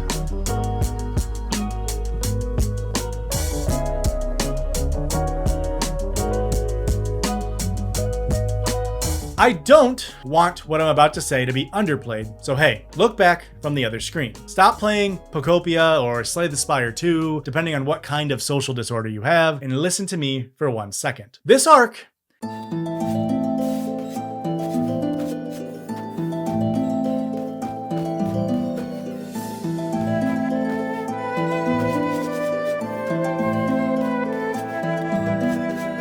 as one of the most insane plot points of the entire show so far. I know, that might seem crazy considering the show's past. But what happens in these 4 episodes comes from so far out of left field, I genuinely think Ryan Murphy was having a fever dream when he conjured it up in that fucked up little brain of his. Okay, now before you go back to playing Tomodachi Life, leave a comment. Tell me what game you're playing right now.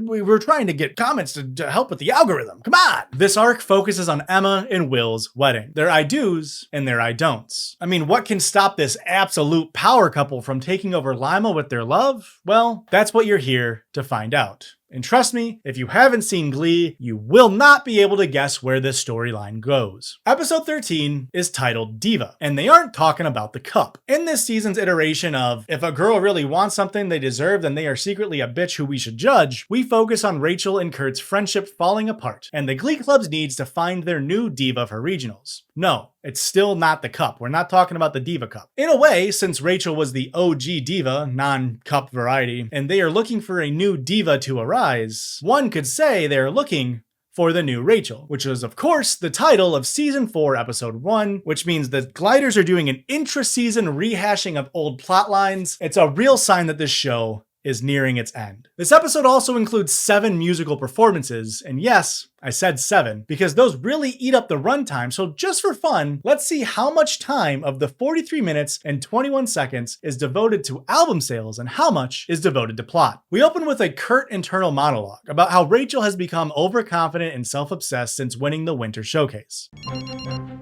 You gonna get that? On some level, I always knew this would happen. That as Rachel's star rose, so too would her prima donna-like tendencies. Yes, Kurt, she has become those things. She never has been those things in the past. To try to take her down a peg, Kurt sets up a diva off at Niata, where he is going to challenge her. Midnight Madness, you and me, head to head. I wouldn't do that if I were you, babe. Oh, why not? Because I already beat you once. Diva off, sophomore year. Remember? Yes, we remember the recycled plot point. Kurt tells her that he intentionally threw that diva off, which angers Rachel and sets up their eventual vocal duel. Back in McKinley, Emma is stressing out about her wedding, which is 1 week away? I'm sorry? And Will is still in DC? I just got back from Bad Fiancé Town and everyone there knew Will Schuster. Finn is talking to Emma about her wedding woes in the teacher's lounge where the teachers lounge, and then he immediately turns the conversation towards himself, worried that when Will returns to Lima, he'll want to take the Glee Club back from him. And Emma consoles Finn, the saint that she is. This pairing of Finn and Emma is one that we haven't really seen much in a non-counselor student role, so I'm honestly interested in seeing their relationship grow, given Finn in a way is kind of like the new Will for the Glee Club. Emma reminds Finn of one of Mr. Schu's tried and true ways to get the Glee Club to be more competitive. You know, I mean, weren't there weeks where Will had you guys competing against each other? That's the perfect idea, Miss Pillsbury. Thank you. You're very welcome. And you can be our special celebrity guest judge to help decide who wins. Diva. So now that we're back in the game, we've got to come strong. Diva Week is all about finding your inner powerhouse, Miss Pillsbury. That's right. The online Urban Dictionary defines a diva as... Cup. Unique and Tina are set up to be the HDICs, the head divas in charge. Sorry, chat. I was just using slang again. Though Marley throws her millennial-ass beret in the ring, although not really, they have her like saying like, I'm gonna be the diva, but then she never does it in this episode. Maybe they cut her song, not sure. Also, wanting to be an HDIC is Blaine. Uh-oh, gender role non-conformity. Guys can be divas too, but they have to be gay. And then we get a 1 minute and 58 second long performance of Beyonce's Diva. Huh, I didn't know Foxy Cleopatra made a song about menstrual cups.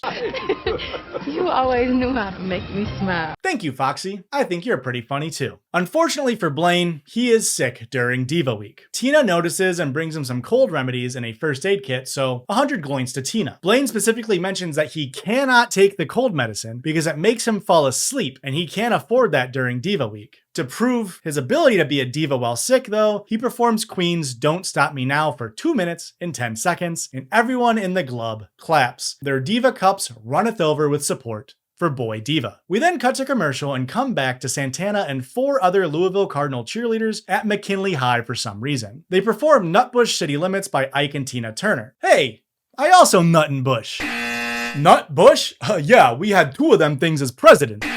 I make her nut in her bush by taking her to Clitty Limits.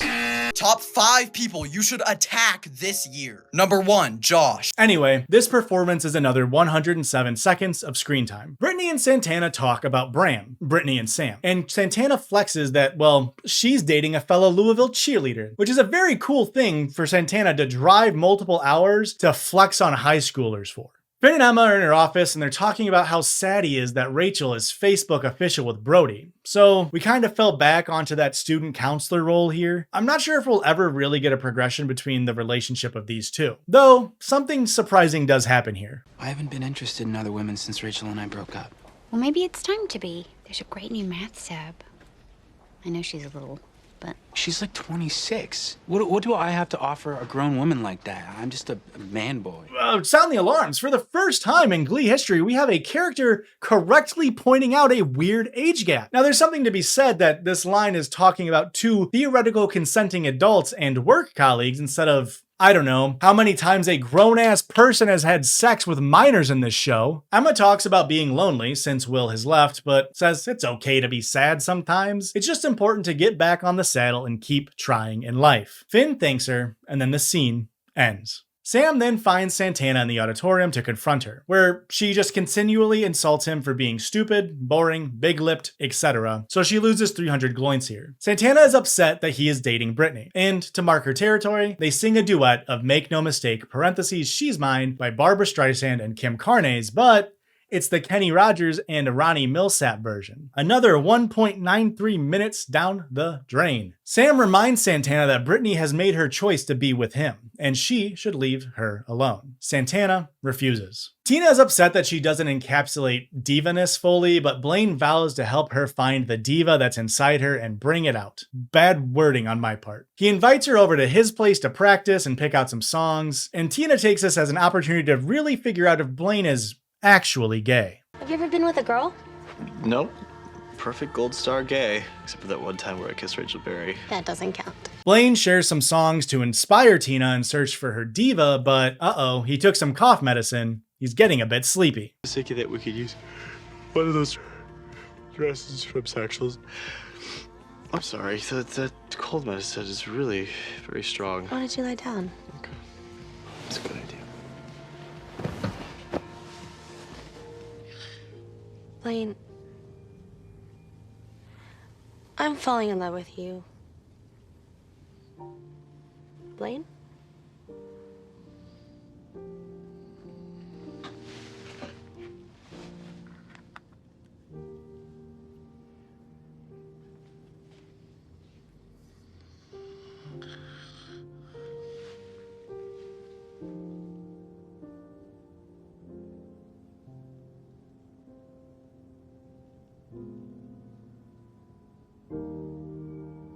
And that is what is known in the show's lore as the Vapo Rape. They refer to this scene many, many times in the show as Vapo Rape. I think it's a stupid name, but that's what it is. Minus 2,500 gloins to Tina for the VR. Midnight Madness is here. That's the diva off for Kurt and Rachel. That's what they call it, the Midnight Madness. It's not a Mountain Dew flavor. They perform Bring 'Em Home from Les Mis for 3 minutes and 20 seconds. Let's just see who won.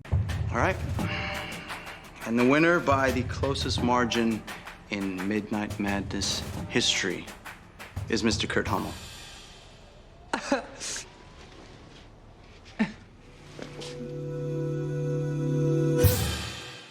Cool. Leave a comment if you care about this. I expect there to be 0 comments about this. In Lima, Tina yells at Blaine for not appreciating everything she does for him. I don't know, kind of feels like maybe she's just guilty for VRing him. However, this powers her diva-ness as she breaks into performing Madonna's Hung Up for a cool 2 minutes and 20 seconds. That's right, kids, if you want to be a diva, just VR somebody. That's what Glee's telling ya. Emma and Finn are ready to give out the first annual Diva Award. Emma's helping judge the divas, by the way. I didn't mention that before, sue me. The reward is a dinner for 2 at Breadsticks. Tina Kalanche! And just like the real music industry, people who do non-consensual physical acts get rewarded the most. Speaking of the Vapo Rape, Blaine congratulates Tina in the hallway and thanks her for helping him while he was sick, and he calls her a great friend. He asks her to be his date to Mr. Shu's wedding next week. They walk away in locked arms, so she's just not gonna tell him about the whole Vapo Rape thing. Nice. Well, let's get back to 2 people in a consensual and honest friendship. Yeah? Emma and Finn. Emma is having an OCD-induced panic attack over the wedding planning. Let's just see how that resolves. Maybe Carl just wasn't the right guy. This isn't right. I can't do this. I can't do this. I can't get married again. I can't do it again if it's not right. Miss Pillsbury, please. What about the color white? What if Will hates the color white all of a sudden? He's gonna hate my dress. And then the cake, he hasn't even put up a gift, not even dressed the cake. We make a great team. We can figure this out together. Emma, stop.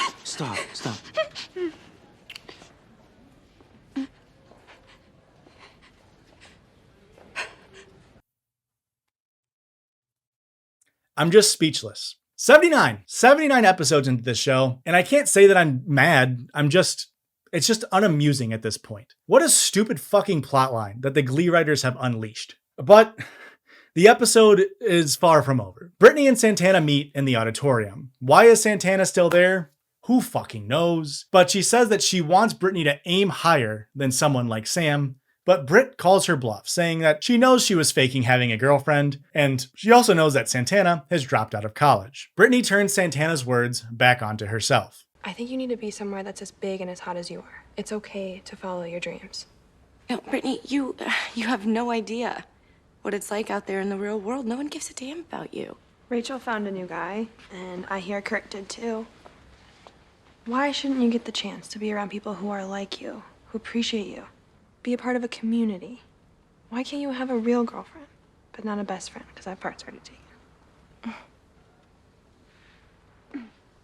Brittany leaves to go to Breadsticks with Sam, but Santana stays back to cry and sing Alicia Keys' Girl on Fire, saying goodbye to Brittany one last time, for 225 seconds. But while Santana started singing in Lima, Ohio, in an abandoned auditorium, she ended her song somewhere else.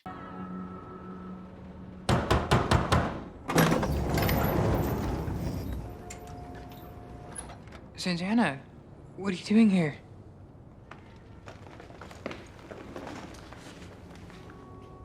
Moving in. Yay! More New York plotlines. Just what I wanted. So, let's tally everything up. And in the 43 minutes and 21 seconds runtime of this episode, pre-credit roll, I'm not including the credits, the episode was nearly 37% filled by songs, with 15 minutes and 56 seconds, which is kind of just mind-boggling to me. And I know it's kind of strange to complain about the songs in a show about a Glee club, but I want to lay out my broader point. Of the 7 songs, 4 of them weren't done solely by people in the Glee club itself, and none of the 7 songs featured Marley, Ryder, Jake, or Kitty, the newcomers. And may I ask just what plot was advanced in this episode? Because the songs sure as hell didn't advance anything. This entire episode could be scrubbed down to 2 scenes: Finn kissing Emma, and then Santana dropping out of college and moving to New York. So please, I don't want you to take it the wrong way when I say that episodes like these are for CD sales. Because in truth, that's more of a critique of what Glee used to be and what I want them to be. Not that there shouldn't be songs in a show called Glee about a Glee club. But now it's time for episode 14, titled I Do. An episode about love, trust, and the fallout of Finn's assault on Emma's lips. We start with Rachel teleporting back to Lima for Finn's first confession. Finn, what's going on right now? You look like you slept in those clothes and you won't even look at me. I kissed Miss Pillsbury. Did she kiss you back? No, she's totally freaked out by it. I'll just do a translation for all of you that didn't catch it. Finn, I assaulted Miss Pillsbury. Rachel, did she press charges? Finn, no, she probably feared personal and professional repercussions because of our unjust patriarchal society. Rachel tells Finn not to tell Mr. Schuster, which is crazy. She just tells him to be an actor and play the role of supportive best man. So naturally, Fimbo lumbers into Emma's office to trap his victim alone while she is riddled with pre-wedding and post-assault anxiety. I feel a lot more comfortable if this door stayed open. The whole wall is glass and there's like 50 kids walking by. I don't have time for this, Finn. Seriously, this seating chart is like a giant Sudoku. Will wants his mother as far away from the bar as possible, and all of you Glee kids have dated so ancestrally that I can't even remember who can tolerate who anymore. So. Look, I'm worried about not being able to do this. Being able to look Mr. Shue in the eyes. Look, I'm really sorry that I don't have a pamphlet handy for you right now, but I'm pretty sure if I did, it would say something like, get over it, okay? And Emma is just so real for this. The audacity of Finn to talk about how he feels bad and then ask her for guidance in this moment is just out of this world. Emma tells Finn to stay away from her, to keep his mouth shut because she feels he is forcing her to lie to her fiance and to just suck it up. And who shows up at this moment? How's my nervous little bride doing? Good, I just really could use some help with this scene. Right after Glee practice, I promise. Okay, come on, babe. Only Will Schuester could enter a scene with Fimbo and Emma post-forced kiss and lose gloins. This is minus 75 to Will for intentionally ignoring Emma's pleas for help so that he can go see the Glee Club. Will gives the Glub a weekly assignment of wedding and propositions Finn to sing at the wedding instead of giving a best man speech, which Finn accepts. I'm sure that's gonna go well. He also then gets free labor from the Glub students as they all agree to be the wedding singers, which is something I'm sure he consulted with Emma about and didn't just go behind her back while making that decision. Oh, sorry. My alarm just went off. And you know what that means. It's time for an adult on Glee to sexualize a child. This time, it's Emma talking about her niece that will be Artie's date to her wedding. So her name is Betty. She's gonna be sitting next to you. She's my niece. She's blonde. She's an amazing singer. And she has, very large, Feet? boobies. Oh my. Not sure why Artie needs a date to this wedding, but sure, why not ham-fist in a character and then overly sexualize a teenager? The wedding also serves as a Valentine's episode because Will and Emma's wedding is on Valentine's Day. So we see Jake and Marley talking about exchanging gifts. However, Ryder finds out that Jake doesn't have any good gift ideas for Marley, and he offers to help, but more on that later.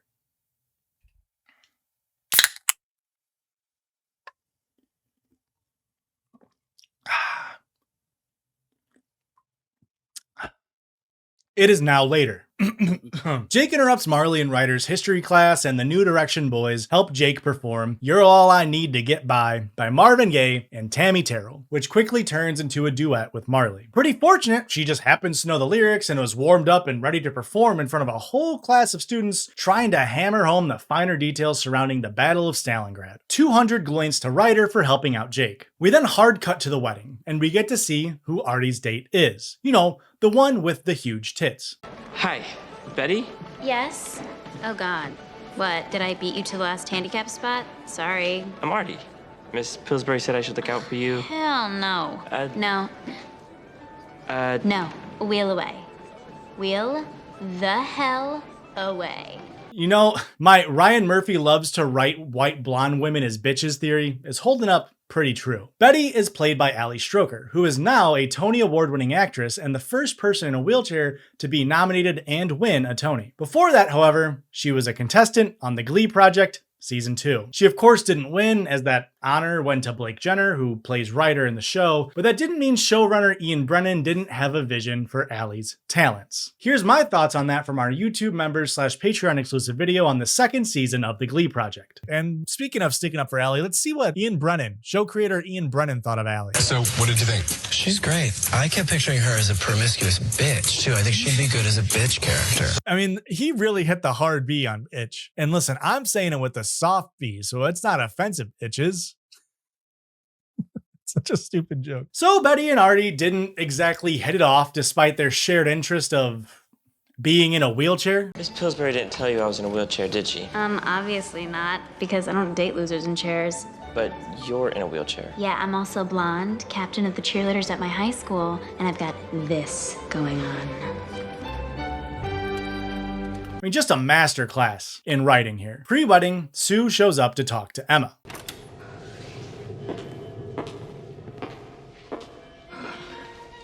Oh my God. What are you wearing? What, this whole thing? Why, it's an exact replica of your wedding dress. Why would you do that? To get back at Will Schuester for handing a teaching position to a flabby 19-year-old. I mean, this is a little bit on Will and Emma, right? Like, why are we inviting Sue? You know that she would do something like this. Still, it's minus 125 points to Sue. Emma starts to have a full-on panic attack, and we get a performance of Getting Married Today from Company, featuring Emma, Will, and Mercedes. The song focuses on Will's excitement to be wed and Emma's reservations, and also admitting to herself that she knows she cannot go through with this. This ends with a shot of Emma calling a cab and leaving in her wedding dress, crying. When time comes for Emma to walk down the aisle, Sue emerges instead and breaks the news to Will quietly. It's honestly pretty nice of Sue to do, sans, you know, the wedding dress and entrance thing, so net 0 I'd say here for her. Cut to post-wedding, and Finn is not so gently trying to figure out if maybe Emma told Will about Finn assaulting her, but Will says that it's probably just because he left her alone to do all the wedding planning while he was fucked off in DC. And I mean, a little bit of column A, a little bit of column B, if you ask me. Santana suggests that they still all go through with the reception because, you know, it's already paid for, may as well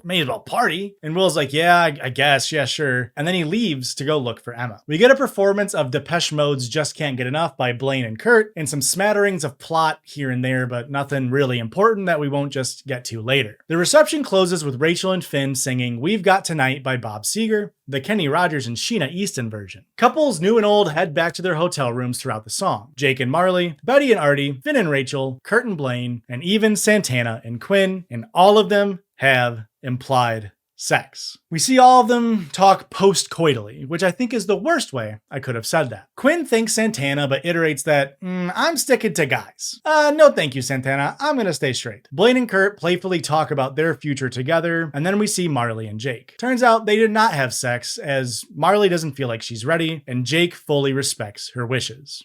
But hang on, that was too much talking about the new characters. Let's get back to Rachel, because Rachel heads back to New York before talking with Finn, and kind of doesn't tell Brody that she hooked up with Finn, which, I don't know, he kind of like, I think he gets the gist and he's like, okay, because, you know, they're like not really dating yet, like they're not exclusive. And then Rachel asks if he saw anyone, which he says he didn't, but then we see this. Who did you see? Who did you do? Sure that there are a lot of lonely girls in New York City on Valentine's Day. I stayed at home and watched weightlifting videos.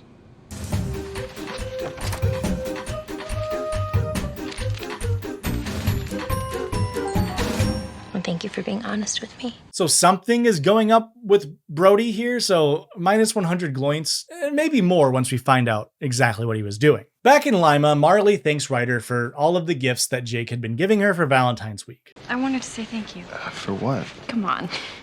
Jake is awesome and everything, but he's not capable of that. Any of it.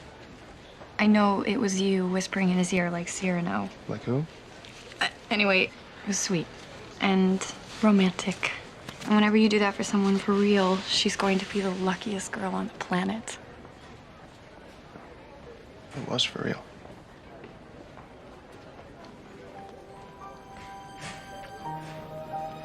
I'm sorry. I should probably go. Yeah. Page out of Finn's playbook. Minus 500 to Ryder, and also minus 100 to Jake for not telling Marley that the gifts he was giving her all week, which included flowers, like a really expensive piece of jewelry, those weren't actually from him or his ideas. But Marley doesn't seem bothered by this fact, and she says like, oh no, I knew the whole time, and it's like kind of a weird dynamic they got going on here. The episode then ends with the Glub performing Ellie Goulding's Anything Could Happen, as Will is still on the hunt for Emma, Artie is courting Betty, and Tina is searching for someone to love that isn't gay. And then also this.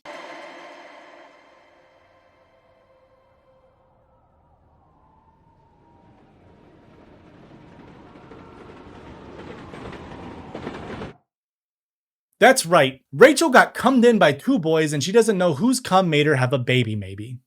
The next episode starts and we don't get immediate clarity on the cum cliffhanger. Instead, we open on Emma and Will performing You're All the World to Me by Fred Astaire from the movie Royal Wedding, a film from 1951. This episode is titled Girls parentheses and Boys close parentheses on Film and focuses on 8 musical performances that are from movies. The title is a reference to Duran Duran's song Girls on Film. That song not performed in this episode, just to make things even more confusing. It turns out Will and Emma's song and dance was all in Will's head, as he is still yet to find out where she is. It's well done because they do that trick where the camera stays in one spot but then the room rotates around, and it turns out great. So +1 DP points. And I know it's not all the director of photography here. It's a catch-all term. Come on. I'm just saying good job, Glee. In the Glub room, Will is back in charge and Finn is sitting in a cuck chair as he assigns the Glids to sing a song from a movie. Afterwards, Finn talks to Will about Emma, and Will, surprisingly calm. Right now it's about taking a step back and giving her some space. In the meantime, I'm catching up on a lot of old movies.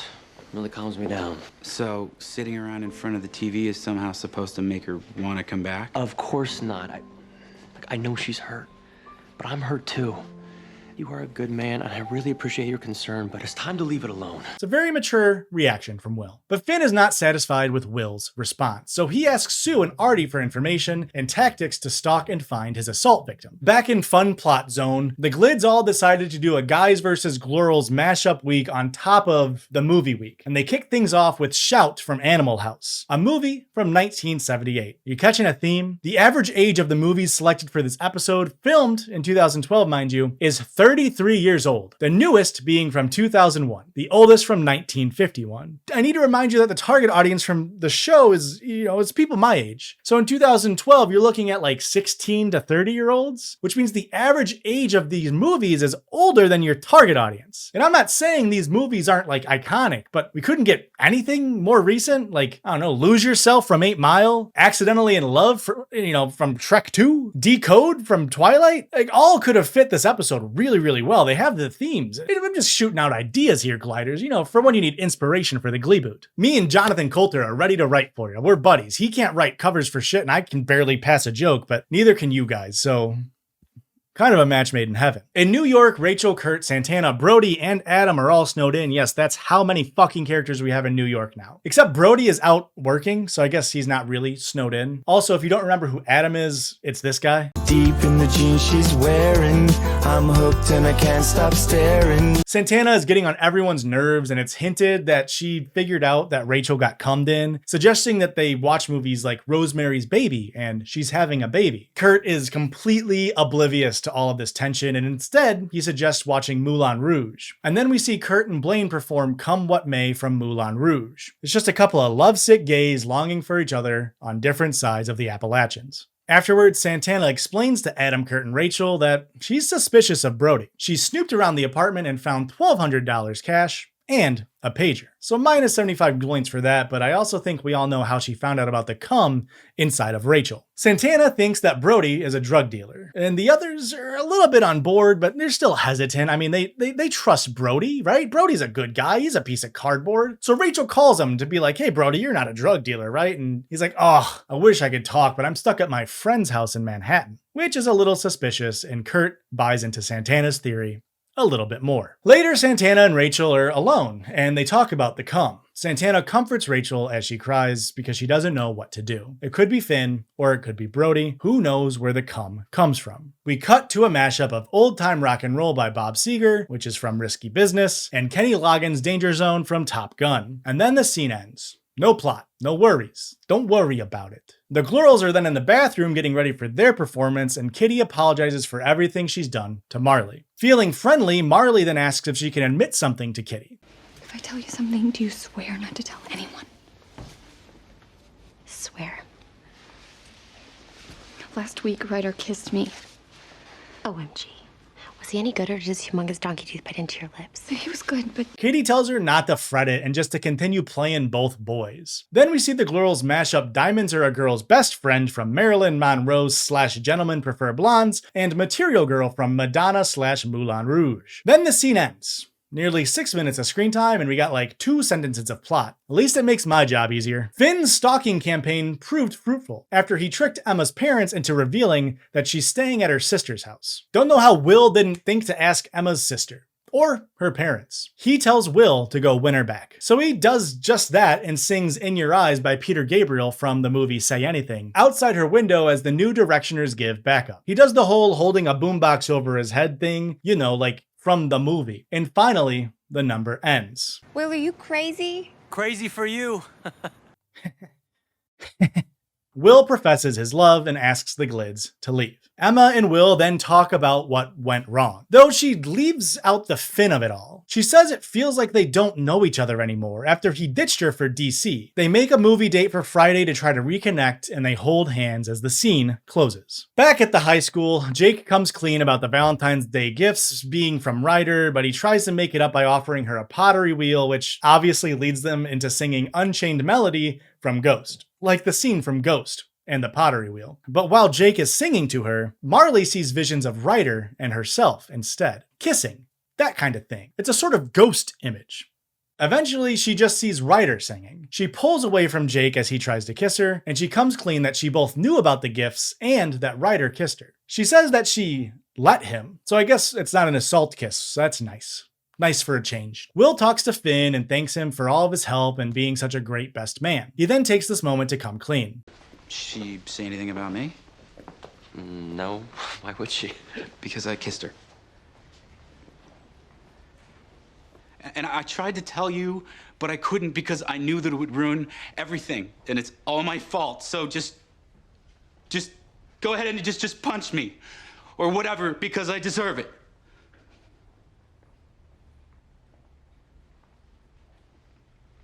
I'm so sorry.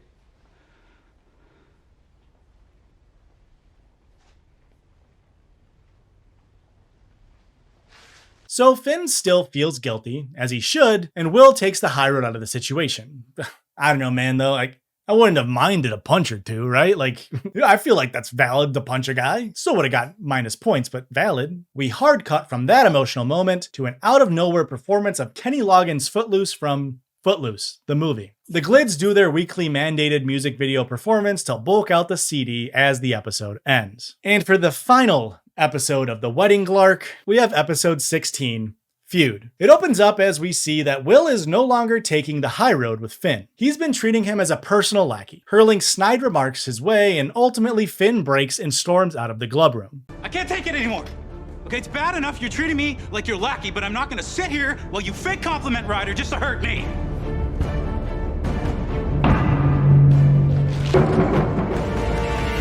You're feuding, and it needs to stop. Seriously, it's like Hatfields and McCoys in here. So epic musical feuds is our theme, and for the first time in Glee Club history, we are giving you our fearless leaders an assignment. The stage is set for Finn and Will to settle their differences, the only way this show knows how, through the power of song. Never mind asking Emma how she feels about Finn still being at the school, or a part of Will's life, or any consideration for Emma's feelings really after being assaulted by Finn. Just mano-y-mano in a high school Glee club, the way the Cowboys did. But before all of that, we get some resolution on the Rachel conundrum. False alarm. Thank God. I'm so happy. I'm so glad this is all over with. Cool. Awesome. So all of that was for nothing. I mean, it'd be one thing if you then delved into like a pregnancy scare plot, but they didn't at all. We love to see it. Santana suggests that Rachel should use this as an opportunity to reassess where her life is heading, starting with Brody. So she's kind of like slut shaming her. Speaking off, we finally find out what Brody's been doing, accompanied by a song, of course. Brody and Rachel both sing How to Be a Heartbreaker by Marina and the Diamonds, the goat, the pop goat, really, to be honest. We have a montage of Brody approaching and wooing multiple women, and then we see this. You know we only take cash, right?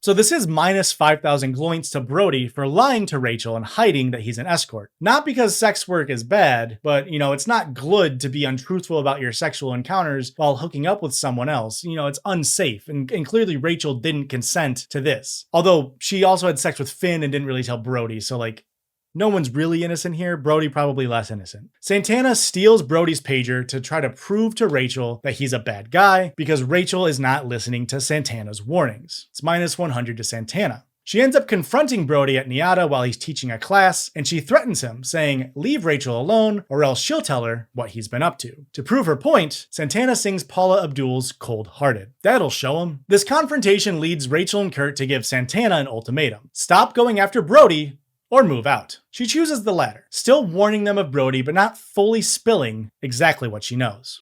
Oh, you know what? And another thing. I have what Access Hollywood calls street smarts. I'm right about Plastic Man. In lesser but more relevant stakes, Sue reminds Blaine and the audience that he joined the Cheerios a few episodes back, remember? I'm not rejoining the Cheerios. Oh, you most certainly are. There's something very unfortunate will most likely be happening to you extremely soon. Are you threatening me? Yeah. Get moving, biatch.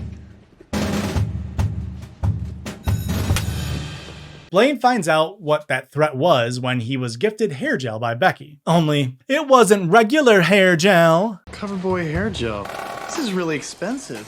Thanks, Becky. It's cement. And someone took out 30 credit cards and a house loan in my name. My identity's been stolen. My parents' credit is ruined. Only for 7 years. Minus 25,000 glints to sue, mainly for the hair gel. Really. You don't mess with a man's due. But also this. This is pretty bad too.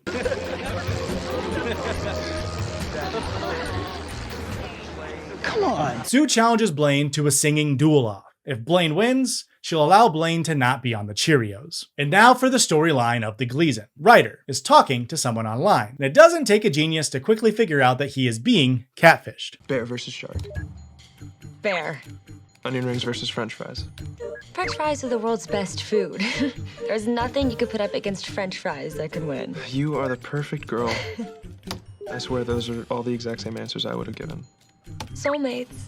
I can't believe you've only known each other a week. I'm so glad I friended you. And I'm so glad you can look beyond my spelling mistakes.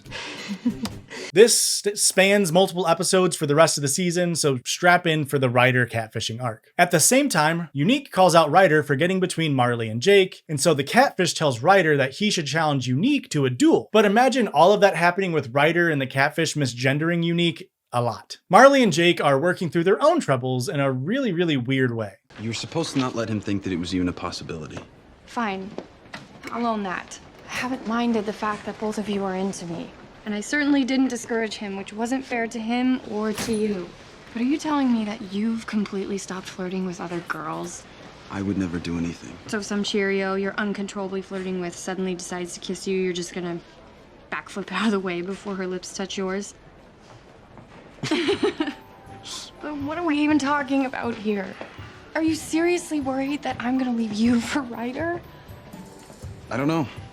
I mean, he kicked butt with all this Valentine's Day stuff, and he's like 2 inches taller than me. I'm not. I won't. I love you, and that means something to me. It's not just words. It's a very strange way for the Gliders to move past a kind of serious issue of cheating and then lying, with the excuse being like, oh, but come on, he's hot. Like, you would cheat on me with someone who's hot, right? I don't know, maybe that's just a Hosh thing. Regardless, they kiss and make up. Though Marley does demand that she is still able to be close with Ryder, which also feels a little weird in this moment. Song time! Ryder is on the drums because he is almost a one-for-one stand-in for Finn. He's singing The Bitches Back by Elton John, while dueling with Unique's Dress You Up by Madonna. They attempt to let bygones be bygones at the end, but Unique just has one simple request. Shake on it and let bygones be bygones. Unique right? would happily shake Ryder's head, but first, say I'm a girl. Look, I'm just so confused. Okay, yesterday you were dressed as a boy. Today you're a girl. What bathroom do you use? I mean, make up your mind. It doesn't matter what you see. You don't get to decide for me. You are a douchebag, dude. I mean, in this room, we can be whatever we want to be. Okay, woke Jake is here, and you love to see it. Fuck you, Ryder. Minus another 150 to you, sir. And then, in a writing choice that aged poorly in many ways, Sue has decided that for her duel with Blaine, she will embody Nicki Minaj, which is accompanied by this pseudo-black scent attempting to mimic Nicki's voice. I'm not putting up with your highness. It's off with your head. You call me gangster? What? Every time you patronize me, I will take it back. Leave me alone. I will knock you out. I don't know, it feels like that impression falls into the realm of not good enough, so it's kind of racist, but what do I know? Oh, well, I guess I do know that trusting Donald John Trump to naturalize you as a citizen via a gold card by selling out your very queer audience is a really bad idea. But I'm not really sure if that's relevant to this whole Nicki Minaj thing. I haven't seen the news! Stop asking me if I've seen the news! The time has come for Will and Finn's feud to come to a head. Hey, Finn and Brody both came to a head inside Rachel. They mash up battle Bye Bye Bye and I Want It That Way by NSYNC and the Backstreet Boys, respectively. Sam and Finn think they just need to hug out the rest of their differences, but Will is not ready for that, and you can't really blame him. Finn blames him though and takes it personally and pouts out of the room. I don't know, Finn, maybe Will thinks you might try to kiss him if he gets too physically close to you. I just wouldn't take it that personally. Back in Ryder's DMs, Catfish is gently trying to explain the idea of gender expression and identity to him. Are we friends? Totally. Can you prove it? I mean, if someone were to say that we aren't friends because we haven't even met in person, how would that make you feel? Pissed off. Well, this Wade Unique guy believes he's a girl. He doesn't need any proof. It's his truth. And like what you said, what's true is true. How are you so smart and so hot at the same time? Send me another shirtless pic when you get the chance. What? Why does Ryder just have that on his computer, by the way? He just has that on the ready on his MacBook? No time for answers to that, as we have gotten the Blaine x Sue feud off. Blaine starts with Mariah Carey's version of Brenda K. Starr's I Still Believe, but his performance is cut off by the most 4 out of 10 performance of Nicki Minaj's super bass I have ever heard, and yes, that includes this one. Yes, I did. Yes, I did. Somebody please tell me who the F I is. I am Nicki Minaj and Mac and dudes up. Wait, what's this? Hang on, what? Do you see this on screen chat? What the fuck? Minding my own business. Oh.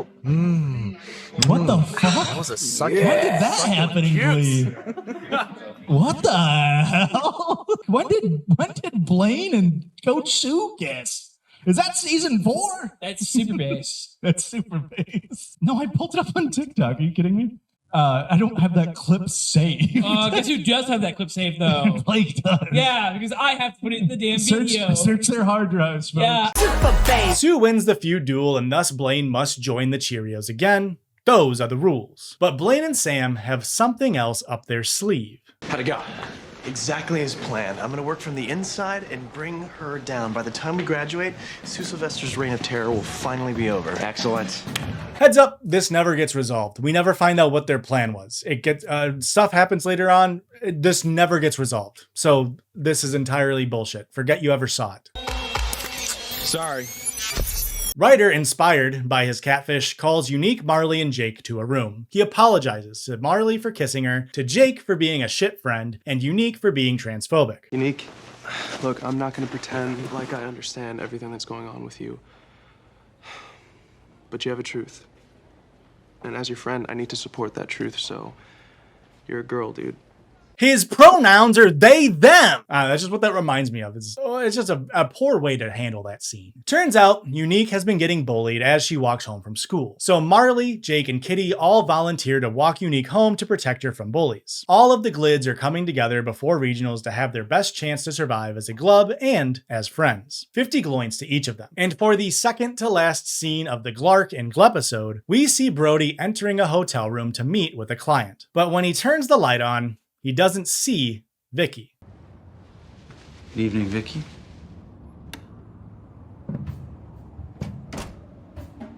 Santana, how did you... I told you. This is what I do. You can't tell Rachel, please. I'm not proud of this. Save it. I think there's someone more important that you should convince tonight.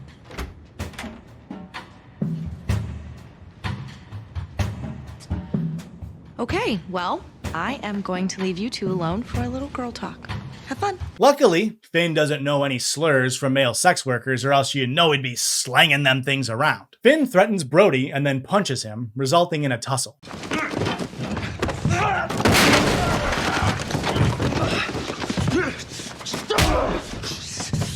Stay away from my future wife! The New Directions then perform Tegan and Sarah's Closer to close the feuds. We end on Ryder talking to his catfish, asking to meet in person.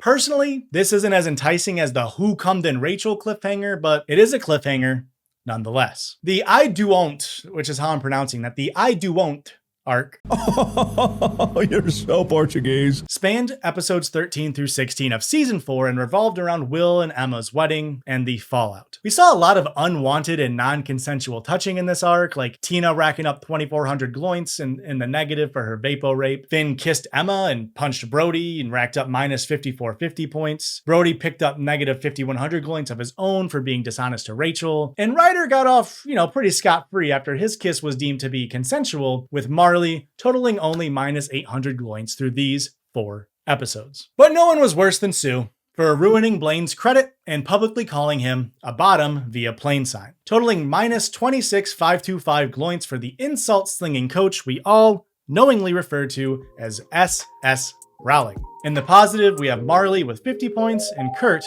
with 100.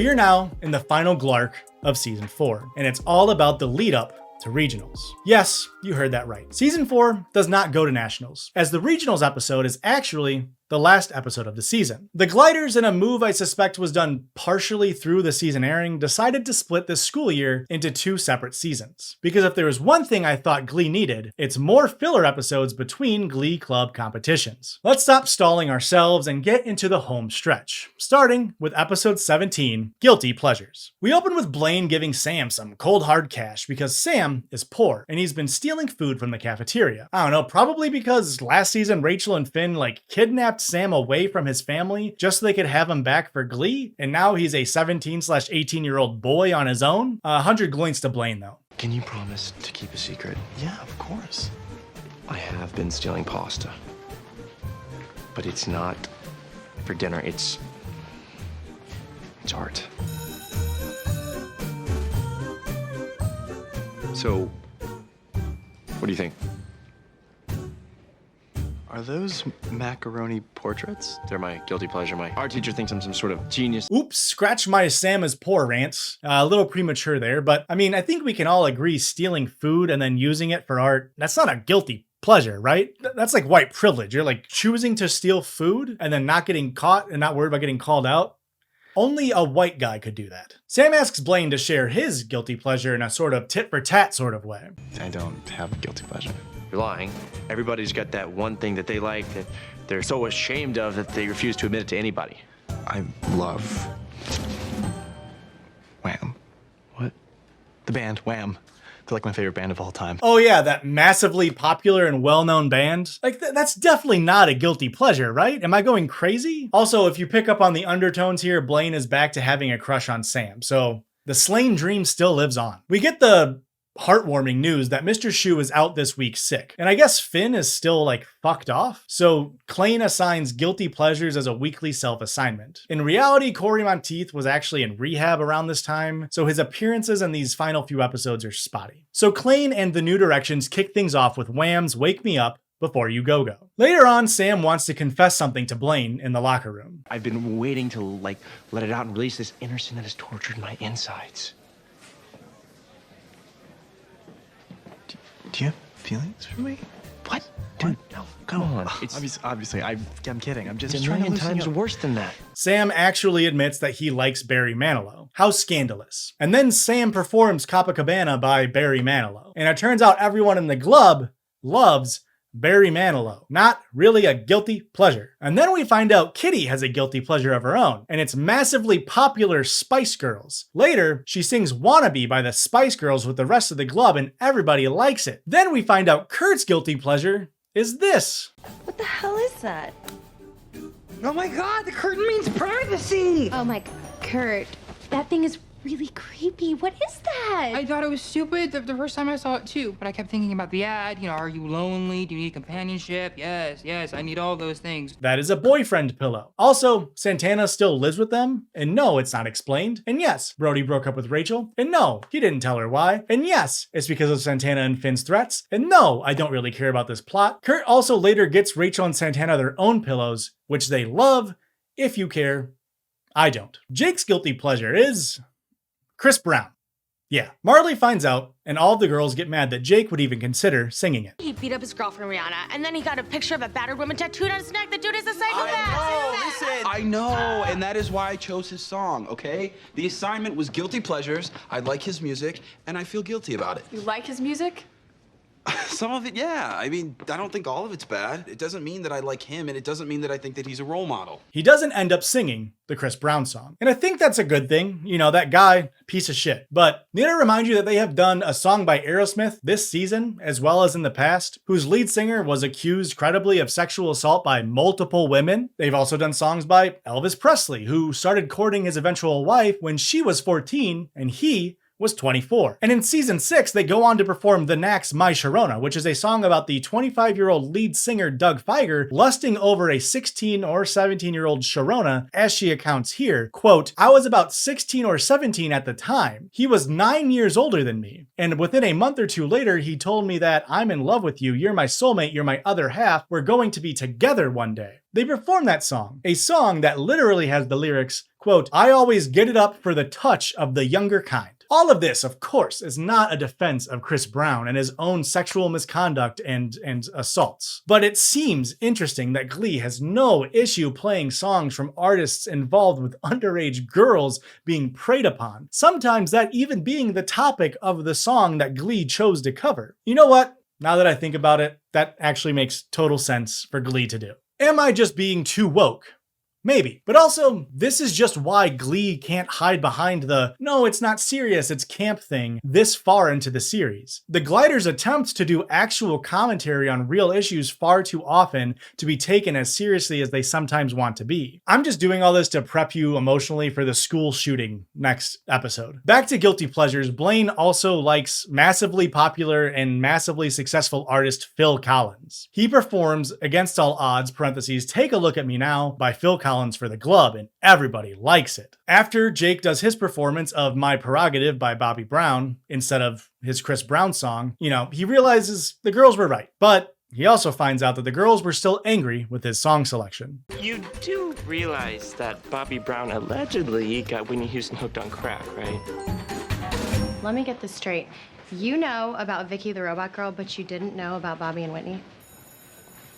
And I hate to harp on this point, and maybe definitely I'm being too woke here, but I find it to be a little coincidental at best that the Gliders have now had one black male main character on this show, and he has now picked two other black male artists who are wrapped in controversy and wrongdoings, then only mentioned Bobby Brown's alleged crack abuse instead of the alleged physical abuse against Whitney Houston. And the only other two artists that have ever caught flack for being controversial in the show's past have been Britney Spears, a queen, honestly, and then Whitney Houston herself back in episode 17 of season 3, and also just a few minutes ago in this episode. We do Whitney Houston songs, okay? Britney Spears songs, and none of them are any role models. You shut your And what mouth. about Rihanna? Do we really think that bad girl Riri is some kind of a role model? I mean, she is the one who got back together with him. The Rihanna comment thrown in just for one more dig at black people, I guess. And I don't know, it just seems like Glee feels pretty excited to call out black artists for their wrongdoings, ranging from domestic assault to personal drug use, but they don't have that same smoke for white artists doing the same or potentially even worse things.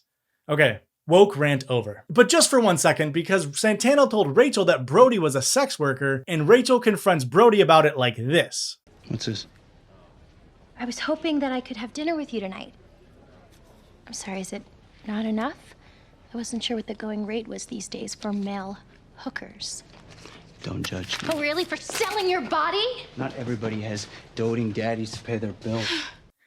Now, correct me if I'm wrong, but Rachel seems more upset over the fact that Brody is a sex worker than him lying to her about being a sex worker. Probably the wrong takeaway. He talks about Rachel lying about not sleeping with Finn at the wedding, and she admits that she was kind of just using the relationship with Brody to make Finn jealous. So they come to a bit of a mutual understanding and breakup, and then they both sing Creep by Radiohead, and it fucking sucks. I'm sorry. It's just a bad cover.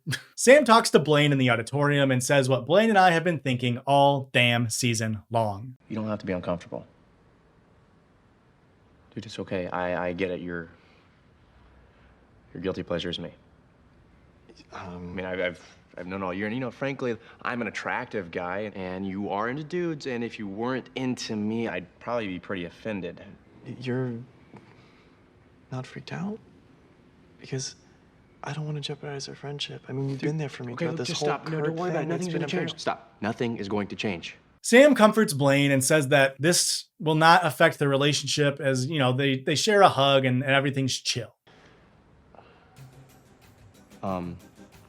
Dude, please tell me that is a pack of lifesavers in your pocket. Oh, yeah, no, they're breath mints. Oh, do you want one? Yeah, sure. All right. Thanks. All right. Let's go do one more class. I have a song that everyone's gonna love, so. Wait up. And if Glee stayed in this wheelhouse, that's where Glee should butter their bread. That's comedy. None of that half-assed political, cultural commentary. Again, a reminder that next week is a school shooting episode. The Guilty Pleasures end with Kurt, Rachel, Santana, and the New Directions singing Mamma Mia, massively popular show, massively popular song, from ABBA. It's just, what are we doing? So now we're into episode 18. It's titled Shooting Star. It is a pun because it not only is a school shooting episode, but Brittany sees in her telescope that an asteroid, a shooting star, is heading towards the planet and will destroy Lima, Ohio. So we're now getting the second time that the world's gonna end plot from Brittany here. Mr. Shu tries to make the best of this asteroid situation by telling everybody to just make the most of every moment because you never know what could be the last time you do something. He assigns songs based on the concept of last chance. Naturally, Ryder takes this to mean he must find out who his online girlfriend really is. He saw her walking through the halls while in class, so now he's hellbent on finding her face to face. Hey, how you doing? Me? Yeah, you have been dying to talk to you. Seriously? Yeah, I saw you walk by my class this morning and I almost ran out of a test to come meet you. I'm kind of freaking out right now. That's cool, so am I. Sorry, I should really do this properly. I'm Ryder Lynn. Yeah, I know who you are. Would you mind coming with me? Ryder brings her to the club room where the band is waiting to play, but she doesn't really seem to know what's going on. He serenades her with Elton John's Your Song, and she loves it, but is confused. The last few weeks, we've told each other everything. All our secrets, our dreams. Come on, Katie, you don't have to be embarrassed. But my name's not Katie, it's Marissa. No, look.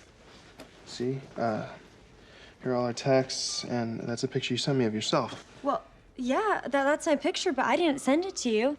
I never wrote any of those texts. Oh my God, someone's catfishing you. It happened to Manti Te'o. Someone stole a picture of me and used it to create a fake identity to get close to you.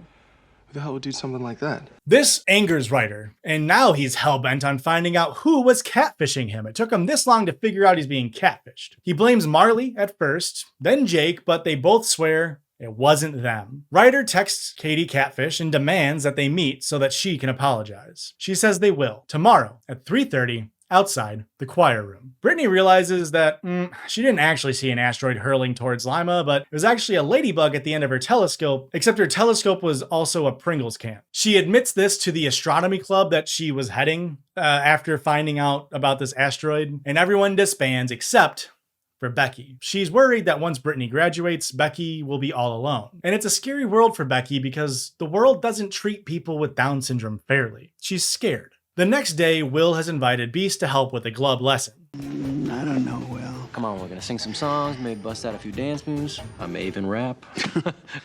Okay. All right. Let's get started.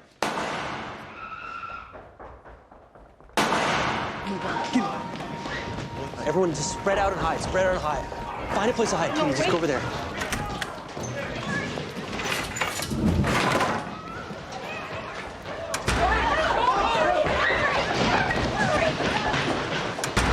This episode aired April 11th, 2013, just 118 days after the Sandy Hook Elementary School shooting took place, where 20 children ages 6 through 7, 6 adult staff members, and the shooter's mother were murdered in Newtown, Connecticut before the shooter took his own life. This haunted the nation, and it was really a start to modern gun control legislation. And to the surprise of no one living in 2026 or beyond, Glee's response to Sandy Hook of creating a school shooting episode has yet to solve anything. But let's not write it off completely because as a standalone episode, I actually think it wasn't too bad at doing what it set out to do. We see students rushing to classrooms, slamming the doors, turning off lights, and suddenly an eerie silence fills the halls. Will tells the Glids to text and tweet about the shooting, but not to tell anyone where they are because, quote, shooters have smartphones too, which feels like a bad idea. I mean, if all of the Glee kids tweeted about being in school, wouldn't the school shooter not think to check the glove room? Phones in the room start buzzing as we hear someone trying to get in. However, they end up running away before getting in. The doors were locked. Sam tries to leave the room to go find Brittany. She was out in the bathroom when the shots occurred. We then cut to see her crying, standing on a toilet inside of a stall. Marley tries to text her mom, but she doesn't answer. Kitty comforts Marley, and many of the Glids start to cry. Kitty runs across the room to grab her phone. Beast and Will are actively restraining Sam from trying to get out. We see Tina on the outside of the school, upset that she doesn't know the fate of her friends in the Glee Club room. It's a very tense and harrowing scene that,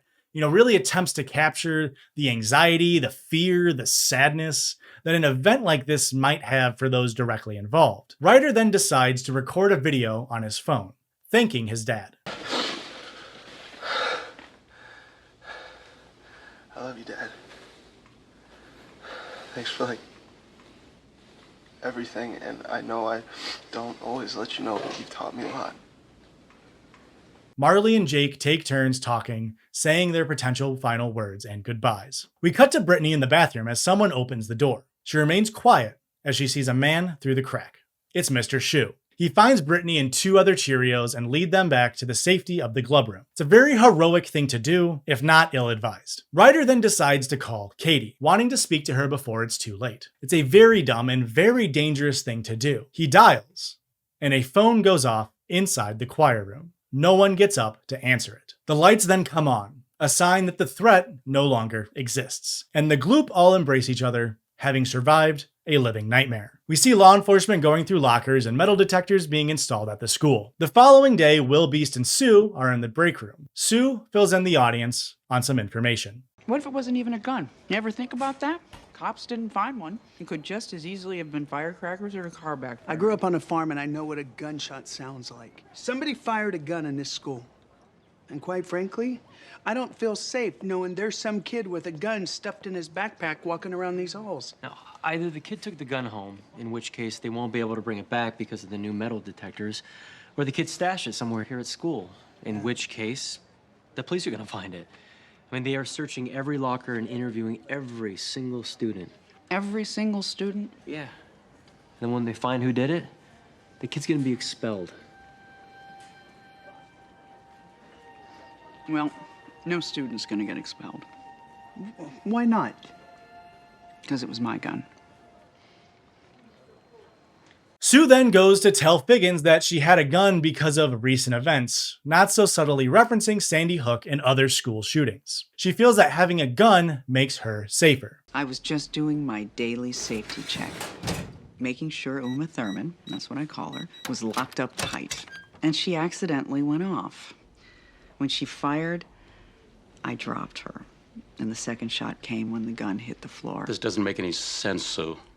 Bullets leave bullet marks, shell casings. The casings are at the bottom of a lake, and I moved some posters and a tub of protein powder to cover up the holes. Figgins informs Sue that she is being let go, effective immediately, due to her carelessness. But we're sort of left with this feeling of not knowing the full story. I mean, why would Sue not tell everyone what happened right away and save the school from such turmoil? Will has the same questions for Sue as he talks to her in her office. She's packing up to leave. We then get a flashback of what really happened when the gun was fired. Bringing a gun to school, that's not you.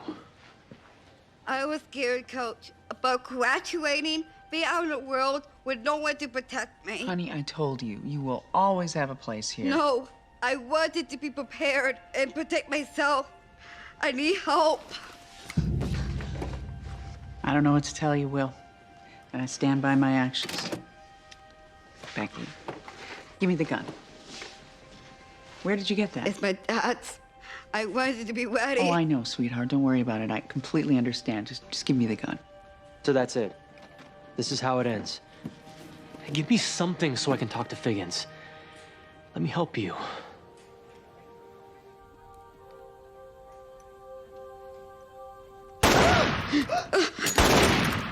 I'm sorry, Coach. I'm sorry. Shh, it's okay. It's okay. I'll take care of it. Keep an eye on Becky, will you? So it turns out Sue was defending Becky. The gun also wasn't actually Sue's. So minus 1,000 to Becky and plus 1,000 to Sue. Sue keeps this truth from Will, instead telling him to just keep an eye on Becky. She thanks him and leaves.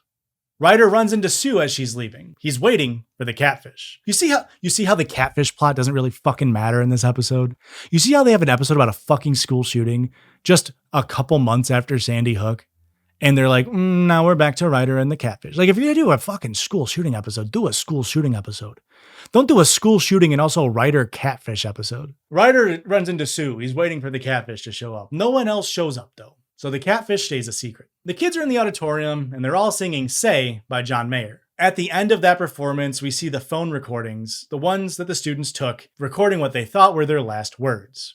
Then the episode closes. Overall, I think like the school shooting part was fine. I think it could have been more powerful and impactful if there were any long-term effects or losses. Spoiler, Sue doesn't actually get kicked off the show. Just something that actually resulted in pain for the viewers instead of the sympathy for the shooter in this case. Becky accidentally firing a weapon, and we feel sympathy because she's worried about post-high school as somebody with Down syndrome and how the world treats people like her. It's very strange to have that be the message we take away. I have read online that originally Brittany was meant to die in this episode. Heather Morris was pregnant and they needed a way to write her out. And I think having such a beloved character die so tragically probably would have worked. It would have made it feel more impactful and as a way to resonate with recent tragedies. Real people die. It's not always just an accident. The Gliders do end up writing her out, just in a different, way more out of character way that involves her newfound genius. More on that in a future episode. For now, we'll just say goodbye to SS Rowling and hello to episode 19. While Finn was absent for last week's episode due to Corey Monteith struggling with addiction and going to rehab during filming, this episode titled Sweet Dreams focuses on what Finn was up to in universe. He's gone to college so that he can get a teaching degree. This episode actually marks the last time Finn appears in Glee. If you weren't aware, Corey Monteith died from an overdose on July 13th, 2013. We'll talk more about that when we do the next season of Glee, but I thought I'd mention it here as well. We open on Finn's monologue, excited to become a teacher. Then we get interrupted by the Harlem Shake as a party breaks out in the library. Then the same thing happens in the quad. Everywhere Finn goes, people are partying. He succumbs to the peer pressure as we see him reunite with an old friend. Get up. Fuck! What are you doing here? I live here now. What? Which dorm? This one, right here, top bunk. Dude, I'm just here for my bros, some brews, and the bountiful Betties. I love college. Yeah, college! That's right. Puck is back again. Yay! Yay, everybody's happy. In Lima, people are acting strange ever since the gun incident. Tina is steampunk now, by the way. Also, Chord is like this. Oh, hey there. You must be Marley. Hi, Sam. That's not Sam. That's Sam's smarter twin brother, Evan. Evan Evans. What a pleasure to meet you. Oh, phone's ringing. Oh, it's my brother. Oh, hey, Sam. I was actually just looking for you. Guys, have you seen my twin? Oh, getting a call. Hold on. Oh, hey, man, I was just looking for you. Last week was a school shooting episode, by the way, in case you forgot the dichotomy of Glee. The dichotomy is crazy. Marley wants to write an original song for regionals, and the other Glids just aren't super on board with the idea. They plan to pick their own set list because the one Will picked is straight dog shit. Surprise, surprise. Maybe because Will isn't focusing on the Glee Club and is instead doing this. Wake up the body, calisthenics, a little sweat, reminding myself what this instrument can do. Ah, Mr. Shu! Hey. Welcome to Geneva Hall, a.k.a. Shea Puckerman. No, I didn't know you were enrolled here. Well, I'm not technically enrolled, but, I'm just auditing a few classes. Do you even know what that means? Gotta go. At least the Gliders had the wherewithal to write the college they're attending is Lima University, so no teleportation technology is needed for this Will Finn meetup. Coach Beast has suggested Will try to patch things over with Finn, but now Finn is the one who isn't receptive. Will asks him to come back to help coach the Glee Club, but Finn declines as he finds his current slip and slide studies more important now. Now, I know what you're all thinking. Man, he said earlier that they were going to cover season 5. That probably won't come out until 2027 at the earliest. And to that I say, I hope not. I got Adderall now. But also, you were probably thinking, where's Shelby Cochran?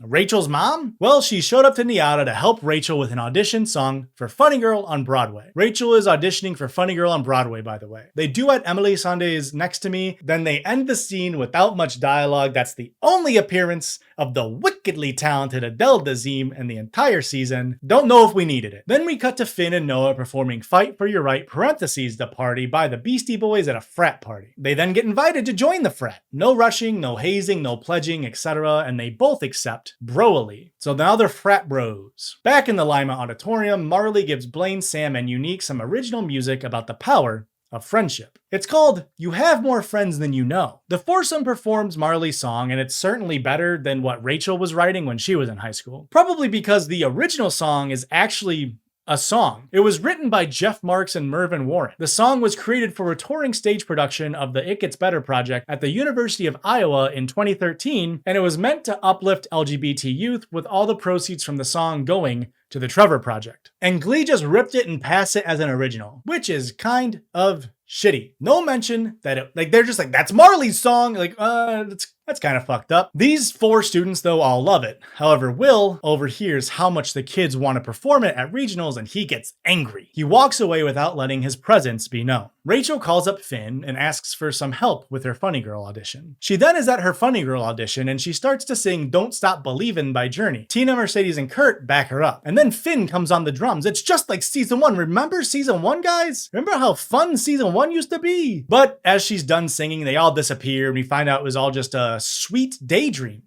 of Rachel's. She actually was auditioning, but her friends were daydreams. It's sweet dreams, sweet daydreams. Later, we learned that this performance netted her a callback for the role of Fanny Bryce, because Rachel has never been denied a single goddamn thing on this show. Back at Lima U, Puck gets pissed at Finn for partying too hard. Yes, Puck is mad at Finn for drinking and partying. He convinces him to get back on track to become a teacher and defy the odds. They shake on their shared promise to be better people than what people expect of them. We've always known we were special. This is our chance to prove it. Yeah.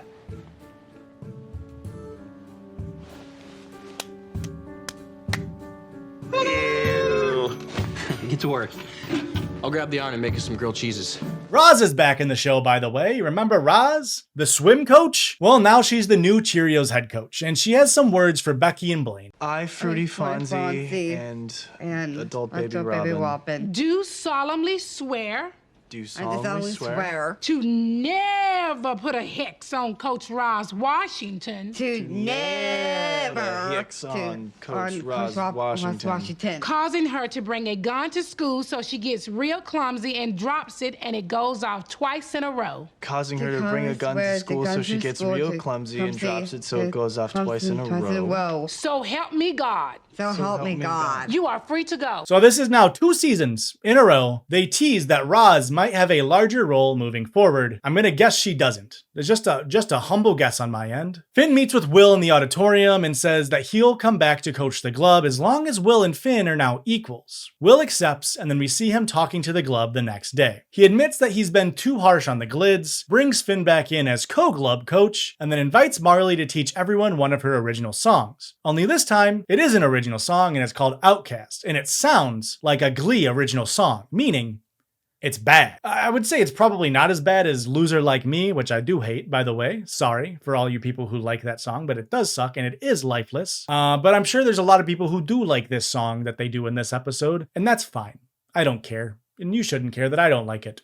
I'm just a guy on YouTube. Season 4, episode 20, at Smoke It If You Got It.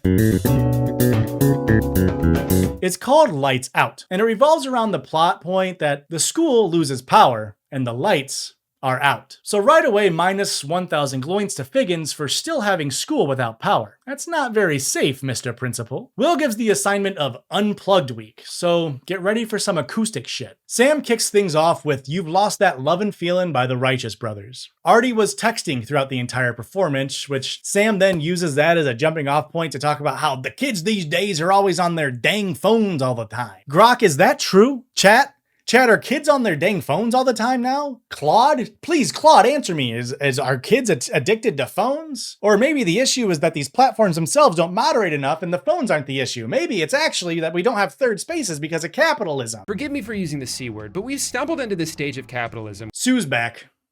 Not at the high school, but she's back as a personal trainer. Blaine enrolls in the class to surprise Sue. He wants her back at the school. Fact, if I hadn't mistaken you for a butch Israeli girl, I would have never let you in here. B, the fact that you survived my Boot Camp 101, also known as Sue 90X, trademark pending, I will allow you to speak. Just don't sing. I'll admit, I rejoined the Cheerios with the sole plan of destroying you from the inside. Admirable. But now that you're gone, I can see that all the Cheerio girls are lost without you. And frankly, as student council president, I'm a little worried about the kind of advice Coach Roz is giving. And that is why you've all signed up with Dr. Fong to get a couple of those fatty ribs removed for flexibility. What? So Blaine has sussed out that, the gun story isn't exactly what it seems, and he implores Sue to try to set things straight so she can save the Cheerios. So, R.I.P. to Roz's character. She ain't gonna last long. In New York, Vogue.com, not sponsored, editor Isabel Wright, aka SJ Glee, has informed Kurt that she needs him to work the New York City Ballet Gala and to bring friends. Rachel happily accepts, and Santana, having a bit of an identity crisis, she reluctantly joins after hearing she'll get a free dress from Vogue.com, not sponsored. Ryder is ready to perform his unplugged song, and he has chosen REM's Everybody Hurts. And here's a fun fact. Blake Jenner actually performed this on the Glee project first. Now, I guess that wasn't that fun of a fact. Sorry for getting your hopes up. Ryder shares with everyone that he told his catfish a secret, and he doesn't trust that that secret doesn't get out. So to get ahead of it, he tells the entire club his secret. When I was 11, I was molested by my babysitter.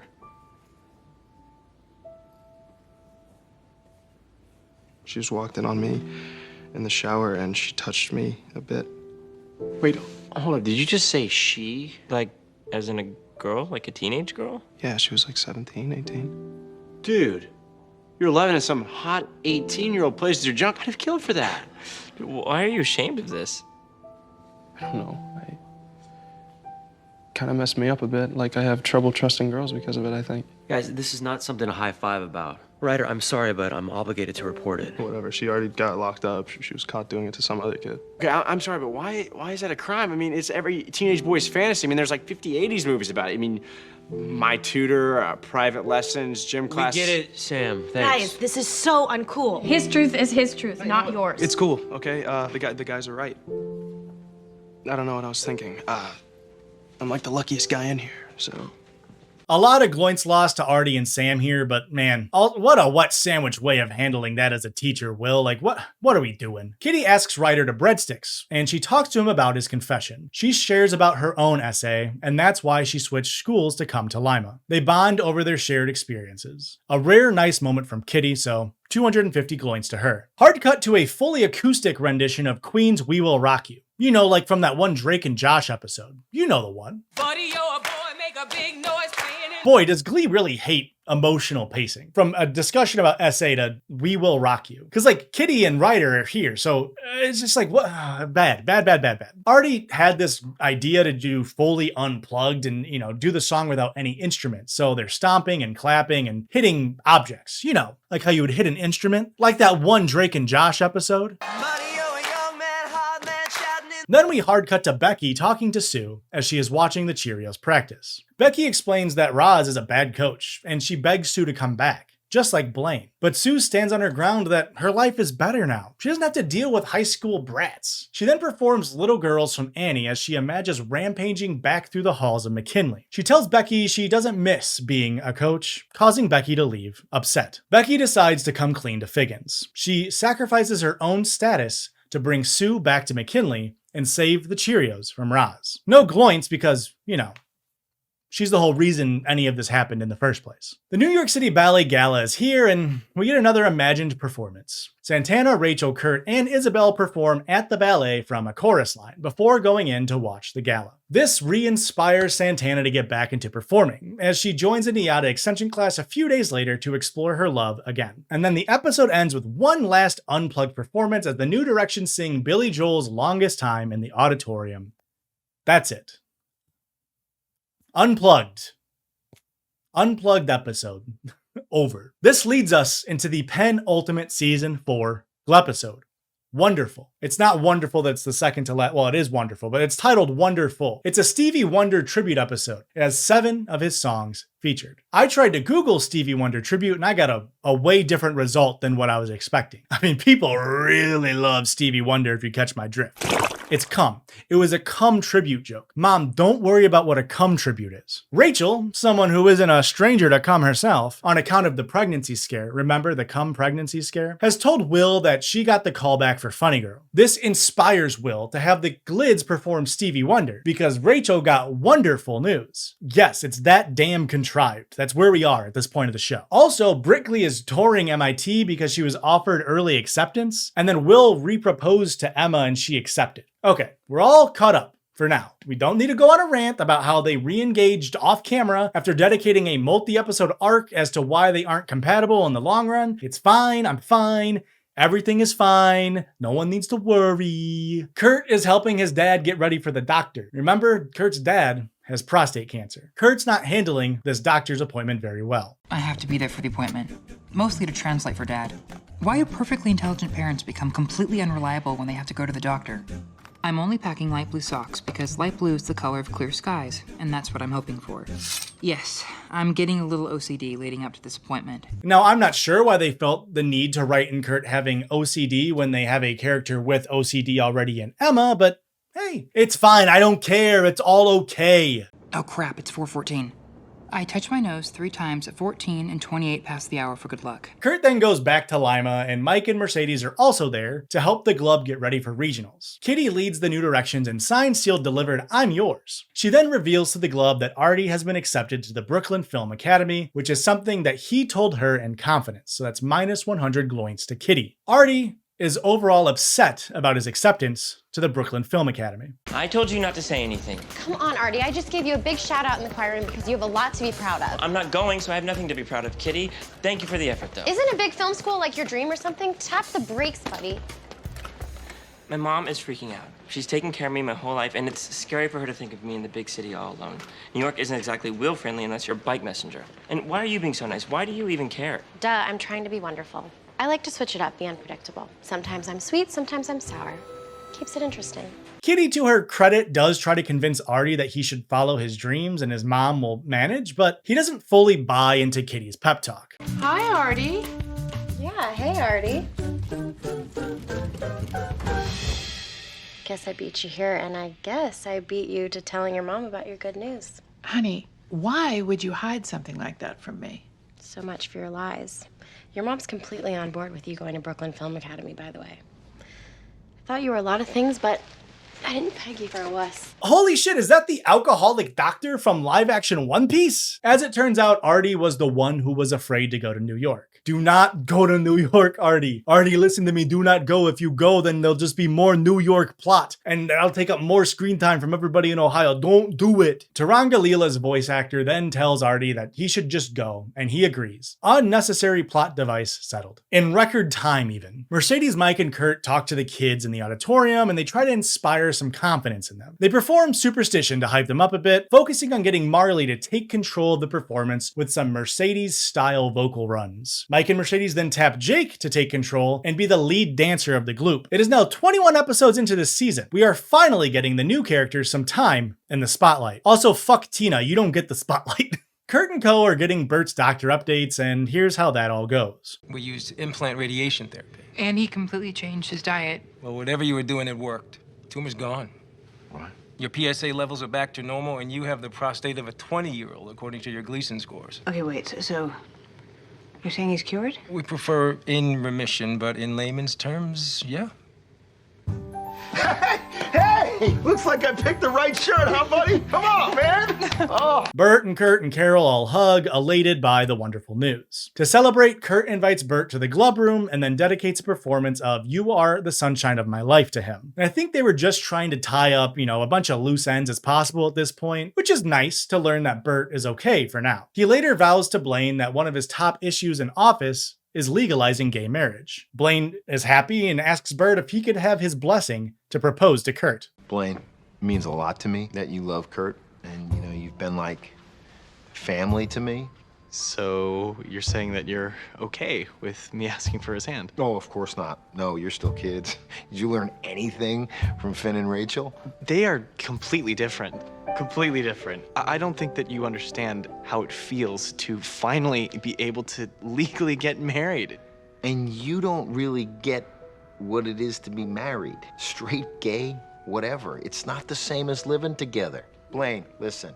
Let's sit down for a second. And I don't know how, against all odds, the Gliders managed to perfectly capture a perfect representation of a good guy, Midwestern guy in Bert's character, but thank God they did. 1,500 gloints to Bert. In New York, you can be a new man, and Cassandra July learns that Rachel is getting her funny girl callback. She then decides to lay the pressure on Hick. She moves her final to the following day and then says she'll be in attendance at the callback with the Barbara Streisand, all while calling Rachel ugly. What could CJ's plan be here? Who knows? We're back to Mike and Lima. He wants to showcase Jake, and they perform I Wish. I'm not sure if I've properly communicated in this Glidio just how talented both Jake actor and Marley both are. It's just a damn shame that Glee is so addicted to Rachel, because the show just squanders so much talent and potential plot lines for the shitty New York antics. Speaking of squandered talent, turns out Mercedes' producer is fucking her over on the album that is slated to be released. He tried to push her to show more skin on the album art, but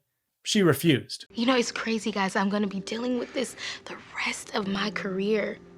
Everyone is gonna want me to look like Beyonce, and no one is gonna be satisfied with me, Mercedes Jones. And they're crazy, and you don't want to be in business with people like that. You're not actually considering, are you? I've been working on this album for a year. I need it to come out. Mercedes later decides to release the album on her own, without compromising herself to abide by what the record label wants. She celebrates by performing Higher Ground in front of the Glub after passing out her self-distributed CD. I mean, I can't give too much props to the gliders here, because this Mercedes plot is still focused on her, being fat, but it's a little bit of kudos for constructing it in a way that allows Mercedes to actually have autonomy and feel wonderful in her body. It only took 87 episodes. CJ and Rachel then walk into the dance room for Rachel's surprise midterm. Only it turns out everyone there, including CJ, is there to help her get ready for her Broadway callback. They then all sing Uptight, parentheses, Everything's All Right, in Cassandra July's last appearance and musical performance of the series. The episode ends with Artie announcing his plans to attend the Brooklyn Film Academy and inviting everyone to a performance of For Once in My Life in the auditorium, which, of course, the rest of the Glids join in on in a music video-esque style. Wonderful. All or Nothing. That's the title of Season 4's final episode. Regionals is here. But first, let's check in on how they wrote out Heather Morris's Brickley, since that's the opening scene of the GLEP. Brittany scored a 0 on MIT's entrance exam, but they noticed something else interesting about her test. We would like to ask you about these numbers that you scribbled on the back of your test. Yeah. I don't know. I didn't know any of the answers on the test, so I had all these numbers swirling around my head, so I just decided to write them all down so my brain would stop feeling so tickly. When you start in the upper left-hand corner and read it from left to right, it's a prime number. Okay. Normally, you'd need a supercomputer to find a prime number that large. Totes. But when you start from the upper right and read it from right to left, you get Avogadro's constant. Sweet. That's not even the most amazing part. When you start in the lower left-hand corner and read the number counterclockwise, you get Planck's constant, which is fundamental unit of measurement in quantum mechanics. We don't even know what it means. We believe that what we are now calling the Brittany Code. The Brittany Code. Will go down in history as the most important scientific breakthrough of the 21st century. I think this is what people who don't understand math or science writing math and science sounds like. Because none of that matters. Is it cool if it was true? Sure, I guess. But Planck's constant, 6.626 times 10 to the negative 34th joule seconds, used in quantum physics to explain light emitted in black body radiation, is in no way related significantly to Avogadro's number, 6.022 times 10 to the 23rd, which is just used in chemistry to know how many particles there are in 1 mole of a substance. There's a molar Planck constant, which is of course used to know how much energy is in a mole of protons, but that's just a product of the two values. That's just A times B shit. And I love prime numbers as much as the next guy, trust me. But I find it very hard to believe that Avogadro's number backwards, and then having that somehow align with Planck's constant in a counterclockwise direction, would result in a prime number and have it be anything other than a coincidence. Especially when you consider, and stay with me here, both of those numbers start with the number 6. Meaning, Blake, zoom in on the bottom right of the sheet of paper they show for Brittany here, that the so-called prime number would have to end in 6. And any number that ends in 6 is divisible by 2, thus making it not prime. The MIT folk ascribe Brickley to be the smartest person since Einstein, which I think is a slap in the face to not only the math and science world due to Glee's lack of interest in even conceptualizing a somewhat plausible Brittany code to show off, and it should also be a slap to the Glee fans. Because what was the point of the flanderization of Brickley's character to just be a stereotypical dumb blonde cheerleader type, only to turn around and be like, actually, she's a genius. It didn't matter the whole time. She was actually really, really smart. Back to regionals. They're to be held in Indianapolis, Indiana. I just found out because of safety concerns related to late season tornadoes, Indianapolis has declined to host the competition. So, as defending champions, we're having regionals here in our auditorium. Your home court advantage, yo! Ryan Murphy really just hates the Midwest, huh? First Chicago last season, now Indy. But how much budget went to shooting pickups in New York this season? Like, you could have afforded to shoot in Indianapolis. This Midwest erasure will not be tolerated on the Hashan channel. You know what? I'm not covering the rest of this episode.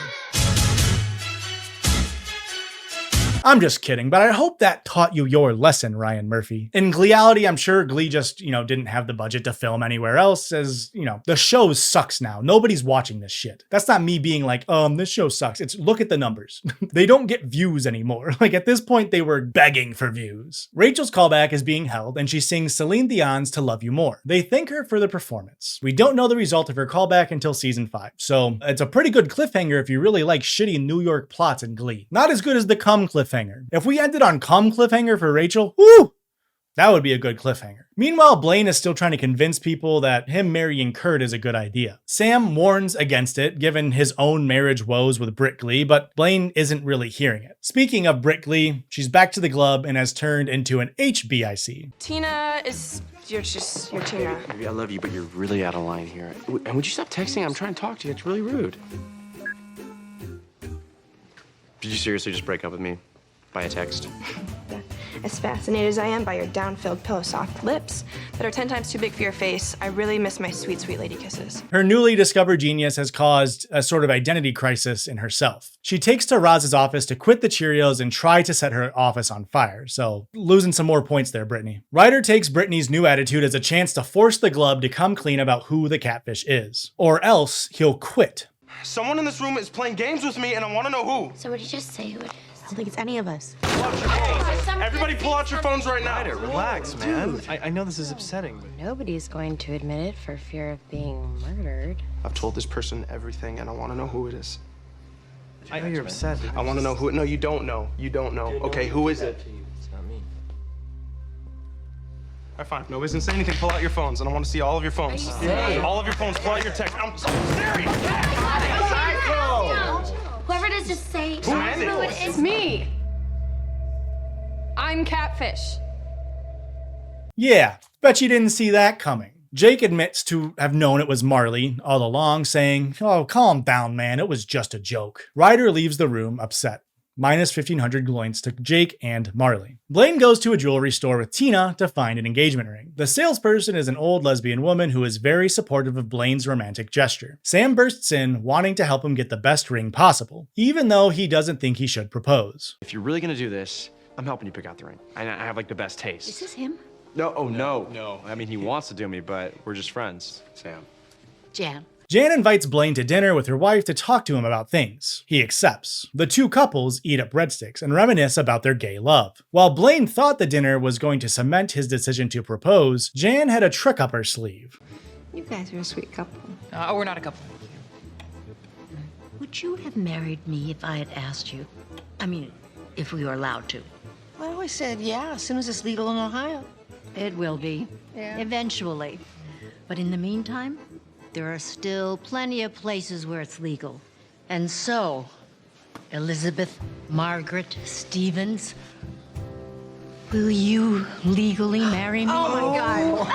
Oh my God. Oh, is this happening?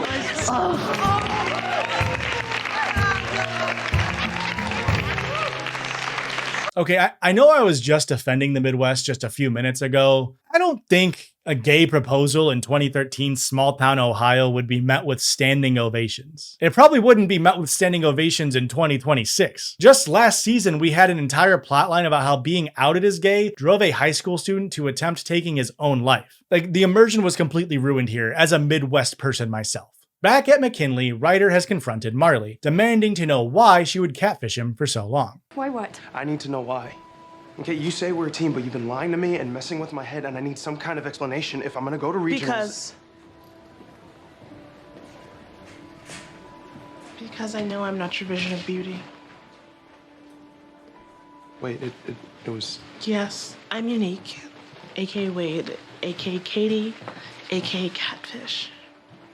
Okay, so minus 1,500 to unique, and we'll give some points back to Jake and Marley. They still lose points here, for being in on it, but not too many because they weren't the ones doing it. Unique apologizes, but Ryder doesn't accept it. He tells Unique that he never wants to talk to her again, and then he leaves. Then regionals start. We get the Waffle Toots, a play on cake farts, performing Rainbow Connection as performed by Kermit the Frog. Strangely, the second time he's been an attributed artist on Glee. Backstage, Ryder tells Will that he's quitting the club after their regionals performance. Then, the Hoosier Daddies perform Clarity by Zed, followed by Wings by Little Mix. Between all of this, Sam has called Santana and told her that she needs to help Brittany, so she teleports back to Lima from New York to talk to her and has convinced her to rejoin the Glee Club. So before the New Directions take the stage, Brittany shares with everyone that she's been offered early admission to MIT, thus writing her out of the show. This is something they told us and the Glee Club last episode. However, to accept it, she has to leave immediately. So that's why she's been having a meltdown. She didn't know how to process the emotions. My entire life,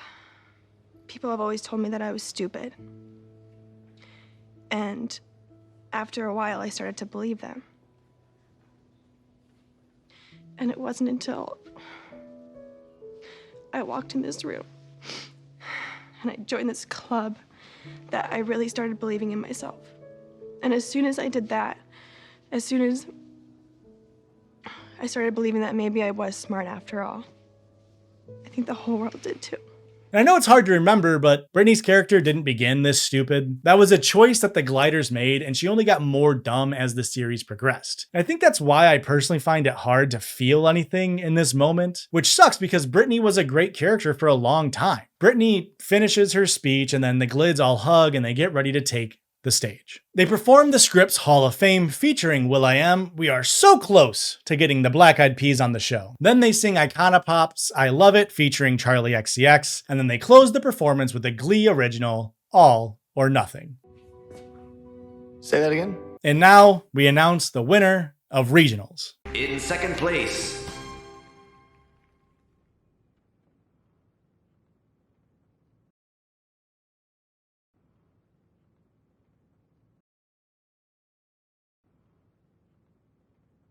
from Indianapolis, Indiana, the Hoosier Daddies, and first place goes to McKinley High, New Directions. Yay, they did it. Even though they only got there because the Warblers juiced and then they just forgot about the other Glee Club that actually deserved it.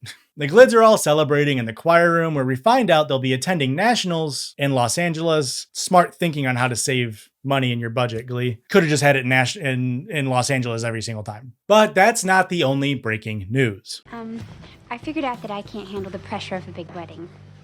So I told Will if we're gonna get married, that I wanted an intimate ceremony in a special place, surrounded by the people that we love. Are you guys seriously throwing a surprise wedding? Just like Brooke Burke and David Charvet? Yes. No music, no reception, no planning.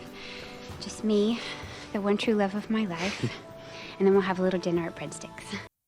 No, that's not why they couldn't get married. It's because Will is ungrateful. He's not thoughtful. Finn assaulted Emma and then had to keep that a secret. Anyway, Will and Emma get married. I can't believe this is happening. I can't believe it's happening either. Inspiration for Marvel's Squirrel Girl. Boy, this would have been really awkward if the New Directions lost regionals, right? Imagine they all lost and then Will and Emma are like, hey, we're getting married too, by the way. Then the season ends. That's where they end the season with Blaine holding a ring box behind his back, looking at Kurt as the rest of the Glids cheer Wemma's holy matrimony. And that is the final arc of Gleason 4 regionals. An arc that saw Roz come back and take the top Gleeville spot, racking up minus 3,600 gloins. Sue and Becky end near negative 1,800, mainly due to, the gun shenanigans. And Will and Bert end up with 2,700 and 1,500 gloins respectively for their heroic acts, at different stages. But that is just for the last arc. Let's stop talking about that and let's talk about the season as a whole, and then later the series leaderboard thus far. For season 4, we can go back to a handy-dandy tier list. In F tier, we have the worst of the worst, and it should surprise no one that we have Noah Puckerman at negative 22,725 gloints, and Sue at the bottom with minus 35,100. Puck sleeping with a minor certainly didn't help his case, and Sue, just doing Sue things, as she does. In D tier, we have Tina, Roz, Brody, Rachel, Finn, Kitty, and Cassandra July. Tina racked up 3,700 Gleeville points, a large chunk coming from the Vapo rape. On the other end is Cassandra July with minus 9,600 points. A lot of those come from constant harassment of students, calling Rachel Schwimmer, although having inappropriate relations with a student of hers, certainly didn't help. Kitty shouldn't be a surprise here either, given her ED-inducing antics. And then the love triangle of Finn, Rachel, and Brody. Rachel walking in on Brody naked in episode 1 was the bulk of her gloints, while Finn picked up plenty for punching said naked guy. Among other things, like doing a sexy calendar fundraiser for high schoolers, saying the R slur to a baby, etc. You get the gist of Finn. Brody hiding his sex work also wasn't good for his spreadsheet standings, and Roz came in late, but came in swinging, hurling insults and pushing plastic surgery onto the Cheerios. Then we get the C tier. Figgins' ineptitude as a principal lands him at minus 2,900, the lowest in the tier. Then we have Brittany, Becky, Santana, Unique, and Blaine, who has minus 1,000 gloints. Blaine cheats on Kurt, Unique catfishes Ryder, and Becky brings a gun to school. These are all flawed characters, often acting out of impulse rather than malintent, but that doesn't protect them from the glist. The B tier are characters who just barely sit in the negative over the full season. Artie is the lowest in this tier with minus 700, and then it's Ryder, Sam, Jake, JBI, Sugar, Joe, Quinn, and Kurt, who tops the tier with only minus 50 gloints. Not much to say here, as these characters either didn't get much screen time like Joe, Sugar, and Quinn, or were pretty neutral leaning with maybe a few Gleeville actions like Ryder's outbursts or Artie's transphobic statements and downplaying of Ryder's SA. Finally, on the positive side of things, we have the A tier. Marley's mom, Beast, and Marley, 150, 150, and 225 gloints, respectively. These characters all exist solely to be hate sponges for other characters on the show. Marley's mom is, of course, teased for being fat. Marley is teased mainly for, being too talented, and Beast for being too masculine. The reward for not being considered bad people, I guess. Then the creme de la creme, the tippy top, with the second highest gloint total, we have Bert. Good old Bert. He sits at 1,450 gloints through season 4, pushing through all the noise and defending queer rights till his last breath. And then finally, boys, girls, and NBs, we have the single most glud person in season 4, Will Schuster. I know, please, stop booing, please. It's the math, it's not my fault, it's math. And unfortunately for all of us Will haters out there, he did technically risk his life to save students during an active shooter event. Stupid? Yes. Good guy thing to do? Certainly. Even with his mistreatment of Emma, his mistreatment of Finn, his mistreatment of the Glub students, you get the idea. He ends with 2,125 gloints in season 4. And now we can total all of the gloints through all 47 characters I have tracked through the series thus far. So let's throw to the graphic.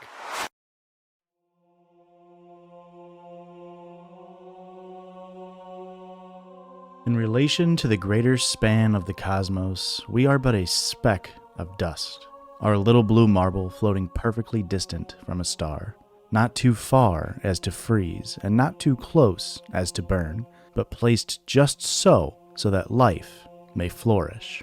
The Earth is 4.5 billion years old. Humans have only existed for 300,000 years. Just 0.000066% of the Earth's age. Glee debuted in 2009, 17 years ago. 0.0057% of the time humans have been on Earth, Glee has existed. Which does mean the ratio of Glee to humans is 86 times larger than humans to Earth. And all of that leads us to ask the question, who is the most Gleeville person through seasons 1 through 4 of Glee? Well, let's take a look at Lima, Ohio, the imagined home of the Glee sitcom. Though Lima has something strange hovering in its skies.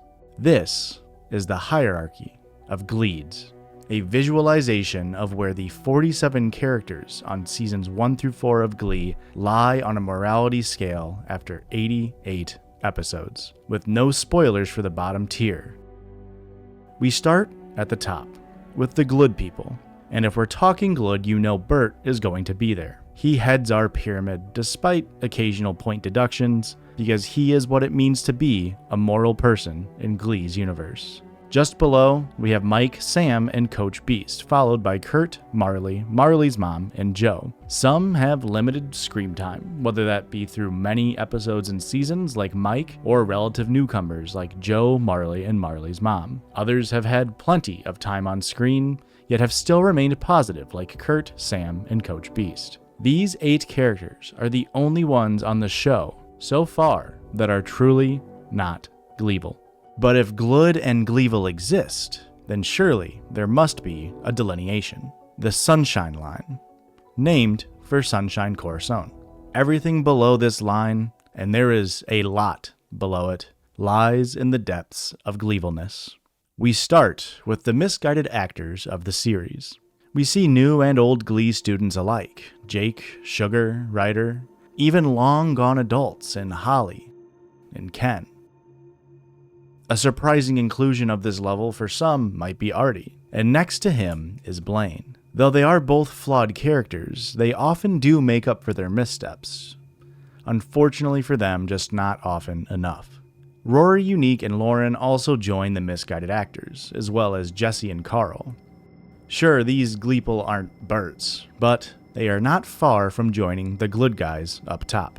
The next gloop is just a bit further from the light. We dive deeper to find ourselves staring at the somewhat Gleevil characters, Kendra being the first. A small role, but filled with hatred. We then have Mercedes and Emma, who definitely get the short end of the stick when it comes to writing choices, but that does not save them from the hierarchy of Gleeds. Tina and Sebastian are next, sharing their love of abusing Blaine, either through slushies or vapo-raping. Roz, Becky, and Brody follow the 2 Blaine abusers. A Sue clone, a Mini Sue, and a piece of cardboard.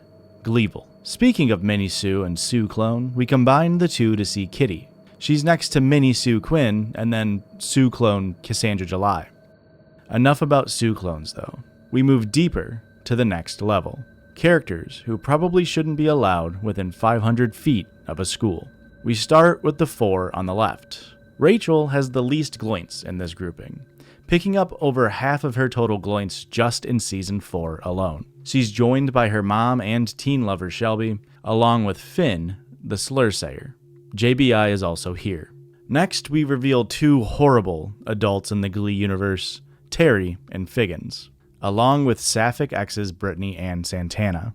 Santana and Terry fall into the intentionally Gleevil category, while Figgins and Brittany are more in the ignorantly Gleevil camp. At the end of the day, they're all Gleevil. To finish out this level, we see Karofsky, Cooter, Sandy, and Will Schuster. Will ends just a bit lower than his ex-wife, though him saving Brickley during the school shooting this season brought them closer than they otherwise would have been. The other 3 are just some of the worst people we've had on the show when it comes to bullying, sexual predatorness, and physical abuse, despite their limited screen time. And then, finally, we have the worst of the worst, the deepest level, reserved for actual predators. We remove the veil to find the best of the worst of the worst, Puck, totaling nearly minus 50,000 gloints. Puck is definitely Gleevil. He only seems to get worse as the series goes on. Assaulting Kitty this season is just the most recent in a laundry list of Gleevil actions. Though Puck is a victim too, we see one of his first on-screen abusers next, in April, teaching the Glids how to steal, drinking around them, and yes, hooking up, in heavy air quotes, with Puck while he was a sophomore in high school.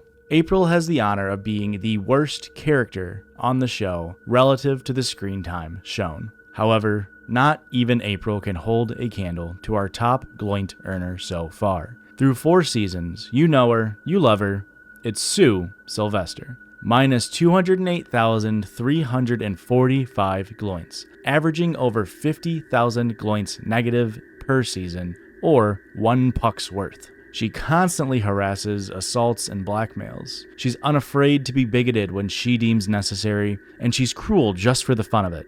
SS Rowling is the epitome of gleefulness on the show, and I don't think a world exists where that changes any time in the future. This is the hierarchy of Gleeds through 88 episodes of the show. 33 episodes remain in the series. Has all of this just been for naught, confirming what is already widely believed? Or do those final 2 seasons hold the real answer to the question, who is the most gleeful person on the show?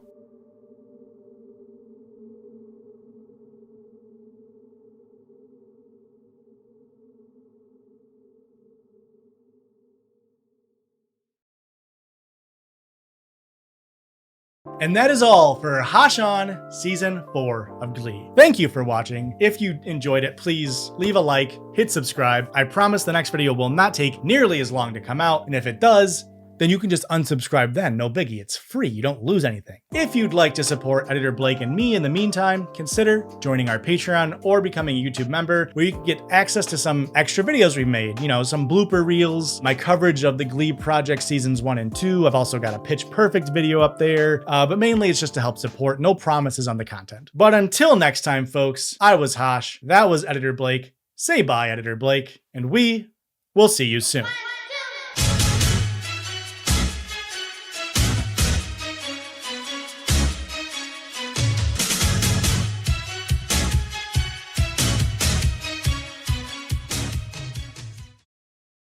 Ba-ba-da.